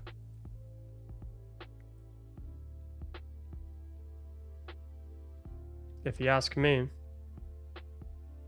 which you did ask me, so yeah. Everyone should be experts now. I mean, I don't need everyone to be experts. But like that just gives you a base understanding, which I think is important. All right, now for the real question. Who does not yet have Divinity that would like assistance acquiring Divinity?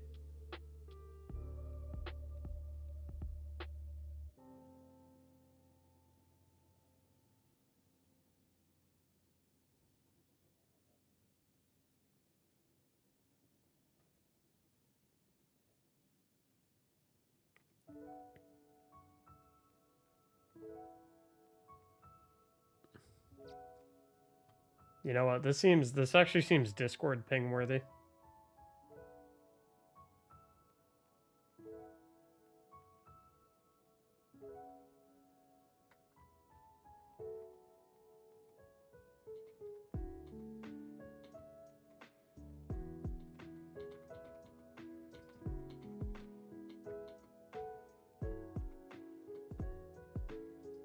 Yeah, this is one thing, by the way, guys, that you absolutely have to have a VC for.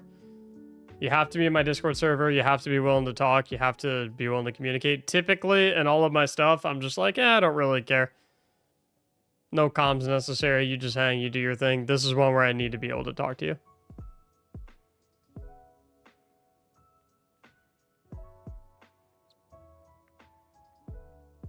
Absolutely, without a doubt, need to be able to talk to you.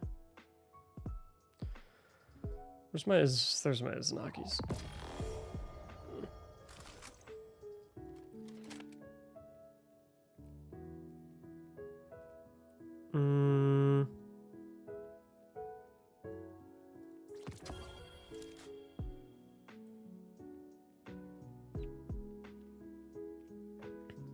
Do you need helpers? I'm not opposed to having helpers.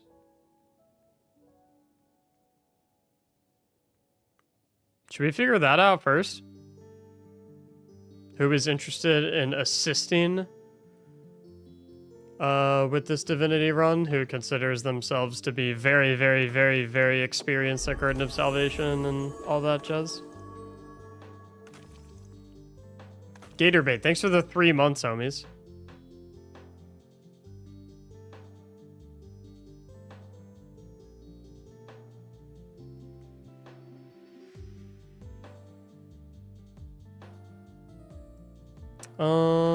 Yeah, honestly, Giffy and Nishan. Giffy, I know you're a G, and Nishan, I literally just ran with you, so I know you're a G as well. That works for me, to be honest. And then we can help 3. If we go fast enough, we can maybe even do 2 help runs, to be honest.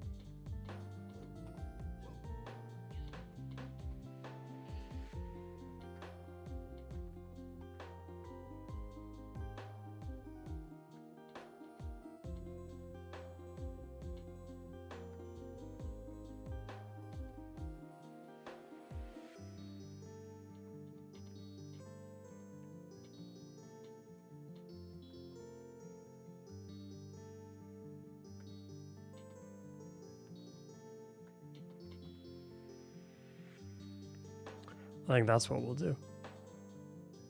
Oh, that's right.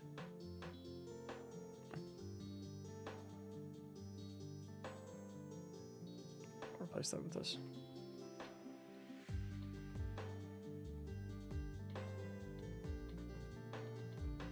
What's the name of the quest? It's like is it like divine fragmentation or something like that? Divine fragment. Dude, there is no way I just rattled that off like first guess. There's no way.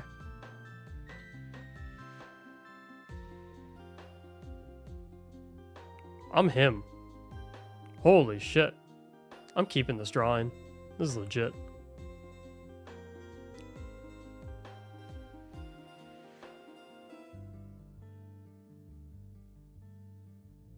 He looked? Swear to the highest heavens I did not look.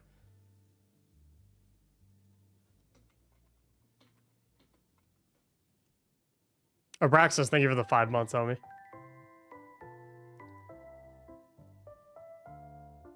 Alright, Giffy and Nishan, you guys can join. Oh, Giffy's already in live. I'll pull Nishan in. Giffy and Nishan, make sure you two can hear each other just fine for me if you don't mind. Make sure it's all good. Alright. Yeah, let's boot this up. If you need help getting div, read the instructions on the notepad on screen. If you need assistance getting Divinity. If you do not have Divinity, and you need help getting Divinity.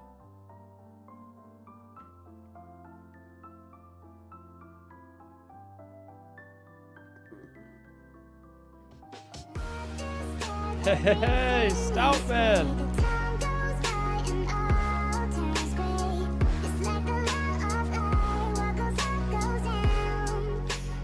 Stout Man, thank you so much for the 5 gifted subs. I appreciate it a ton, dude. I wouldn't recommend Dragon's Breath because Dragon's Breath only works on like really big stationary targets. And the first boss is the Harpy that just like flies back the entire time. And the final boss is the dude who just floats midair. So like I don't think any of the fire puddles are gonna actually touch him. When do you think you may do another one of these runs? I'm not going to be home in time for this one. When are you going to be home, Tech?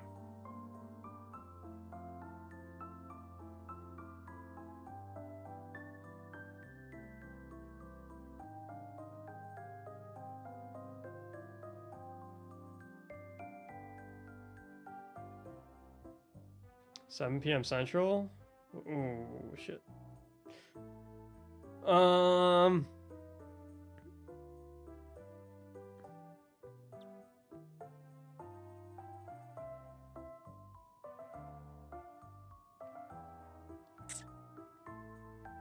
I'll find time to help you, bro. Might not be today, but I'll find time to help you at some point.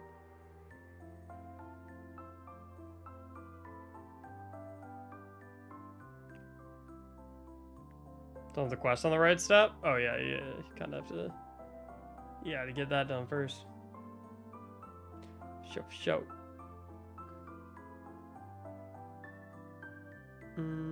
Yeah, no worries, Etsy. Or SD, sorry. How long is the quest? It takes like 10 minutes.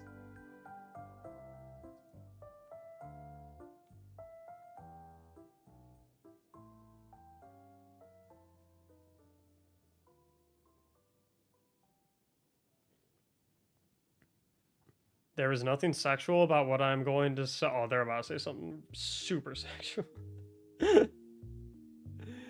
I really need you to be a narrator for my life. Forget Morgan Freeman. Your voice is beautiful. Oh, wow. I appreciate it. I've never considered my voice to be anything special.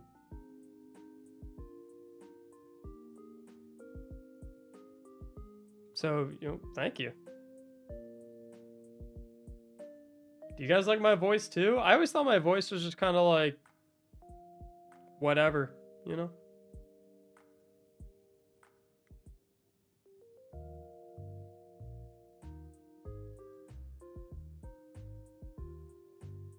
Above average? What makes a voice good, though? Like, what do you even... Like, you get what I'm saying? Because, like, there's definitely, like, good voices and bad voices. But, like, what are, like, I've never thought about this. You know what I mean? Like, what makes them good or what makes them bad?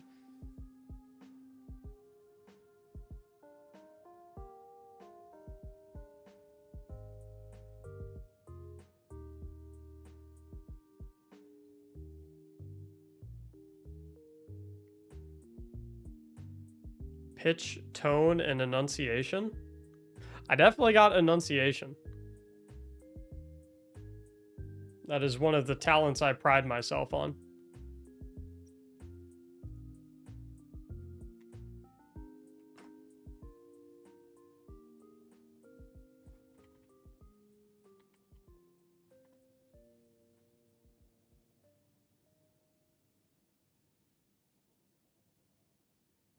Should be the next Dave Attenborough. Who the heck? Dave.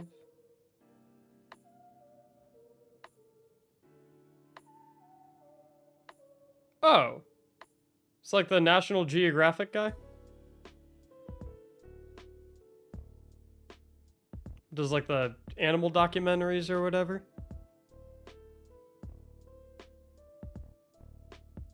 It's like, this penguin is looking for a mate. Penguins mate for life. Darn! Thank you so much for the 5 gifted subs, Obi.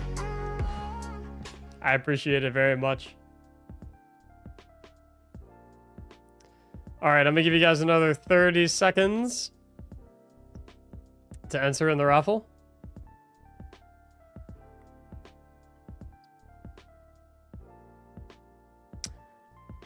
I always feel like... I mean, I don't even...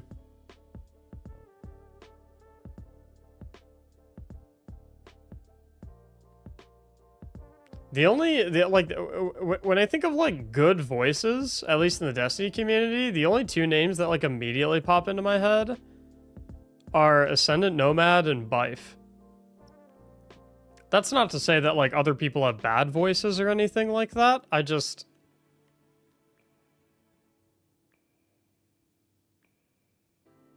I never considered my voice to be, like, I always felt like my voice was, like, neutral, you know what I mean? Like, it's not like annoying, but it definitely doesn't, it's not like suave or like relaxing the way that like those creators are. But I mean, you guys are out here telling me I have a good voice, so I guess maybe I'm chilling. All right, let's get our 3 winners. We'll be obtaining Divinity on this very day. You have a rapper voice, IMO. When you talk very fast, I can feel it. You can feel it? Like I make you want to dance?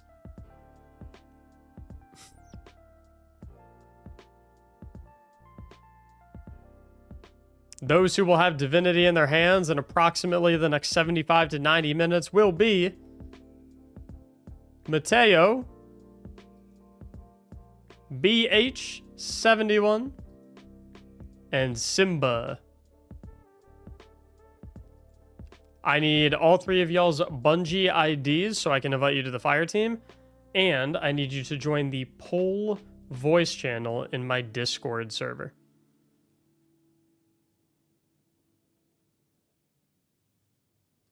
Thanks, Arudius. I hate my own voice, but you have a great voice. I definitely used to not really like my voice that much.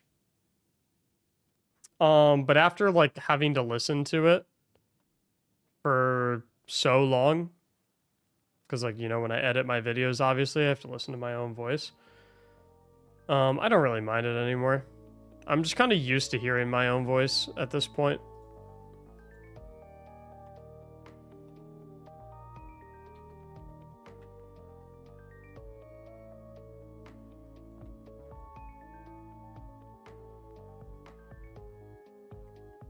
It's safe to say that I watch your guides on Destiny with my You watch them with your ears? That's pretty funny. I guess my voice ain't half bad. Now that I like actually like it's definitely got a decent like cadence to it. I'd like to think, at least.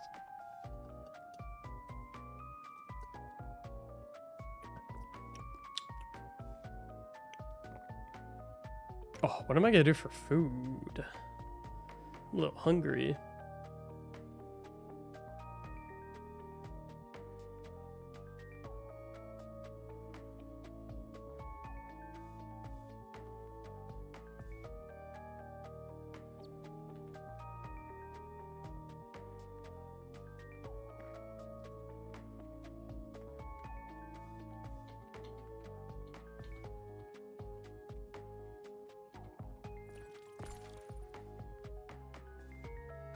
How do I join the VC? You just click on it. It's the one that says poll. You know what?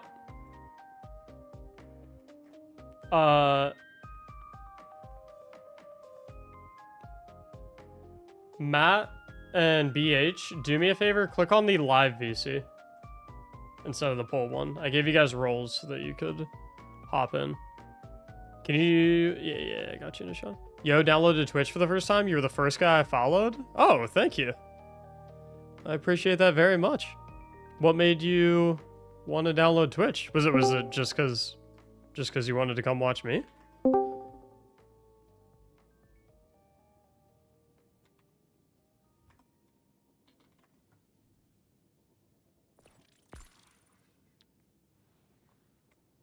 Simba, are you Fork Necklace?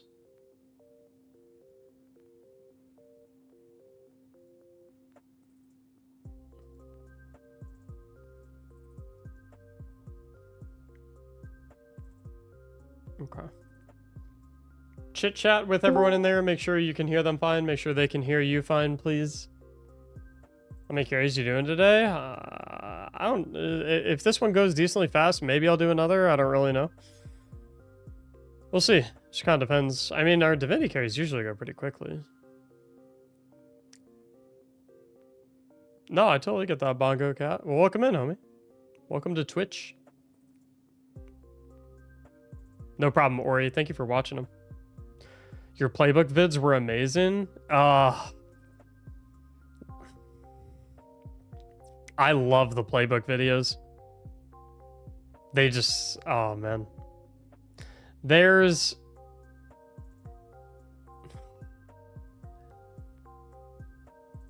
I'll show you guys something. I'll show you guys something. I intend to use these at some point. I don't know exactly when, but I do intend to use these at some point.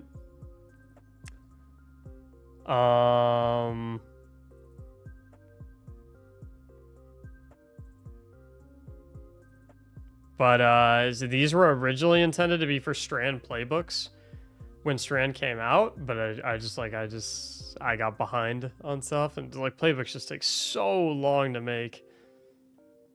But I'll just show you guys.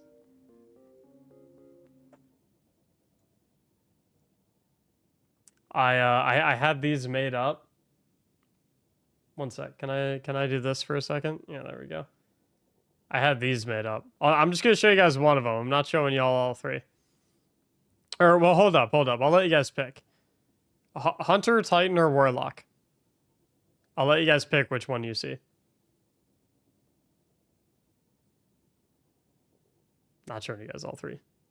Hunter, Titan, Warlock. Which one do you want to see? Okay, literally every single person in the world is saying Hunter. Okay.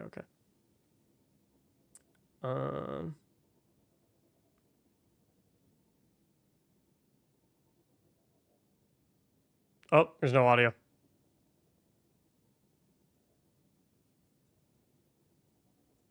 Guardian. Looming threats pose trouble now more than ever. we've received reports of the awakening of an ancient Vex mine in the underground electrical grid below Neomuna. Our data suggests that its time-lost armor renders our light weapons useless. But there may be another way.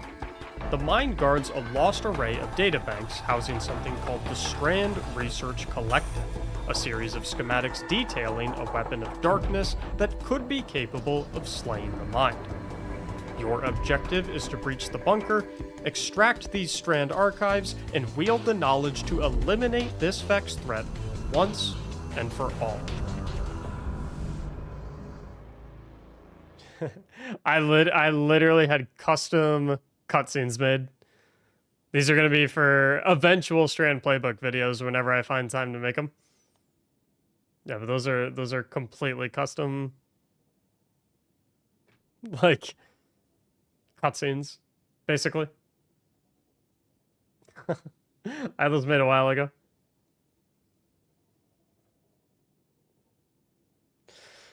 Yeah. We put a lot of effort into those bad boys.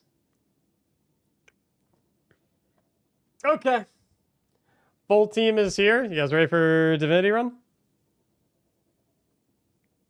Yeah, when you watch the live streams, you get to see the cool exclusive stuff. I almost thought I was watching an actual cutscene. Yeah, that's the point of them. That's the point. Is that... Ooh!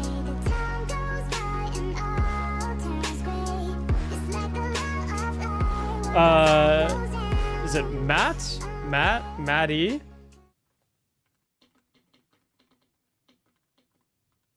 Maddie, thank you so much for not only the 5 gifted subs, but your very first time gifting subs in the stream. Welcome to the Gifted Sub Club. Matt, whichever it is. Matei.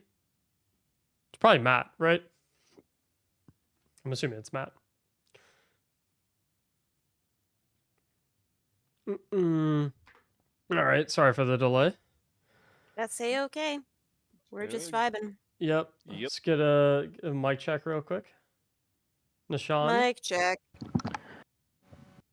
Mike. Yep. Okay, there's Nishan. I'm here. Give me 1 second, sorry. Oh! Darn! What, is that a brand new tier 3 sub, boys? Everyone, can we get some W's for Darn joining the tier 3 sub club? Dang! I thought I heard that noise. I was like, wait a darn second. Wait a minute. Is that a tier 3 sub? Yo, Darn! Thanks for the tier 3, man. I appreciate it. That's awesome. Thank you, seriously. The voice got me? Oh, shit. Maybe I should... Dang, I didn't know it had that effect. I'm not doing it with you. Oh, wow. Caboose, I just saw you. Matt, I think you're the only one. Yeah. Cool. Whoa, don't sound too excited to be here. Oh, no. You good, Matt?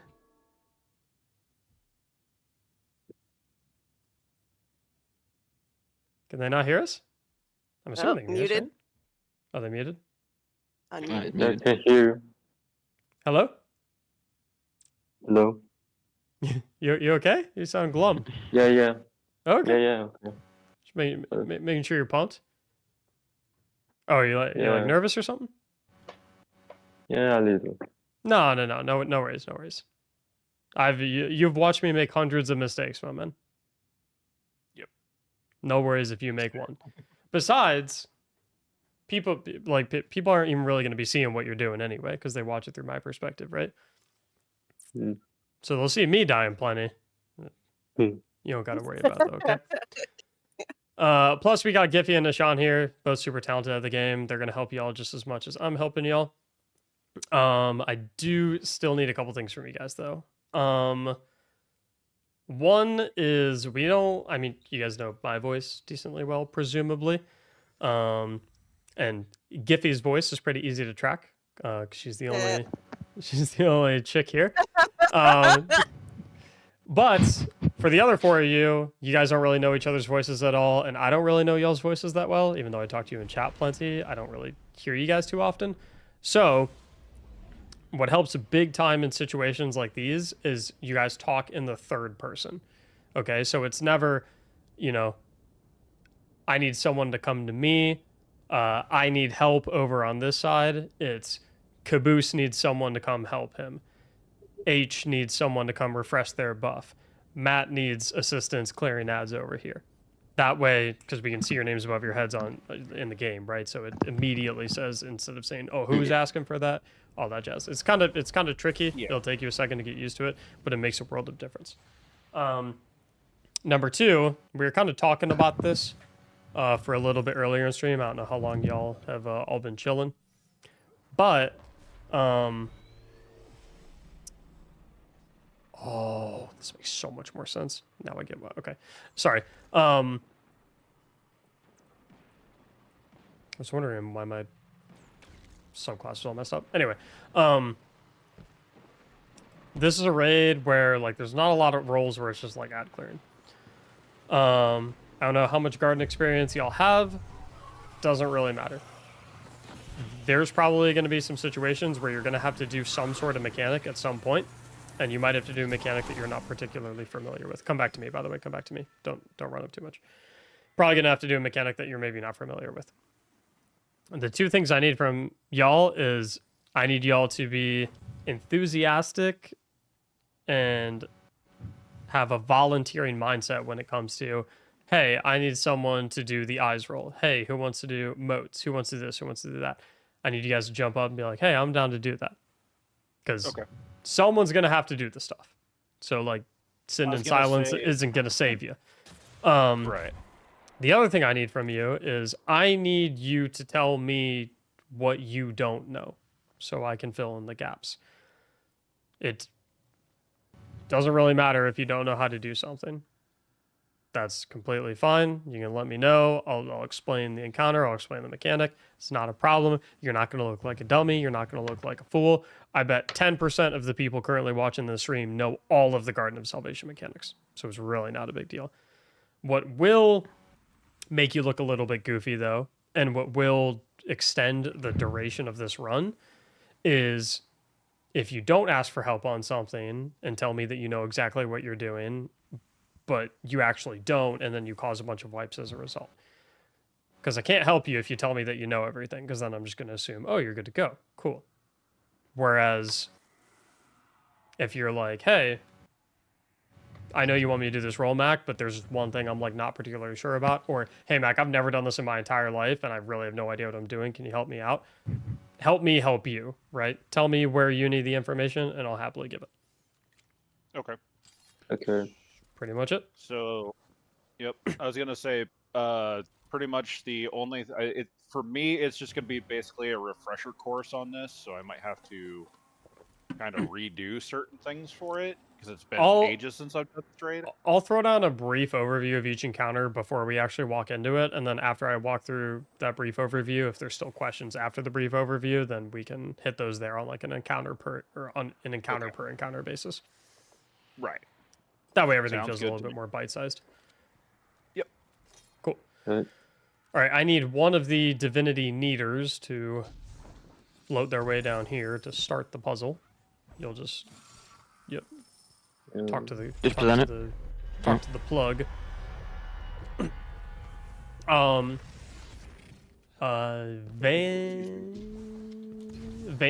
Can I call you Vandy? Vandy, thank you for the Prime for 2 months. Okay. So, as all of you know, or I'm assuming all of you know, a lot of the Divinity puzzles are literally just there's a tether that we have to connect to each other to get to an eventual final location. The key thing with the tether is just seeing how far you can stretch it, because in most situations we do have to stretch it pretty far. Pace your character about as far as you can until it breaks, and then once it breaks, obviously that means you're too far away, then you come 1 or 2 steps back. And then that's how you know what like your maximum range is, if that makes sense. Giffy, Nishan, BH, you guys can go down in that one, and you, Giffy and Nishan, you guys can show BH where to stand, and then Caboose, Miyu, and Matt will hop down on this one. Okay. So I'm gonna throw. Caboose, I'll have you come down here. You're just gonna park right there. Matt, you'll stay right there. You can shoot that cube, Caboose, as well. That'll link to you. That'll link to Matt. Perfect. And then I'll walk it over here. Matt, come like there.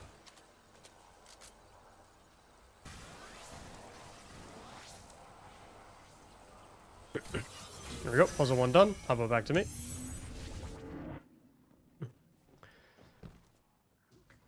And you can get through right here.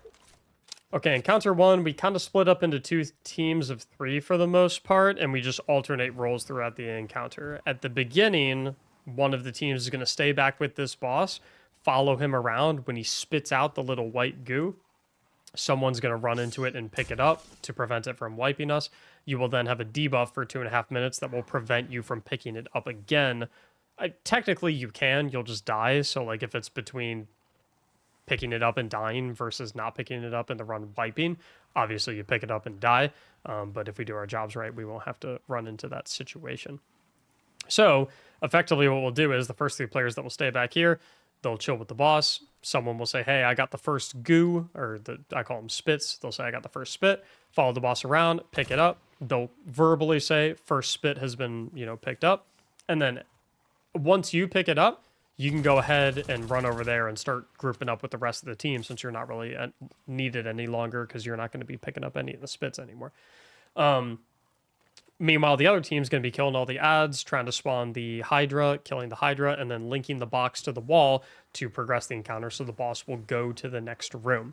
Once the boss then goes to the next room, whatever team was responsible for going ahead and opening the next room, they are flipping with the spit-eating team, and then the spit-eating team now becomes the team that runs into the next room, kills all the ads, gets the tether box going and whatnot, whereas the team that previously did that is now on spit pickup duty.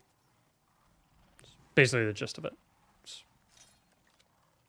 not really, Some not very really chill much to it. leapfrog we're doing. So let's see. So I'll probably have Giffy. I'll probably have you manage team 1 over here, and I'll have you pick up the spit the 3rd time. Who wants to pick up the very first spit? I can do that.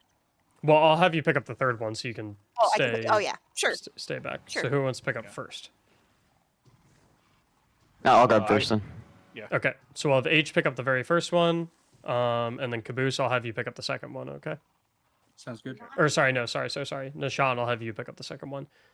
Caboose and Matt, that means you two are rolling with me ahead, and we're killing everything. And then we'll be on pickups the second time. Do I need to swap Just off really of the quick, sword, or? No, you're right. Your weapons don't matter too much here. Alright. For the people who are staying here, don't stand on these square platforms because Cyclops will spawn there and they will kill you instantly. So careful of that. You guys are gonna link this over to that cross over there on the blue pixelated wall. And once it goes orange, that means you're pretty much at your max range. So if you see the line go orange, that's your cue to like, okay, I'm not moving forward anymore. Are we good to go? Yeah, for sure. I believe All right. Have fun. So my team's coming with me.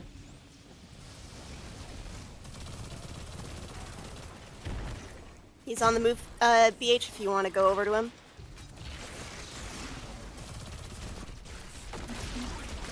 Picked it up. Cool. All right. So then you're just running ahead and coming with us, BH. Alright, sounds good. No.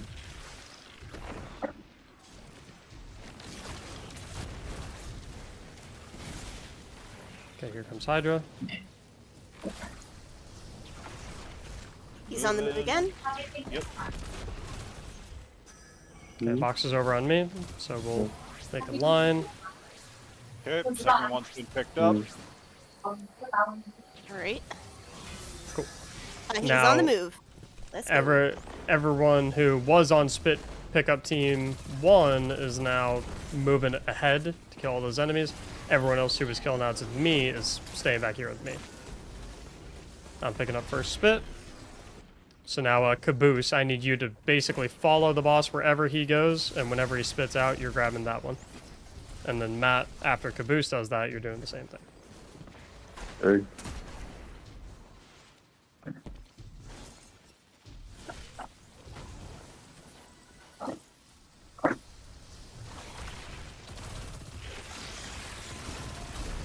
Okay, and then we'll go get this box over here.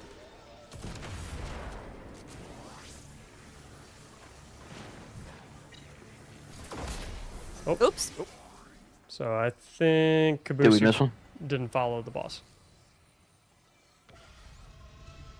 Okay. I'm guessing. So the spit was like that giant white thing that was. Yep. Yeah. Walk over. it. Okay. Basically, just have to walk through it, and it'll give you a debuff. My bad. Mm, I feel like I usually Nope, run. it's all good. I feel like I'm Takes not running what I practice. usually run here. When I did dip gears back in the day. At Oh, least. that's good luck. Yep. Double banner. Double banner. Alrighty. Are we ready?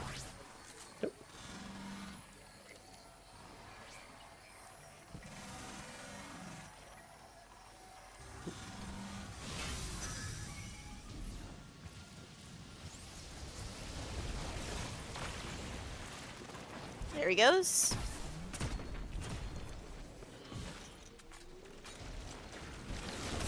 Picked up. You had a red tether? What?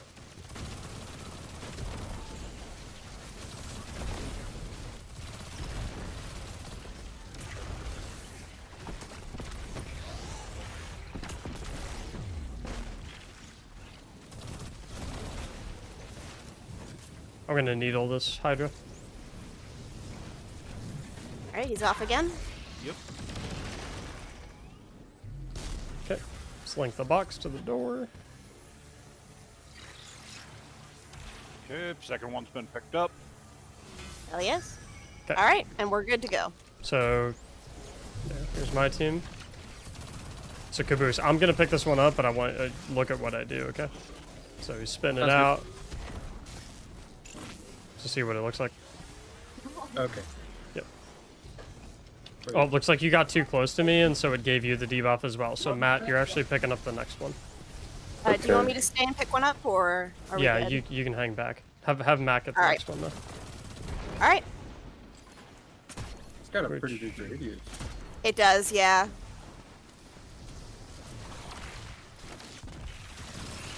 All right, he's on the move, Matt. Okay, we'll get this box going.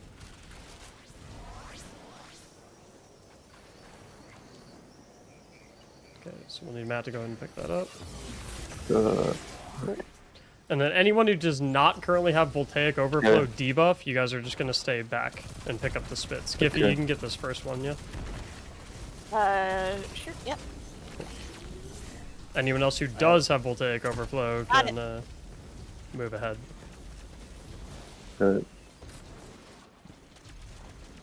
Unless you have Voltaic Overflow for a low amount of time, in which case you want to stay back. I got, Who's, like- who's going to get the next spit, by the way? I have like a minute left on my charge. Okay. I got Giffy, 27 on my why don't you overflow. just double I'll dip, Giffy? die. Yep. Yeah, just I'll double die. dip. Double dip and someone will res you. Sounds good. I got the revive. Oh, never mind, there's a barrier there. I have a minute on mine. Okay, let's go ahead and link this to the door. Everyone come to Mac. All right. I got the and revive. Caboose, come to Mac. Thank you. And then Giffy, you can stay back and eat another one because now your debuff's gone. Yep. Yeah, I can take one too now. Mine timed out. Okay. We're good anyway. Okay, so who is eating the first spit on this bridge section? I can do that. Okay. I still don't have one. Who's grabbing second? I'll take second then. Okay, so you two are just sprinting ahead. Don't worry about any of the odds. We'll kill him. You guys are just sprinting to where the boss is, eating the spits. I'll pick up the third one.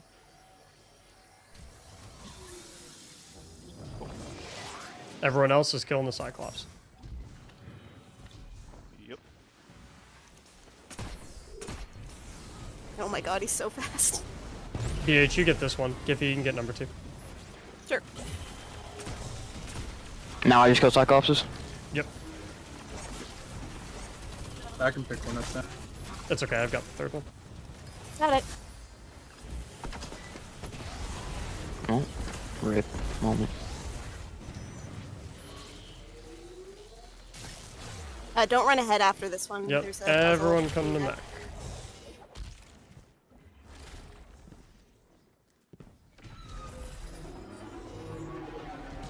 Over here, sorry.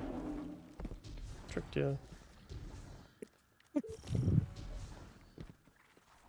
Okay, if I Can't believe we got. recall correctly, I think I need 3 people down there.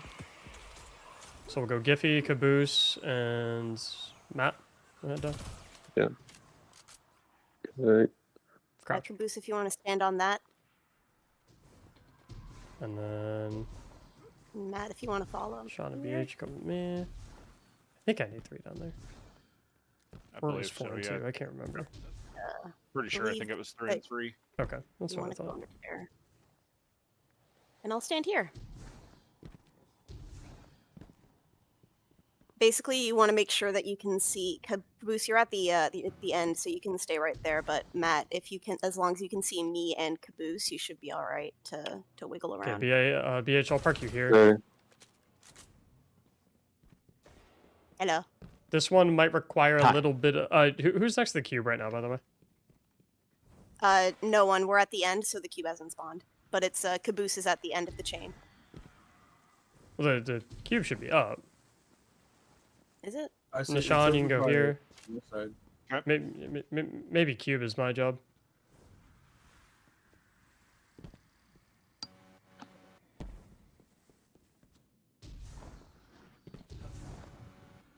Okay,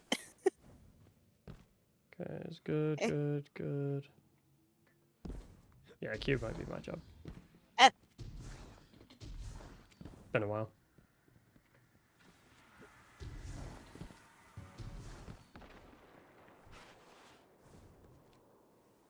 Used to know this shit like the back of my hand.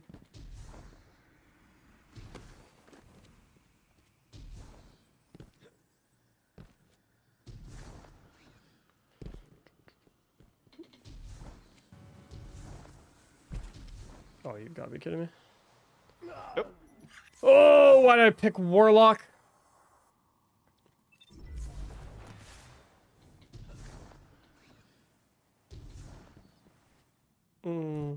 Everyone in chat's so quiet.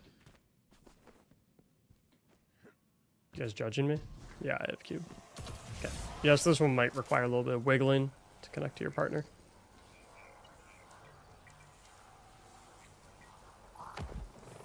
Okay, so there we go. Cool. There we go. Everyone come to Mac.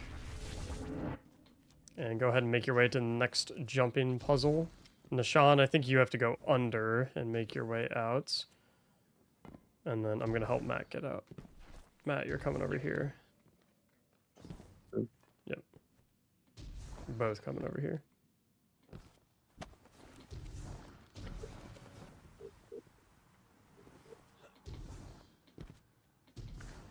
And then Giffy, you can get into the next puzzle and meet you there. You can start plinking away at all the harpies that are midair. Actually help a lot. Where are we going? If you want to follow me, follow Giffy. Sorry. Follow the bouncing cowboy.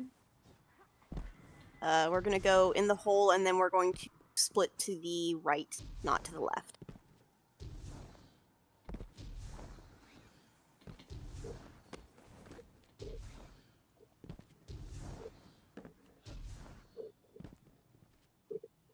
No, I didn't get my loot. I just realized. That's okay. It'll go to post. Loot from this raid sucks anyway. Is there actually nothing good besides div? Not really. I mean, And debate, but that's the only one that you want to make sure you get the chest, so that you don't have to do it again. yeah.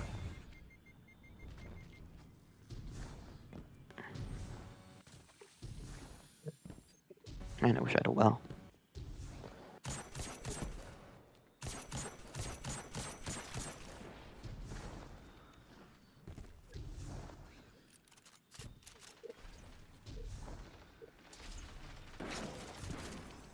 Let's see how well I remember this. Streaming day one final ship raid? Absolutely. It'll be the usual team. Me, Aztecross, Frostbolt, Kujay, and then our final two are going to be any combination of Benny, Eddie, and Les.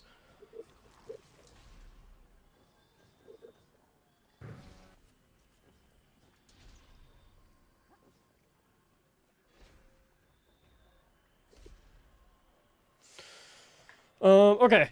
So I like one person. So BH, you can hang out here. You're pretty much already hanging over there. Giffy and Nishan, you guys can back up about as far back as you can go on this tree trunk. You keep backing it up. And then Matt and Caboose, you guys are going to stay on this lily pad right there. You played with Aztecross? Yeah, we're on each other's day one team. Play together all the time. Okay, now, Matt, you're going to stay, like, behind Caboose, and Caboose, you're going to come, like, to the edge of this. We're going to kill these harpies real quick. So they're not bugging us. That's why I got the Night Watch. That's awesome. Yeah, Aztecross and I are Usually music will mic me out. good buddies. Okay. So... Careful how I move. There we go.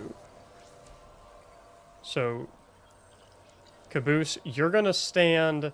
You're going to move to your left so that the line between you and I cuts through that diamond to your left.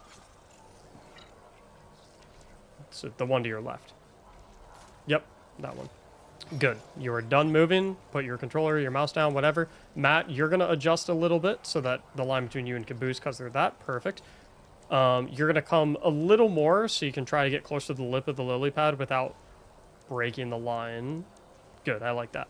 Then Nishan and Giffy, you two are going to come down. One's going to connect to Matt, and then the other's going to connect to each other. The one that... Perfect. So whoever's... I can't turn, but whoever's sitting right there, you're good. Giffy, are you there? Never mind. You guys got it. Cool. We win. Wait. Done? I almost died. No, It's we good. didn't get, no, we didn't get it. Oh. All Back right. it up. Okay. Okay. So then, yeah, Giffy, and then BH, you're going to come up a little bit to link with Giffy so that you guys get those. I think there's 2 diamonds Yeah. between you guys, if I'm not mistaken. Oh, it's doing a weird thing. The Scoop line's forward going more. You through. gotta Oh, get the.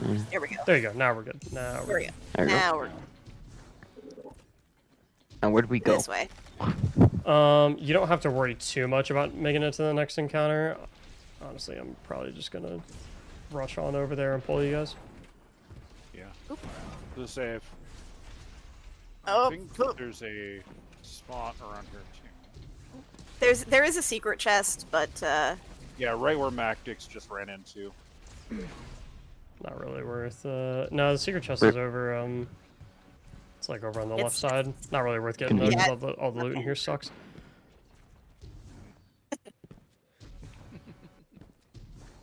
We love heat rises. Okay, so this is the part where like the map is like conceptually confusing, but it's like honestly very, very, very simple. Effectively, we're gonna have 2. I like to call them floaters. Their job is to go, because the whole idea with this encounter is we need to defend all 4 of the towers, but the enemies that attack the towers, they have immunity shields that you can only shoot through if you have the enlightened buff. And the only way you can get the enlightened buff is if you tether to your tower. But you need 2 people to make a line long enough to tether to the tower. So basically what there's 4 towers to defend. We're going to have 1 person permanently at each tower, and then the other 2 are what I like to call floaters. And the job of the floaters is they go back and forth between a set of 2 towers so that they can link up to each tower to give the player defending that tower permanently the enlightened buff so that they can actually shoot through the shields. That's pretty much it. Also, quick point here while we're waiting and trying to figure this out, do not fire your weapons because it will start it. Oh, I don't think it'll take too long to figure out. So Nishan, are you cool with being the floater for for west and south? The one that's to our left. The one we're currently at and to our left. You want to bounce between those 2? Yeah, that's fine. Okay. Just I can do that, remember remember to link with south before you make your way left. Yeah. Okay. Matt, I'm gonna have you permanently defend south, so you have the easiest job. You're literally just sitting here. You pretty much never leave the Okay. spot until I say it's time to go to middle.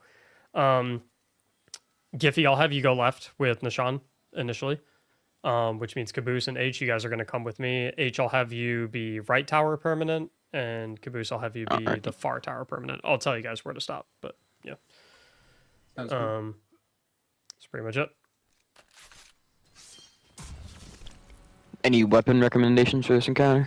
Whatever you want. Doesn't matter too much. All these ads are paper Sweet. mache. Yep. All right, let's do it. So Caboose and H, come over right with me. Oh, I didn't rally.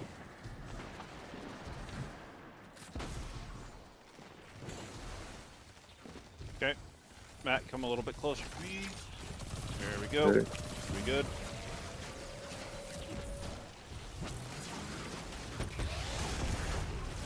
Coming to Giffy.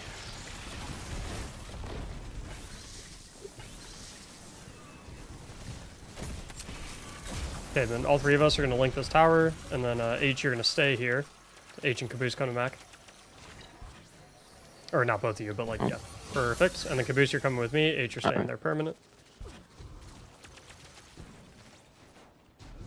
Oh, I forgot there's barriers.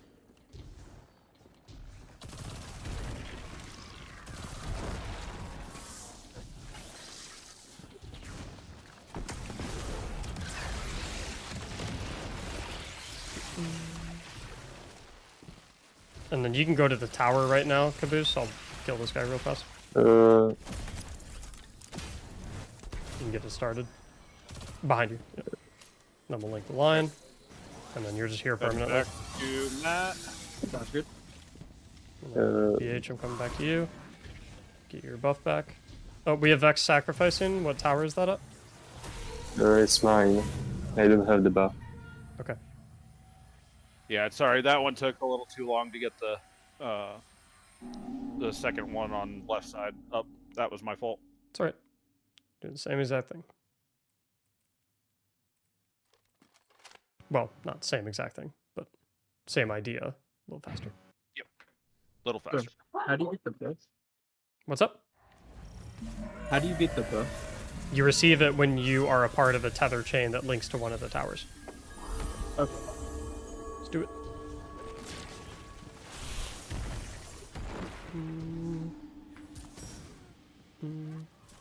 Thank you, Kokorus. That did not work.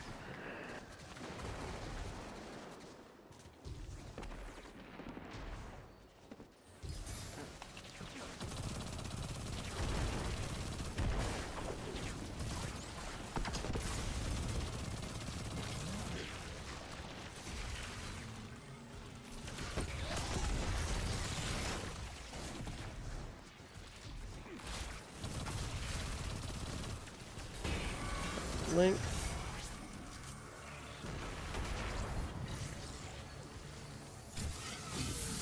Okay. Okay.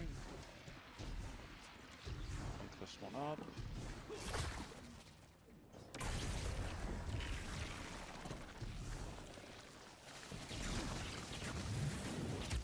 And back to you, Matt. On my way. Yeah.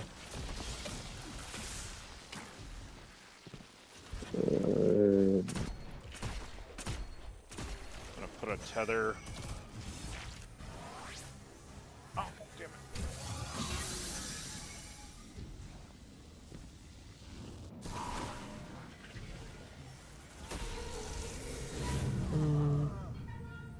Nishan, are you tethering with him before you and Giffy go left? Yeah. Matt, are you moving out and killing the ads? Yeah, it's that the buff runs out before he comes back. Okay.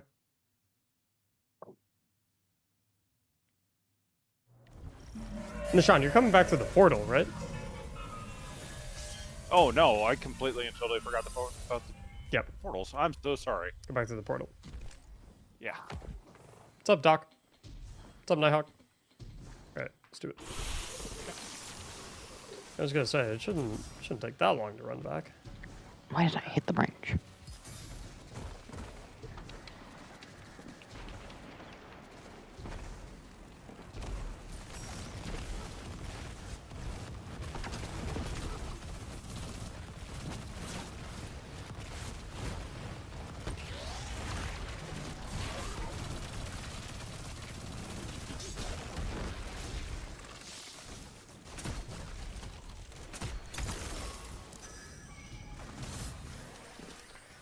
We're always gambling. I did not get in land. Yeah. You keep going, Caboose. I'm gonna link him.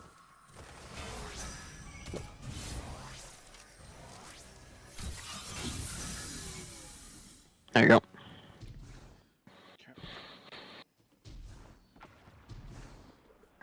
You guys are gambling addicts.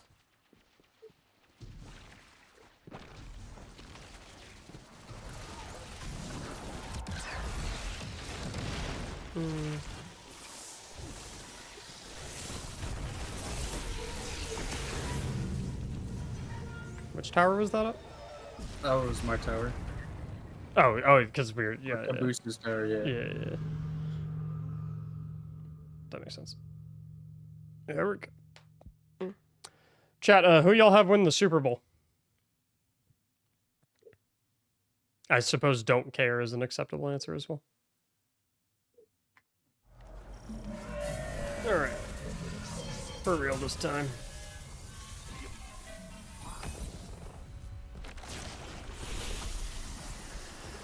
Who's in it? Well, it's either going to be... It's going to be Chiefs or Ravens versus 49ers or Lions. God.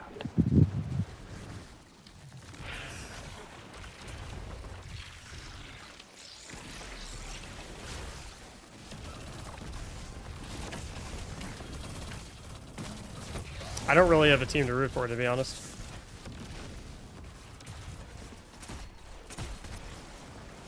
I will say, though, I'm leaning Lions.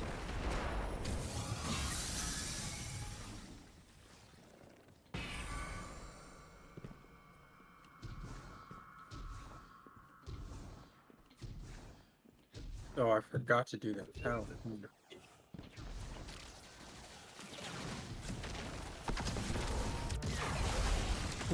So if y'all are Lions fans, I might be on your team.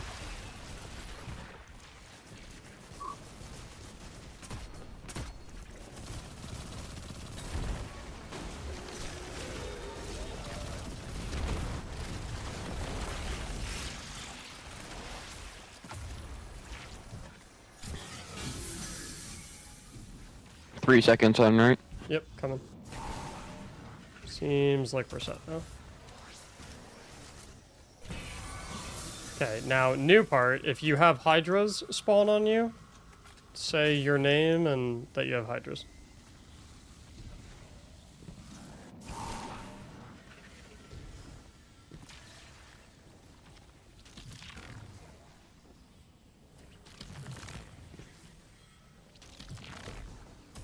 Hydra on Marte.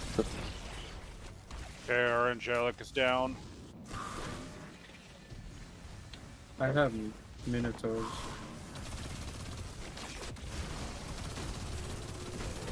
Got the revive.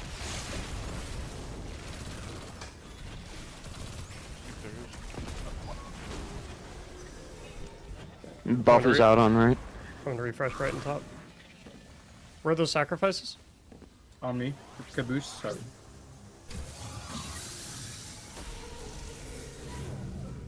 Make sure you call if you run out of your enlightened buff.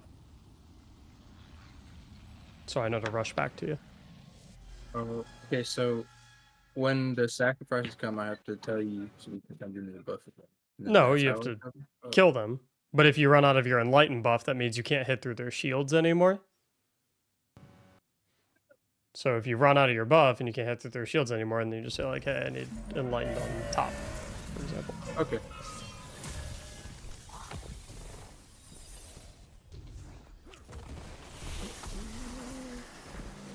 Feel that the Ravens are going to win? I'm a Bengals fan, so don't want the Ravens to win, and I don't really want the Chiefs to win either. The AFC Championship game is kind of hell for me.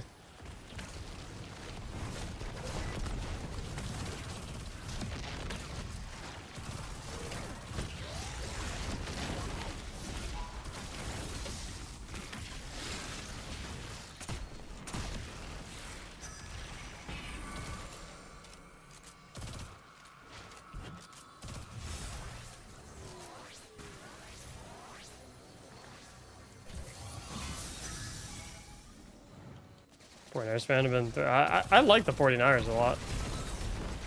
I just since I live in Ohio, I'm really close to Detroit, so it's kind of like a.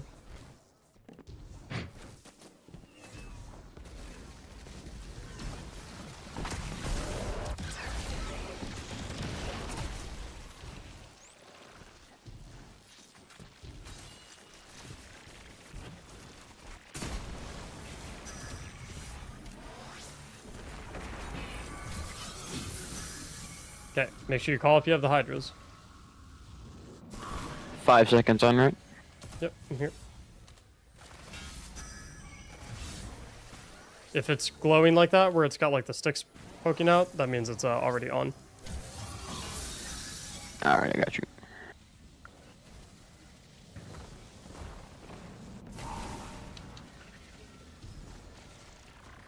Matt, come a little closer.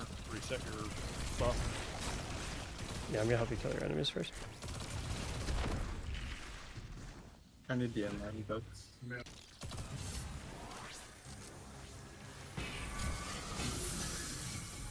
Thank you.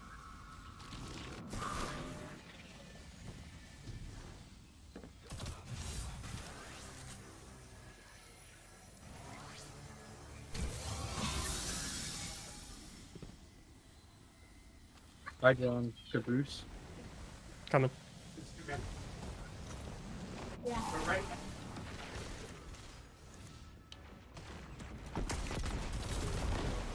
Got him.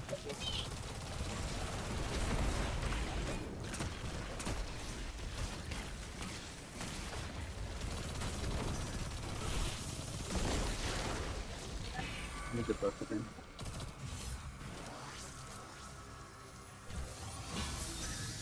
On the right. 6 seconds.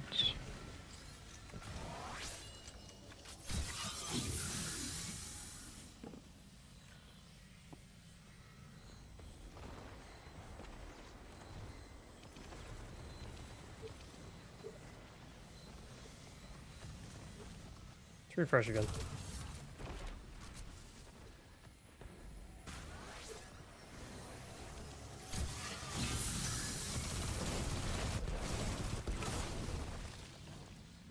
Who has hydras? Me and Giffy just took down the ones that came in, I think. Oh, okay.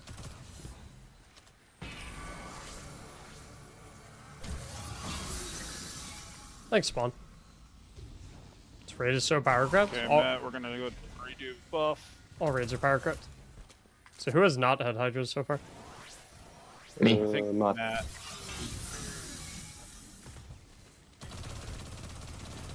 Hydras on me.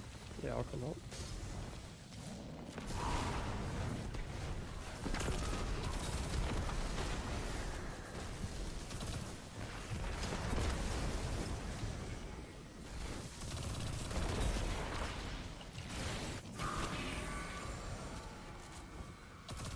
Caboose needs the buff. Yep, coming.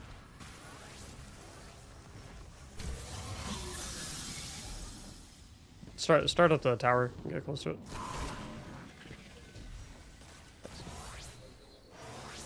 BHS Hydras. Yep, I'm coming. Thank you. Dead. There's 3 total. One is. There's 3 total. Two. Now they're all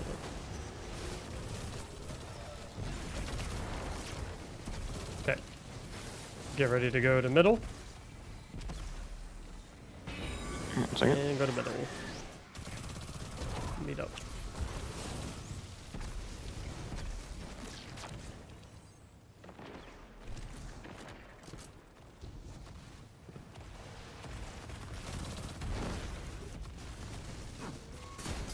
Okay, everyone come to Mac. We're gonna link to the tower so we all get the buff.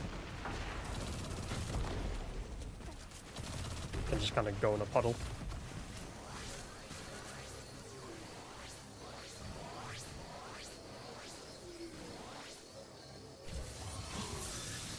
Oh, how did I not get it?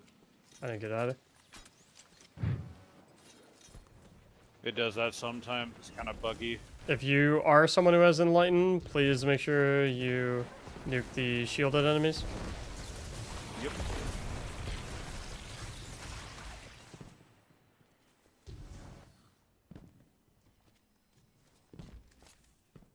There's another Hydra somewhere.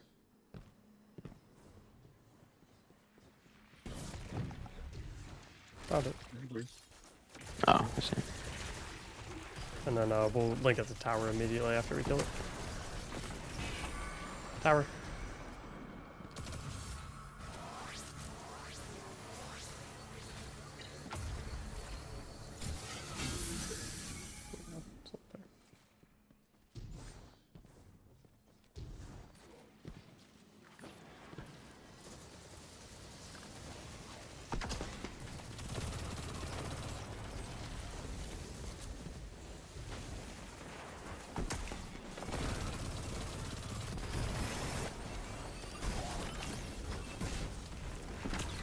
Watch out for supplicants.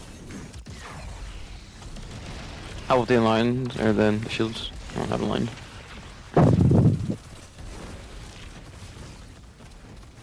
Relink.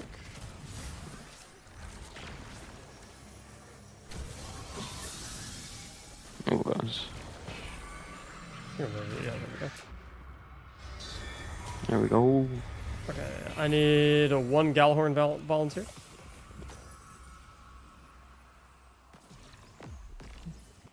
I don't have it.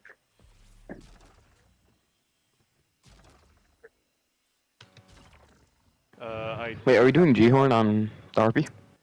Okay, that's fine. If we don't have a G-Horn, everyone can run their favorite linear feature. Oh, I rifle. have it. Oh it's my okay. god, I I've been have muted. I've been muted this whole time. That's fine. I don't know when that happened, but I've got Galahorn. So It's okay. Let's just do linears. I think it'll be easier. Or if you want to do like Thunderlord, Yeah, because that's won't okay. G-Horn push him around? You can do Yeah, I'll put on- Xenophage. You can do Thunderlord. You can do whatever you want. Linear, Thunderlord, something like that. I think it'll be good. Should I hit the Whisper Catalyst? What if I don't have a linear? If you don't have what, A linear. then Thunderlord is fine. Yeah.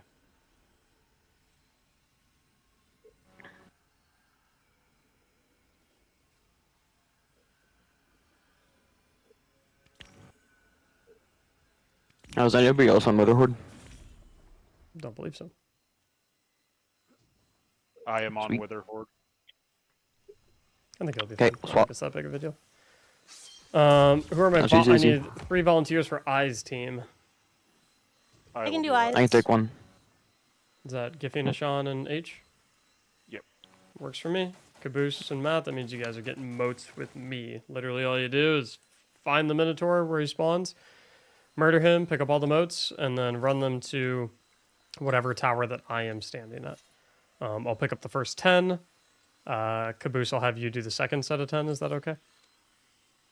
Sure. So that'll be 2 Minotaurs worth of moats, and then Matt, you can get the third set of 10. Okay. It's pretty simple. Cool. So let's do it. I can grab the first puddle. What is it's worth? Okay. Just link up. Move Actually, run right out on- of the middle once. I'm once you running do that. Yeah. Weave Walk and what's it called? So you just follow him to wherever he goes for eyes? Yep. Yeah. Yep. So I've got 5 moats. So find the next Minotaur he's- respawn for me if you see it. He's it, on the it, move? It looks like the Vex spawn. Yep.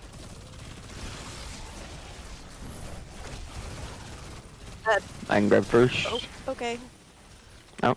Okay, I'll I've take got the all my left side. moats. Minotaur on mech. Or Which one is behind it? mech, rather. Oh, he's not open yet. Sorry. Hasn't shown yet. Outer. I have 5 motes. Okay, so you kill one more, and then you'll come to the tower that Mac is currently standing at. Giffy, you're taking the next set? Yep. Okay. And I will take third. Do you know where the other Minotaur's at? Yeah, he's, Oh, we got sacrifices. he's at Caboose. It's okay, now. we're fine. Alright, Caboose has. Oh, I have 9. I missed one. There's one on the floor. It's On the still move. there. Alright, coming over. Okay, now Matt, your job to now track down the Minotaurs, kill them, hit the moats. Don't dunk yours Are that immediately, with me? Caboose. I'll tell you when to dunk. Sounds good. I have 47 on it. Outer, outer, outer. Okay, I have 5 motes. Dunk either when your timer gets low or when they get close. And then start killing them. Minotaur on Matt. How many moats do you have right now? I have 5. Okay, there's your other ones. You can grab those and then just keep running straight to Caboose and dunk them in. Good. He's on the move.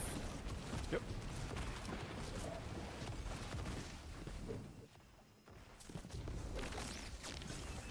You guys might have to sacrifice someone to eyes.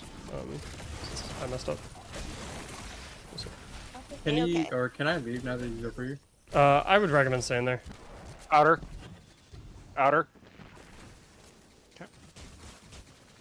I've I got will 45 die. seconds on my overflow. I'll die. I'll die for this. It's fine. Yeah. Caboose, you can actually come back. I think you're just gonna end up turning around. I mean, I might go off cooldown. Sounds good. When do I dunk? Right now. Okay. Goes again. Nope, nope. Maybe. Start killing Minotaurs, Right, Caboose, if everyone. you find them. He's going to the backside. I've got 10 seconds on the overflow. Am I picking the motes? Yeah, this should come off cooldown in time. Pick the moats up. Okay. Sounds good. Oh, I'll hell grab, I'll grab. yes.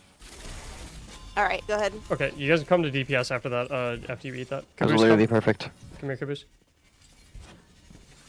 What Outer. is it, outer? And then we're going to DPS? Yep, DPS on mech.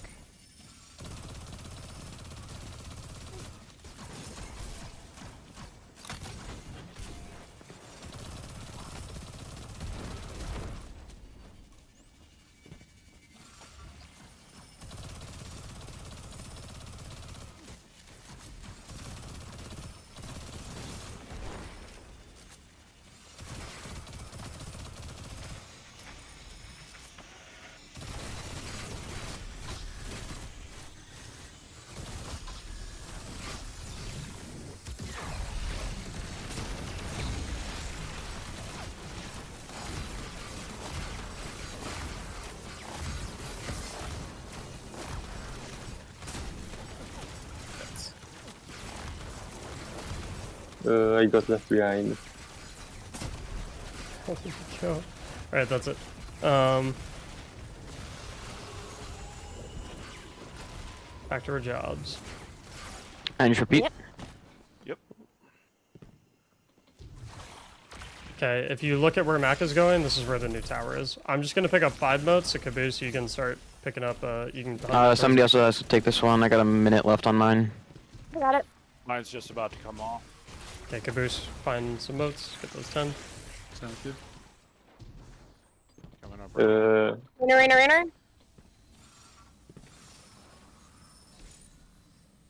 I have 5 motes.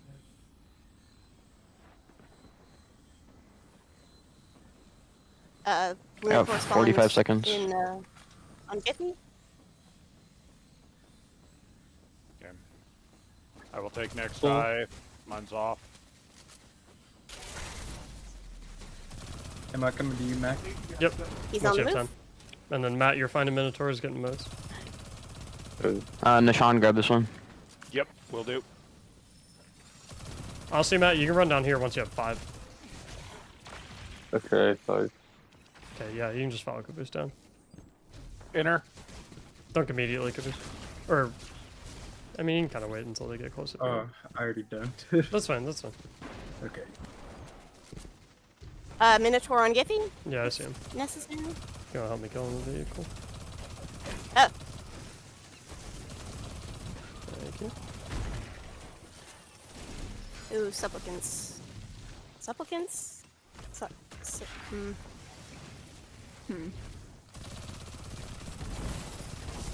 Oh, there he goes. Head to Oh, where DPS? did he go? Where did he go? Where is he? Where did we go? Oh my god, he just teleported away. Pick it up if you can. Even if Oh, Nope. He went into the Yes. floor and sure, I'll keep track of him. Dipped.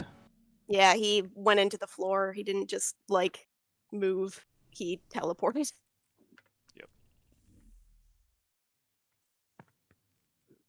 Mm.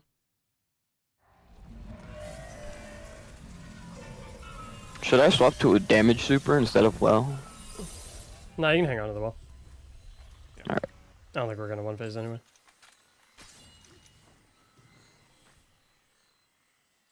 Alright, let's do it.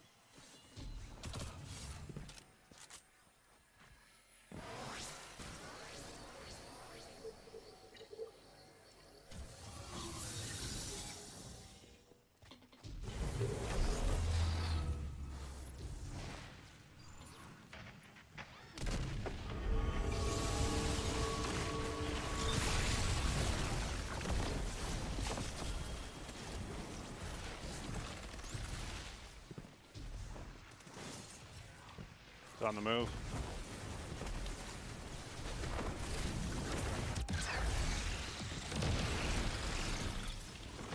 I'll grab Okay. first. Next monster, your Okay. guys's.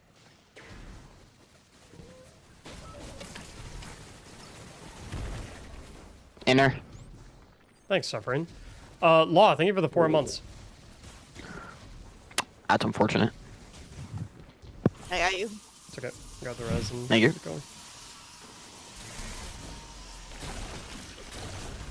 I can pick up another one though. Hell yeah.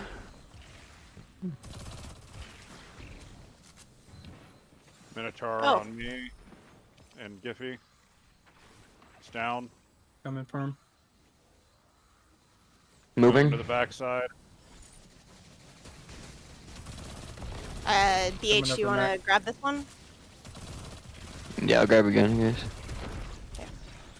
And not jump off the map this time.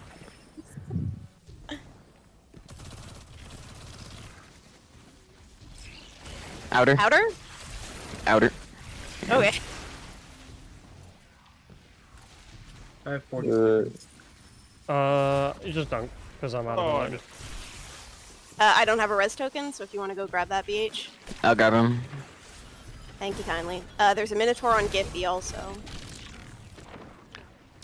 Ow. God. I'm putting on Icarus stash. Which, I do I have. think I just grabbed a moat by accident. Okay, I'm that's so fine. sorry. Matt, how many do you have? I have 9. Okay, you can just go to Caboose.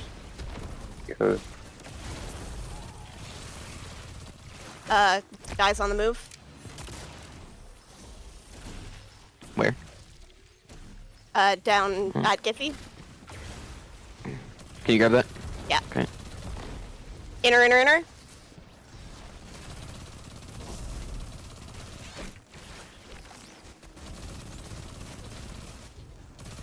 Go ahead and jump.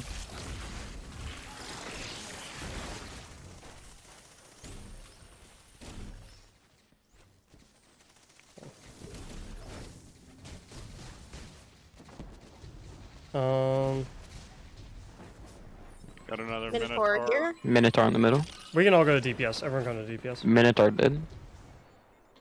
Oh, he's moving. He's moving. No, come to DPS. Come to DPS.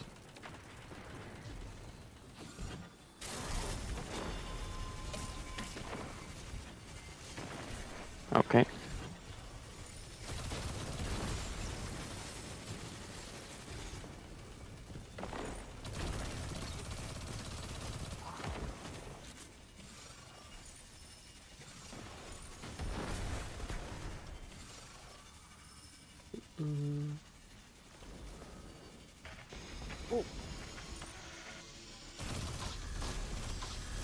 Put the ball down now.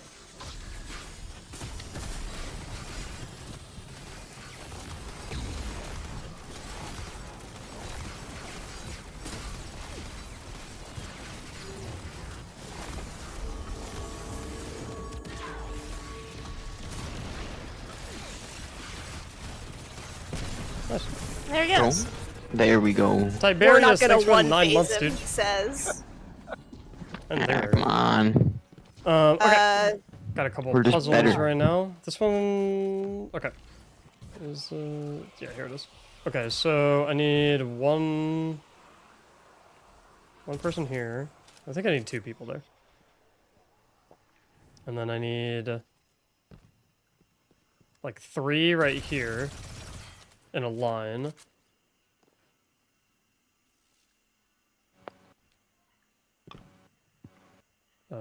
Sorry, Nishan, I need you over there. Over where? Giffy like here. Nishan right here. Okay. And then I'll go here. And then Matt move, that's fine actually, you guys do it to me. Caboose, shoot the thing. Below. Where is it? And the yeah. And then you link to Giffy link to Nishan. You might have to move a little closer to Nishan. Oh. No, Oh. Matt, come here. There you go, good. Giffy, Nishan and Mac. Okay, now Matt and BH, you guys move closer to Caboose. Okay, Matt, I want you Why do I directly in keep front of me. getting- Directly in front of me. And then okay, that's not, no. Directly in front of me. Like, I want your feet touching my toes. There we go. BH, go to where, no. Okay. Don't assume what I want you to do. Alright. BH, I want you to come to Matt, so you link with him, and then I need you to start going towards Caboose. Why does it keep breaking? That is very weird. Matt, move up a couple steps. Couple more steps, and to the right. Couple more. Keep going. And then BH, move towards Caboose. It is not tethering. We might have to just turn it off and then on Okay, again. Caboose, walk up a touch. Okay, now restart it. BH, walk up towards Caboose. BH and Matt switch spots. And Caboose, break it. And restart. No. Matt, come. There we go. Okay, Matt, BH, you're going to come to the left a little bit and up a couple steps. And then Matt, you're moving towards Caboose. Until you link with him. Caboose. There you go. Okay. Caboose, you can't be rotating Caboose because it's going to break it. Oh, are we good now? Caboose, come up towards We Giffy. gotta. A little more. We're a self-contained unit now, so it should be okay to There move we go. closer. All right, now Giffy. Do not move unless I tell you to move, by the way, guys. Giffy, you're gonna jump up on that pillar behind you. Try.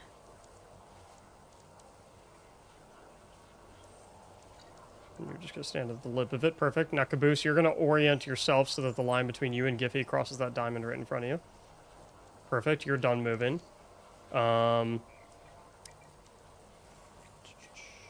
BH, you're gonna take a couple of steps towards me.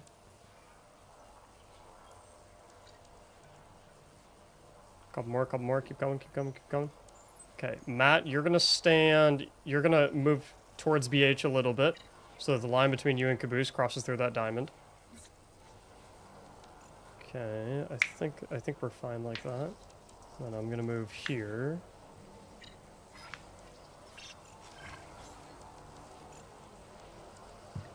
Okay. Now, Nishan, you're basically gonna crouch on that diamond right in front of you.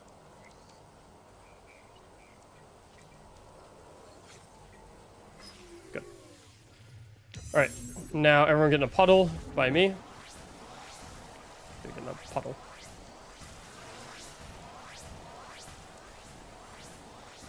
Okay, now everyone, we're not gonna sprint. We're just gonna do like, oh, get back together.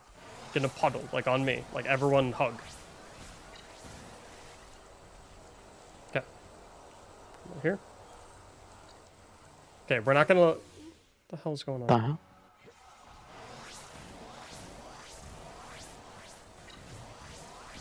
I think I was accidentally hitting my sprint button. It shouldn't Sprint shouldn't turn it off, turn it off. though. Okay, everyone come over here. I'm just gonna there we go. Oop.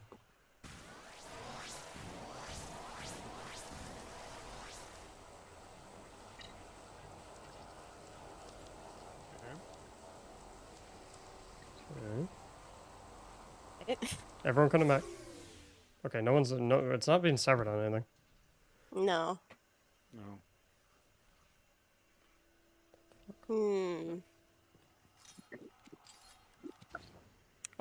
BH and Matt, leave the fire team and put your Bungie IDs in my Twitch chat again so I can re-invite you guys, because the line was fucking up with you too. So I don't know if it's like... Is it a connection problem? I've literally never seen this before in my entire life.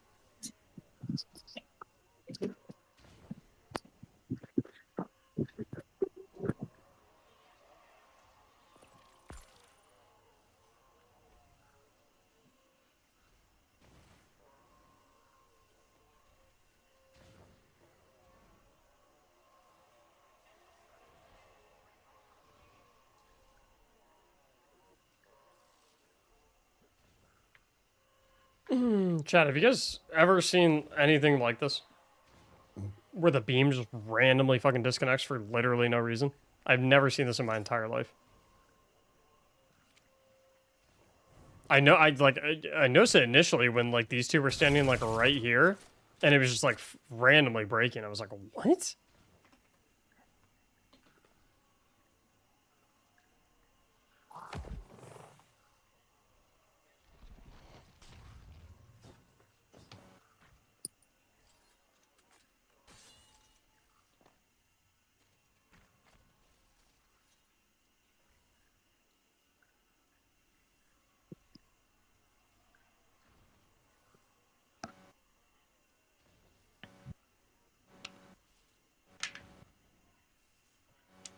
I need BH. I need your Bungie ID as well. In the Twitch chat, so I can. I'm in the fire team. Oh, okay. I'm in the fire team. Yeah, I see.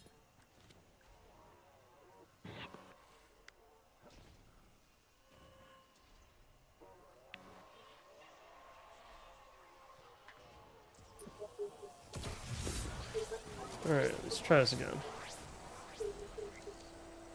Cluster up.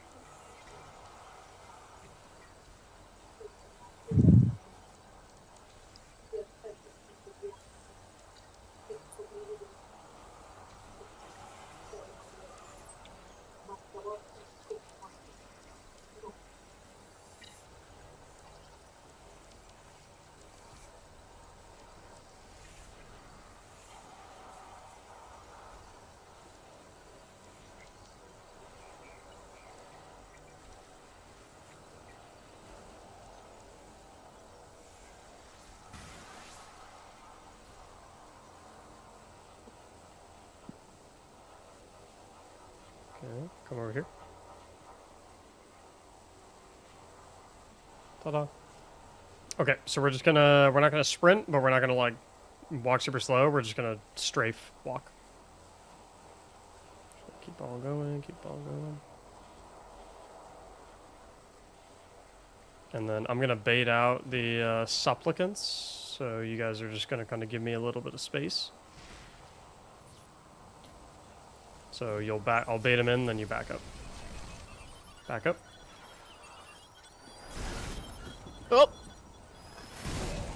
We're okay. Ta-da. Okay. Come over here. Now so hold up. We're gonna untangle So Caboose, you're tangled a whole lot. Hold up. Whoa, whoa, whoa, whoa, whoa, whoa. Get back together. Get back together. Get back together. Okay, we're untangle one at a time. So it looks, there we go. Perfect. Caboose, I want you going to, if you turn around, that top right. Giffy, you'll take middle right. Wait. On the top right diamond, Caboose. Yep. Okay. So just stand right on it. Giffy right there. Nishan, you got top left. Matt, you've got middle left. And then myself and BH, you got these ones.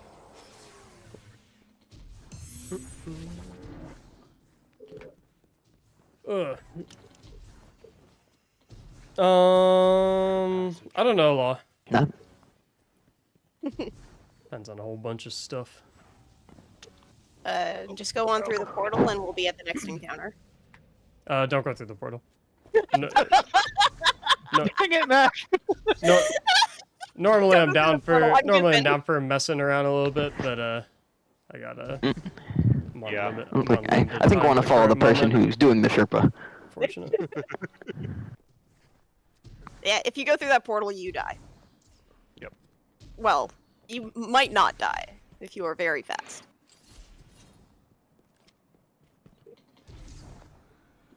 Okay. If you know how to do the cheese to get up to the top quickly, go nuts. If you don't really know how to do it or you're not particularly good at it, then follow me instead, please. Do you just ride up the whatever you that can thing is, ride the it, spinny thing? but it's, I mean, there's a finesse to it that I would recommend it. Just basically recommend against it unless you have done it before and you know, like, kind of how to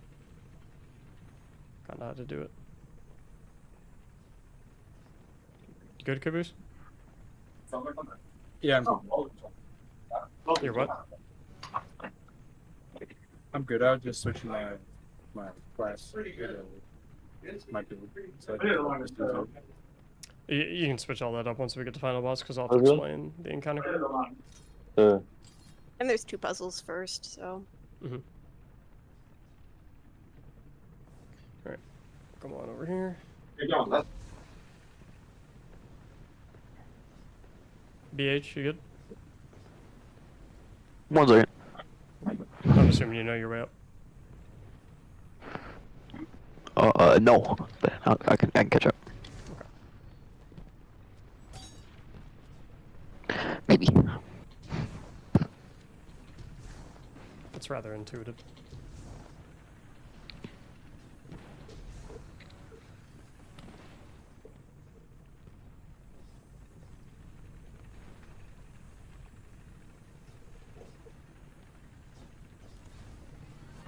Zach, that picture you sent me, I sent it to my wife.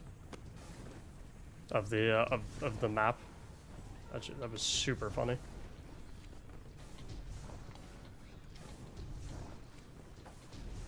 I'm like upset that I don't live there.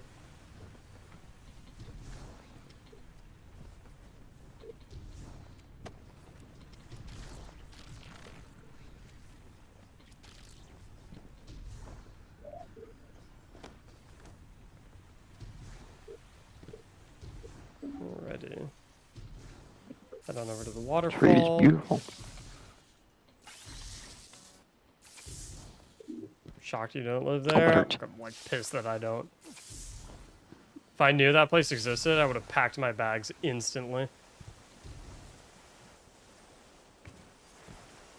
That's not where I'm supposed to be. Through here.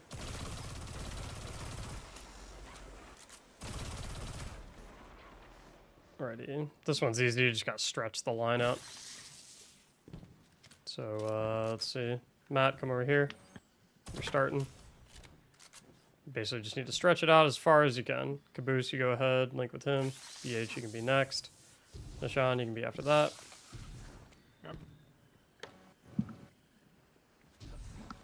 Matt, you're not close enough to the box.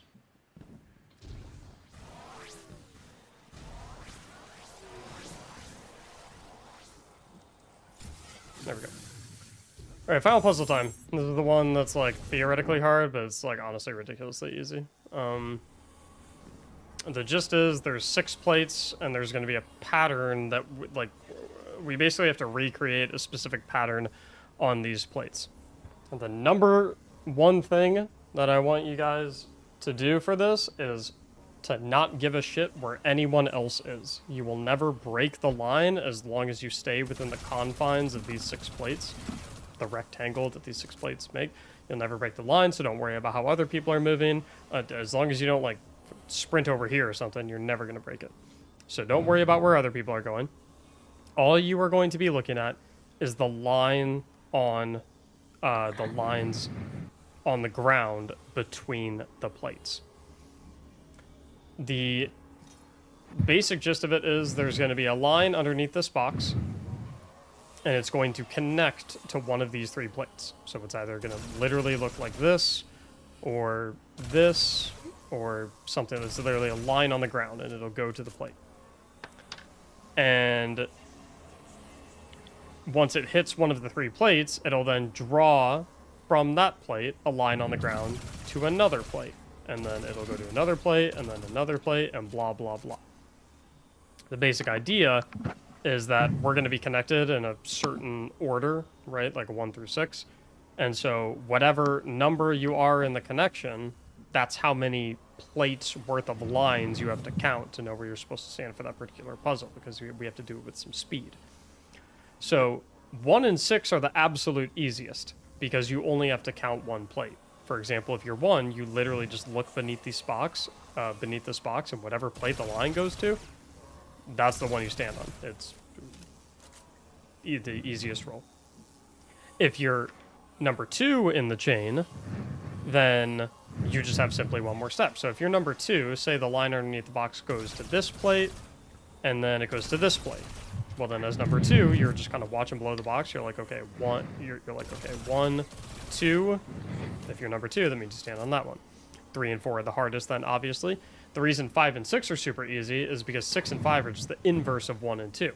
Except your point of origin is underneath this cross instead of that box. So if you're number 6, same situation. You're just looking right underneath this box. The first plate that it hits, right there or right there, that's the one you stand on. If you're 5, similar to how 2 does it, you just take it 1 step further. Very easy. So I'll take 3, and I need a brave volunteer to take 4, which is the other hardest roll, because you have to count 3 plates worth. I can count 4. There you go. Who wants the second hardest roll? Which, I mean, hardest is generous. It's really not that bad, like I said. It's just you count 2 plates worth. So who wants 2 and 5? I will take 2. Okay. I can take 5. Okay. So 2, Nishan, your point of origin, you'll be staring at this cube. Count twice. So like 1, 2. Matt's, your point of origin says going to be this cross, and you're just counting 2 of them. So if the line goes like here, say, for example, and then there, 1, 2, that's where you stand. Caboose, I'll have you be 1, so you have the easy job. You're staring directly underneath the box. Wherever the line goes from the box, that's where you stand. BH, you have an easy job as well. You're 6, same idea, but the point of origin is the cross. So we're now going to get in line based on our order. So Caboose, you'll be standing like right there. And then Maya, 2, and then 5 will be right there. And so we'll turn on the box, it'll connect us in a line, and then each of us just stand on a plate to activate it. Doesn't really matter which plate. And remember, staring at the lines of the ground based on your origin point. So look at them. Here they are right now. Boom.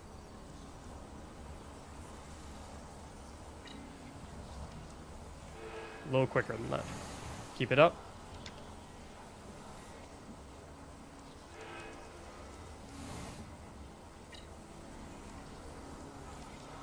Keep it rolling. A little faster.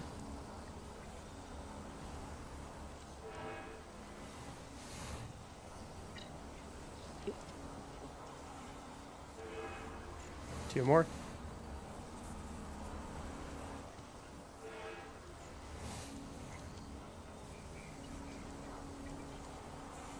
Nope. Someone counted wrong. I think Giffy counted wrong. That's okay. My bad. It's fine. Keep it going.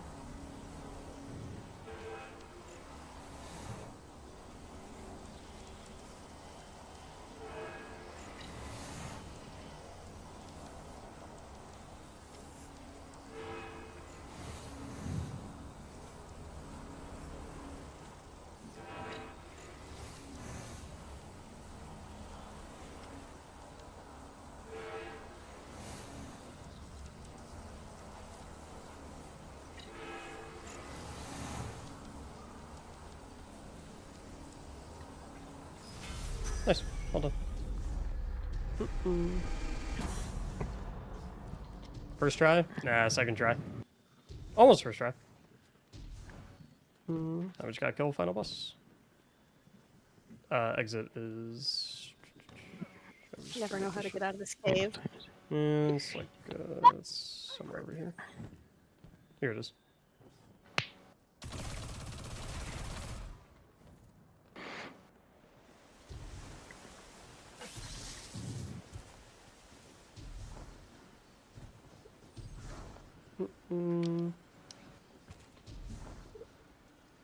The section's always funny to me, chat, because like it's so obvious that Bungie did not make the section with Strand in mind. Well, obviously, like how could they, right? Strand didn't freaking exist. But it's just funny to me. Giffy, you got galley for this boss? Yep, I can galley. Thank you.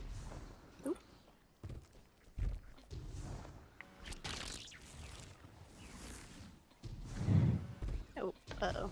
You guys can get your loadout situated. I'll pull this. Everyone, your DPS legendary rocket launcher. And then whatever sniper you want. I think is pretty good. Oh, shit. Sorry. Y'all, something came up. I gotta go.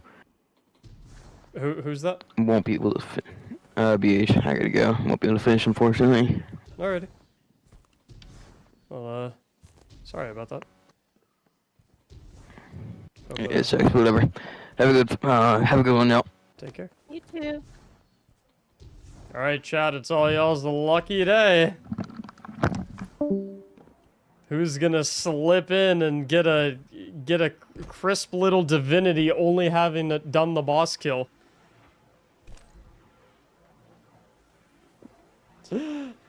Whose lucky day is it?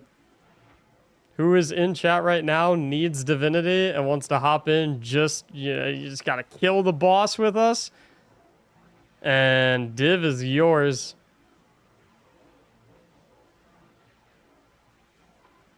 Lonesome. I saw you. I saw you first, Lonesome.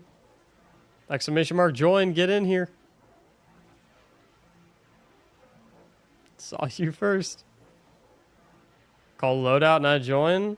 Just bring your favorite DPS. If you have crafted Apex Predator, that'd be mint. Someone had to go. They did. Someone unfortunately had to go. For loadout, just bring your crafted Apex Predator. Hop in the poll voice channel in Discord. That's about it. Giffy, you can poll people, right? What do you mean? Just Like pull start people the into encounter? VCs. I should be able to. Try. Just out of curiosity. Lonesome, can you hear us? Hello, hello. There you go. Hello. Do you know how to join with join codes, or do I need to send you an invite? Is your give me Discord one name your Bungie ID? Yes. Okay. And a 3393 behind it. You got that? Yes, I did. Cool.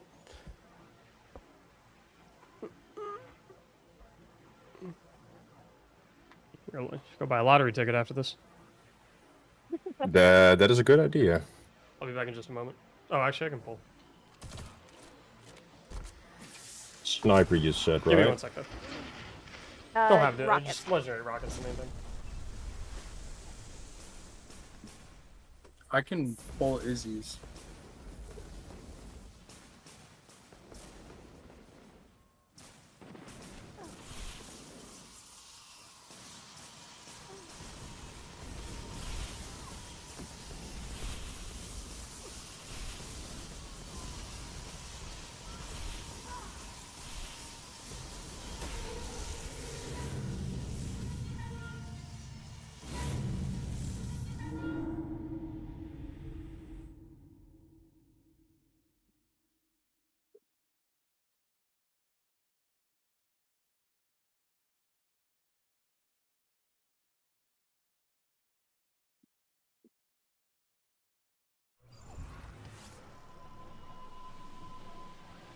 Hello. Hello. How's it going? Pretty We are good. all just Pretty doing good. our best here. Yeah, I was watching. So All right.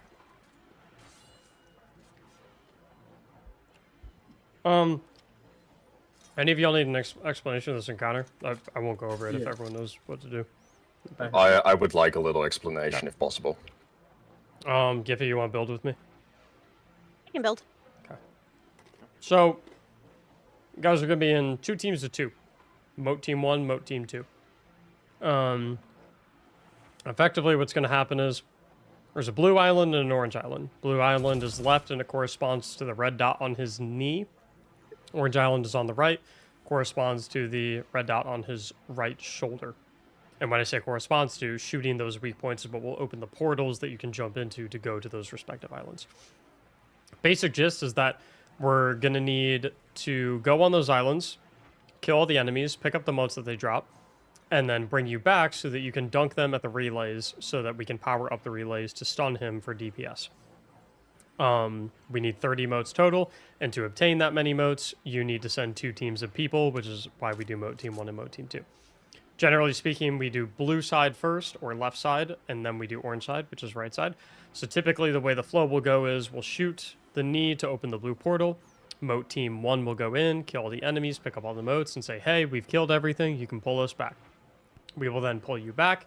You will deposit your motes into the relay. It'll be like right there. Basically, you'll see it's a big blue tower. You'll deposit all of your motes in that, and then you'll kill enemies. While we bring you back, in order to pull you back, we have to shoot the weak point on the boss, which will once again open the portal. Once we open the portal to pull you guys back, you don't have to jump into anything. It'll just automatically snap you right back to this platform. Once we open the portal to pull you guys back, Moat Team 2 will then enter into that portal to go kill the next round of enemies to pick up the next round of motes so we can get a total of 30 to fully charge up the relay. Once we send both teams in on blue and they get all the motes and we pulled you all back, we'll then do the exact same thing for the orange portal to send you all on the right side so you can power up the orange relay. That's literally it. So you just basically, if you're on Team 1, you're the first team to go into each portal respectively, kill the enemies, get the motes, dunk them in the relay. If you're on Moat Team 2, you just do each island second. Pretty simple. Who wants to be on Moat Team 1? I'll do it. Okay. Sure. As Cool. Caboose. Moat Team 2 is Matt and Nishan. Yep. Okay. Very simple. Only other thing is, if platforms are glowing orange, don't stand on them. And for DPS, we will DPS at whatever color relay is the opposite of his stun. So if he's holding out the blue stun cube, that means we DPS at orange. Yep. Myself and Giffy will do the DPS tether, but I do need one. Or Nishan, you can tether with us for DPS as well, right? Yep. Cool. Can do. So whenever we're ready for DPS, Caboose, Lonesome, and Matt, you guys will just look at the color of the cube. Whatever color it is, you guys stand at the opposite relay. That way you don't interfere with our tethering, and so you're ready to go when it comes to DPS right then and there. Okay. Darn! Alright. Thanks for the 5 gifts, dude.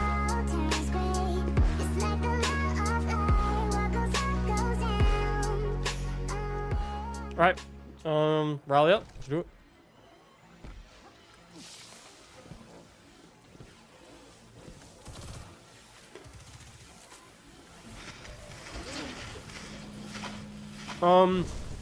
Unfortunately, I don't think I am doing another run after this law.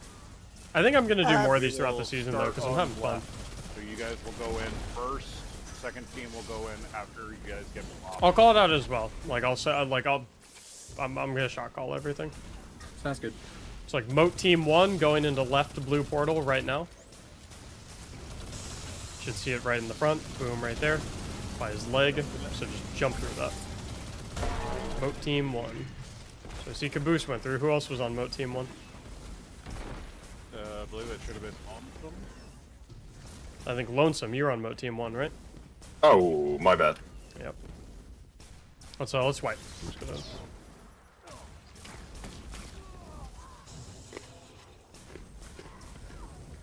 So who's on I Moat said Team wipe. 1? That'll be me then. Yeah. Okay. Who else is on Moat Team 1?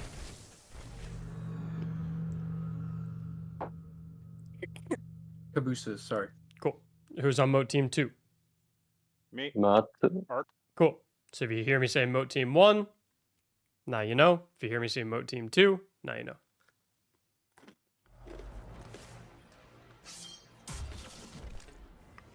All right, let's do it.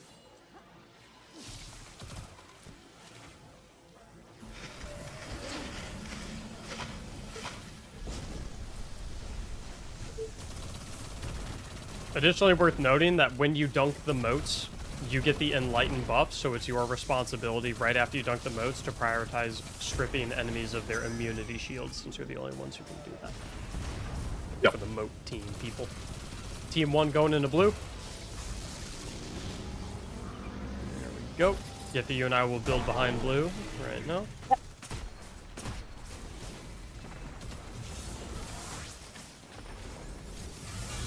Done.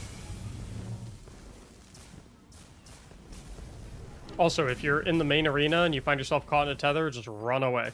Get out of there. Let us know when you guys have picked them all up. We got all the moats. Moat Team Yeah, we got 2 'em. going into blue portal. Moat Team 2 going into blue portal.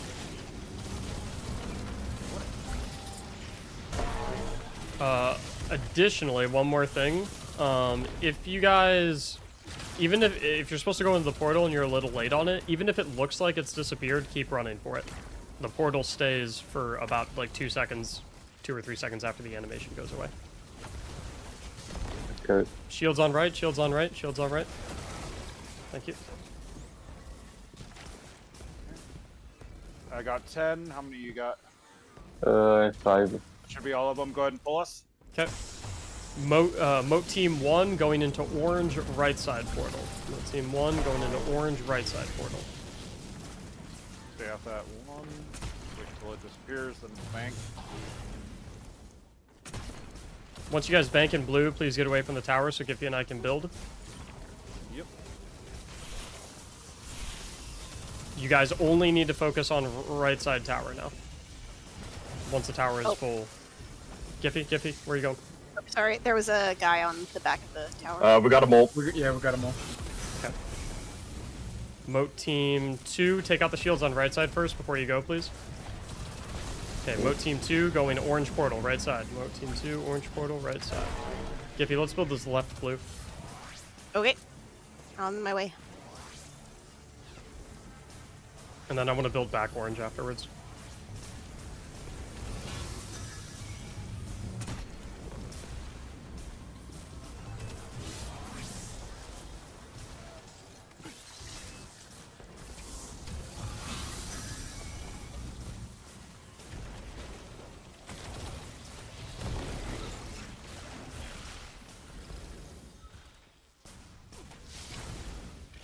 Okay, F10. all of them. Pull us.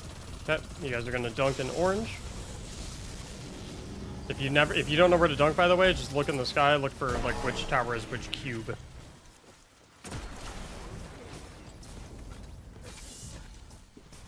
Okay. Nicely done. So we're gonna wait for the angelic to spawn. Looks like DPS is gonna be orange, so everyone who is gonna be in the tether can be on orange side. Everyone else is gonna be on blue side, awaiting for DPS. Okay.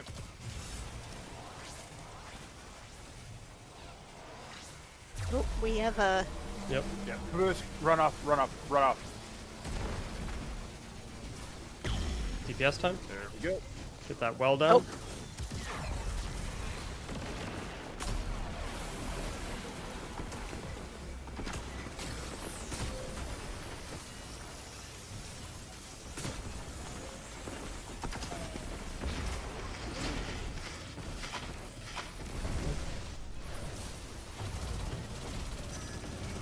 What supers are you rocking? Building gun. I have Apex. tether on. Let's orange, Giffy, orange. Eh, You be anchor, I'll switch the wall.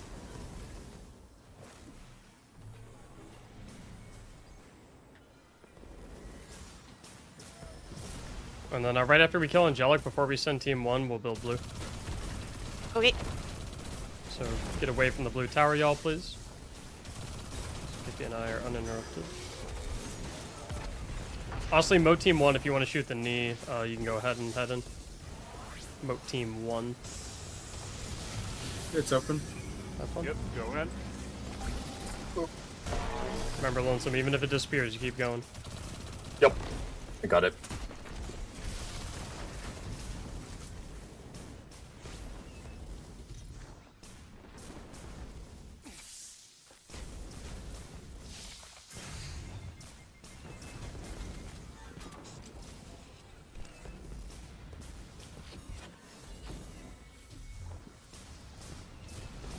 I can't pick this one up.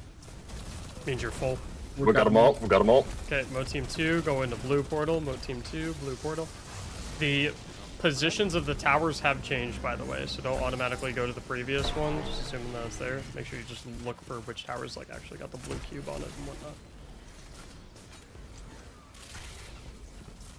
And then you guys are prioritizing all the shielded enemies.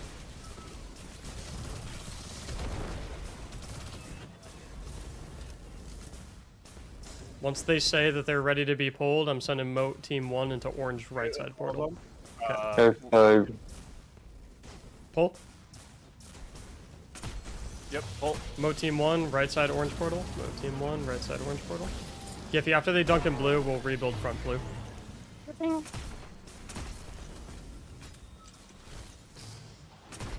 And then I need you guys to focus on primarily defending orange. Yep. Okay, rebuild blue. If you can strip the shields on left, though, that'd be nice as well. Yep, working on it. Oh, let's build back orange right now, Giffy. Got them all. Don't pull yet. Okay. Did that go through? No, no, no, no. Oh, One sec, one sec. sorry. Okay, we'll abandon it, we'll abandon it, we'll abandon it. Pull, shoot the shoulder. Moat Team 2 going in orange, Moat Team 2 going in orange.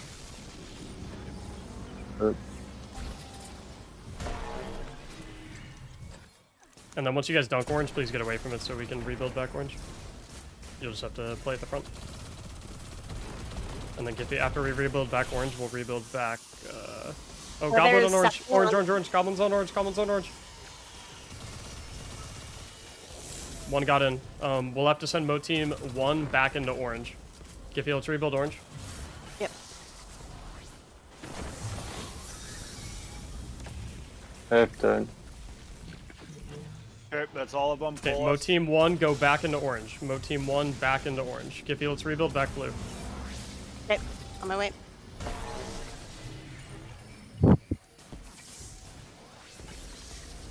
Remember, our only concern is defending orange tower right now. Let's rebuild back orange as well. Okay.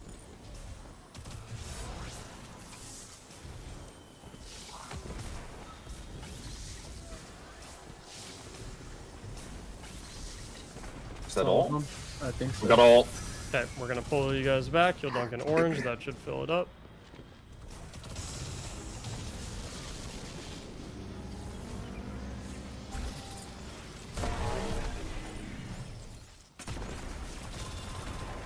Okay, there we go. Let's break these shields. Okay, DPS is going to be on orange tower. DPS on orange tower. Actually, we'll do DPS in my well, so you guys can just get in my well right now. Everyone else is we're good tether. Nashawn, you're anchored. Yep.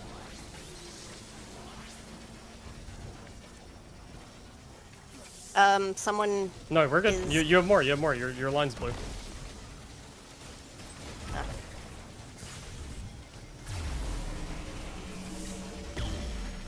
Here we go.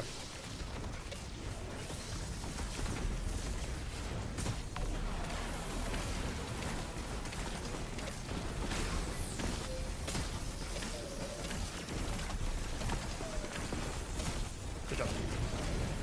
Yeehaw. Nice. Don't forget to open the chest before you leave, because Yeah, if it's you don't okay, open we'll the chest, you do not get the gun and have to do this again.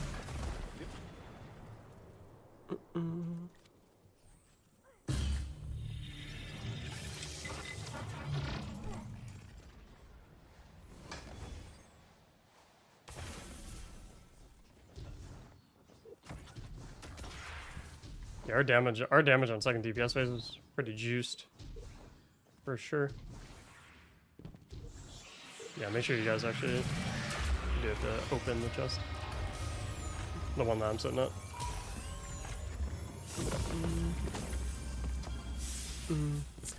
Congrats, y'all. Thank Thank you. you. Okay. Enjoyed it. Thank you. And Enjoy. Yeah. Sean, Giffy, thanks for helping. See Yeah, you guys no in chat. problem. Problem. Yeah, thank you so much. Cheers. Hour and a half. Not bad, not bad, not bad.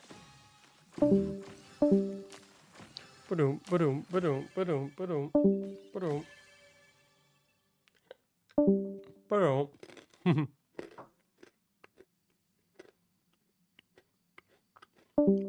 Ba-doom.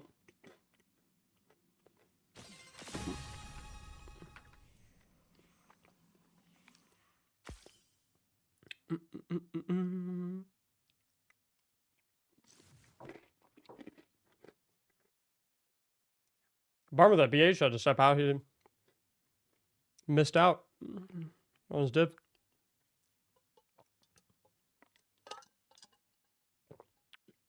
Thank you so much. No sweat, dude. No sweat.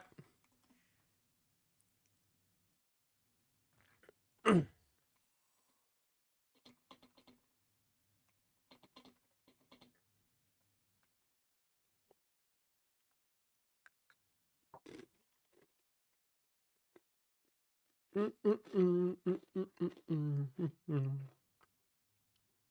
am the CEO of helping people get div. Maybe not a CEO.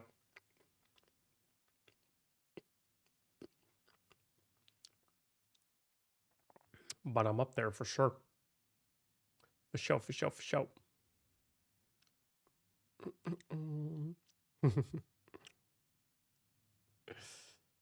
Always working on, yeah, thank you, dude.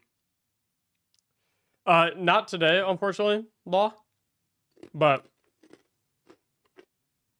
I'm definitely gonna be doing another one at some point. I'll make sure to, because I definitely want to get you in for one. I definitely want to get Tech in for one.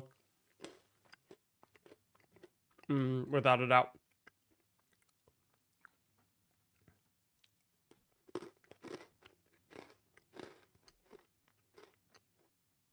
Without a doubt.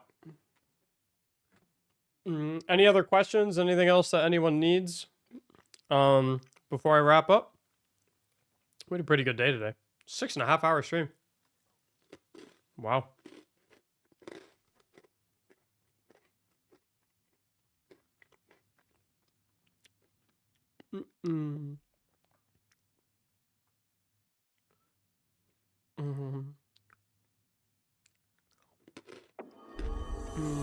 Oh, potato. Potatoes. Potato, thanks for the brand new Prime.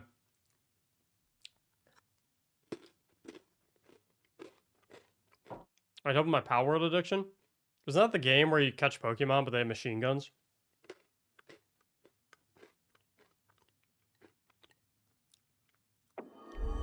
Olivia, thank you for the tier 1 for 41 months.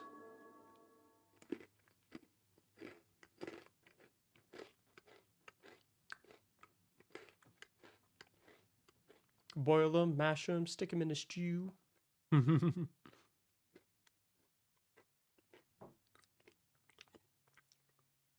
Too good, man. Too good.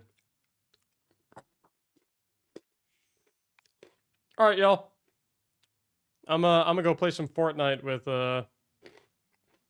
Pure Nerve and Sweat. Just kind of chill for the rest of the night. DM you about an issue with the cards? Absolutely. Let me know. Take care, y'all. I will catch you next time.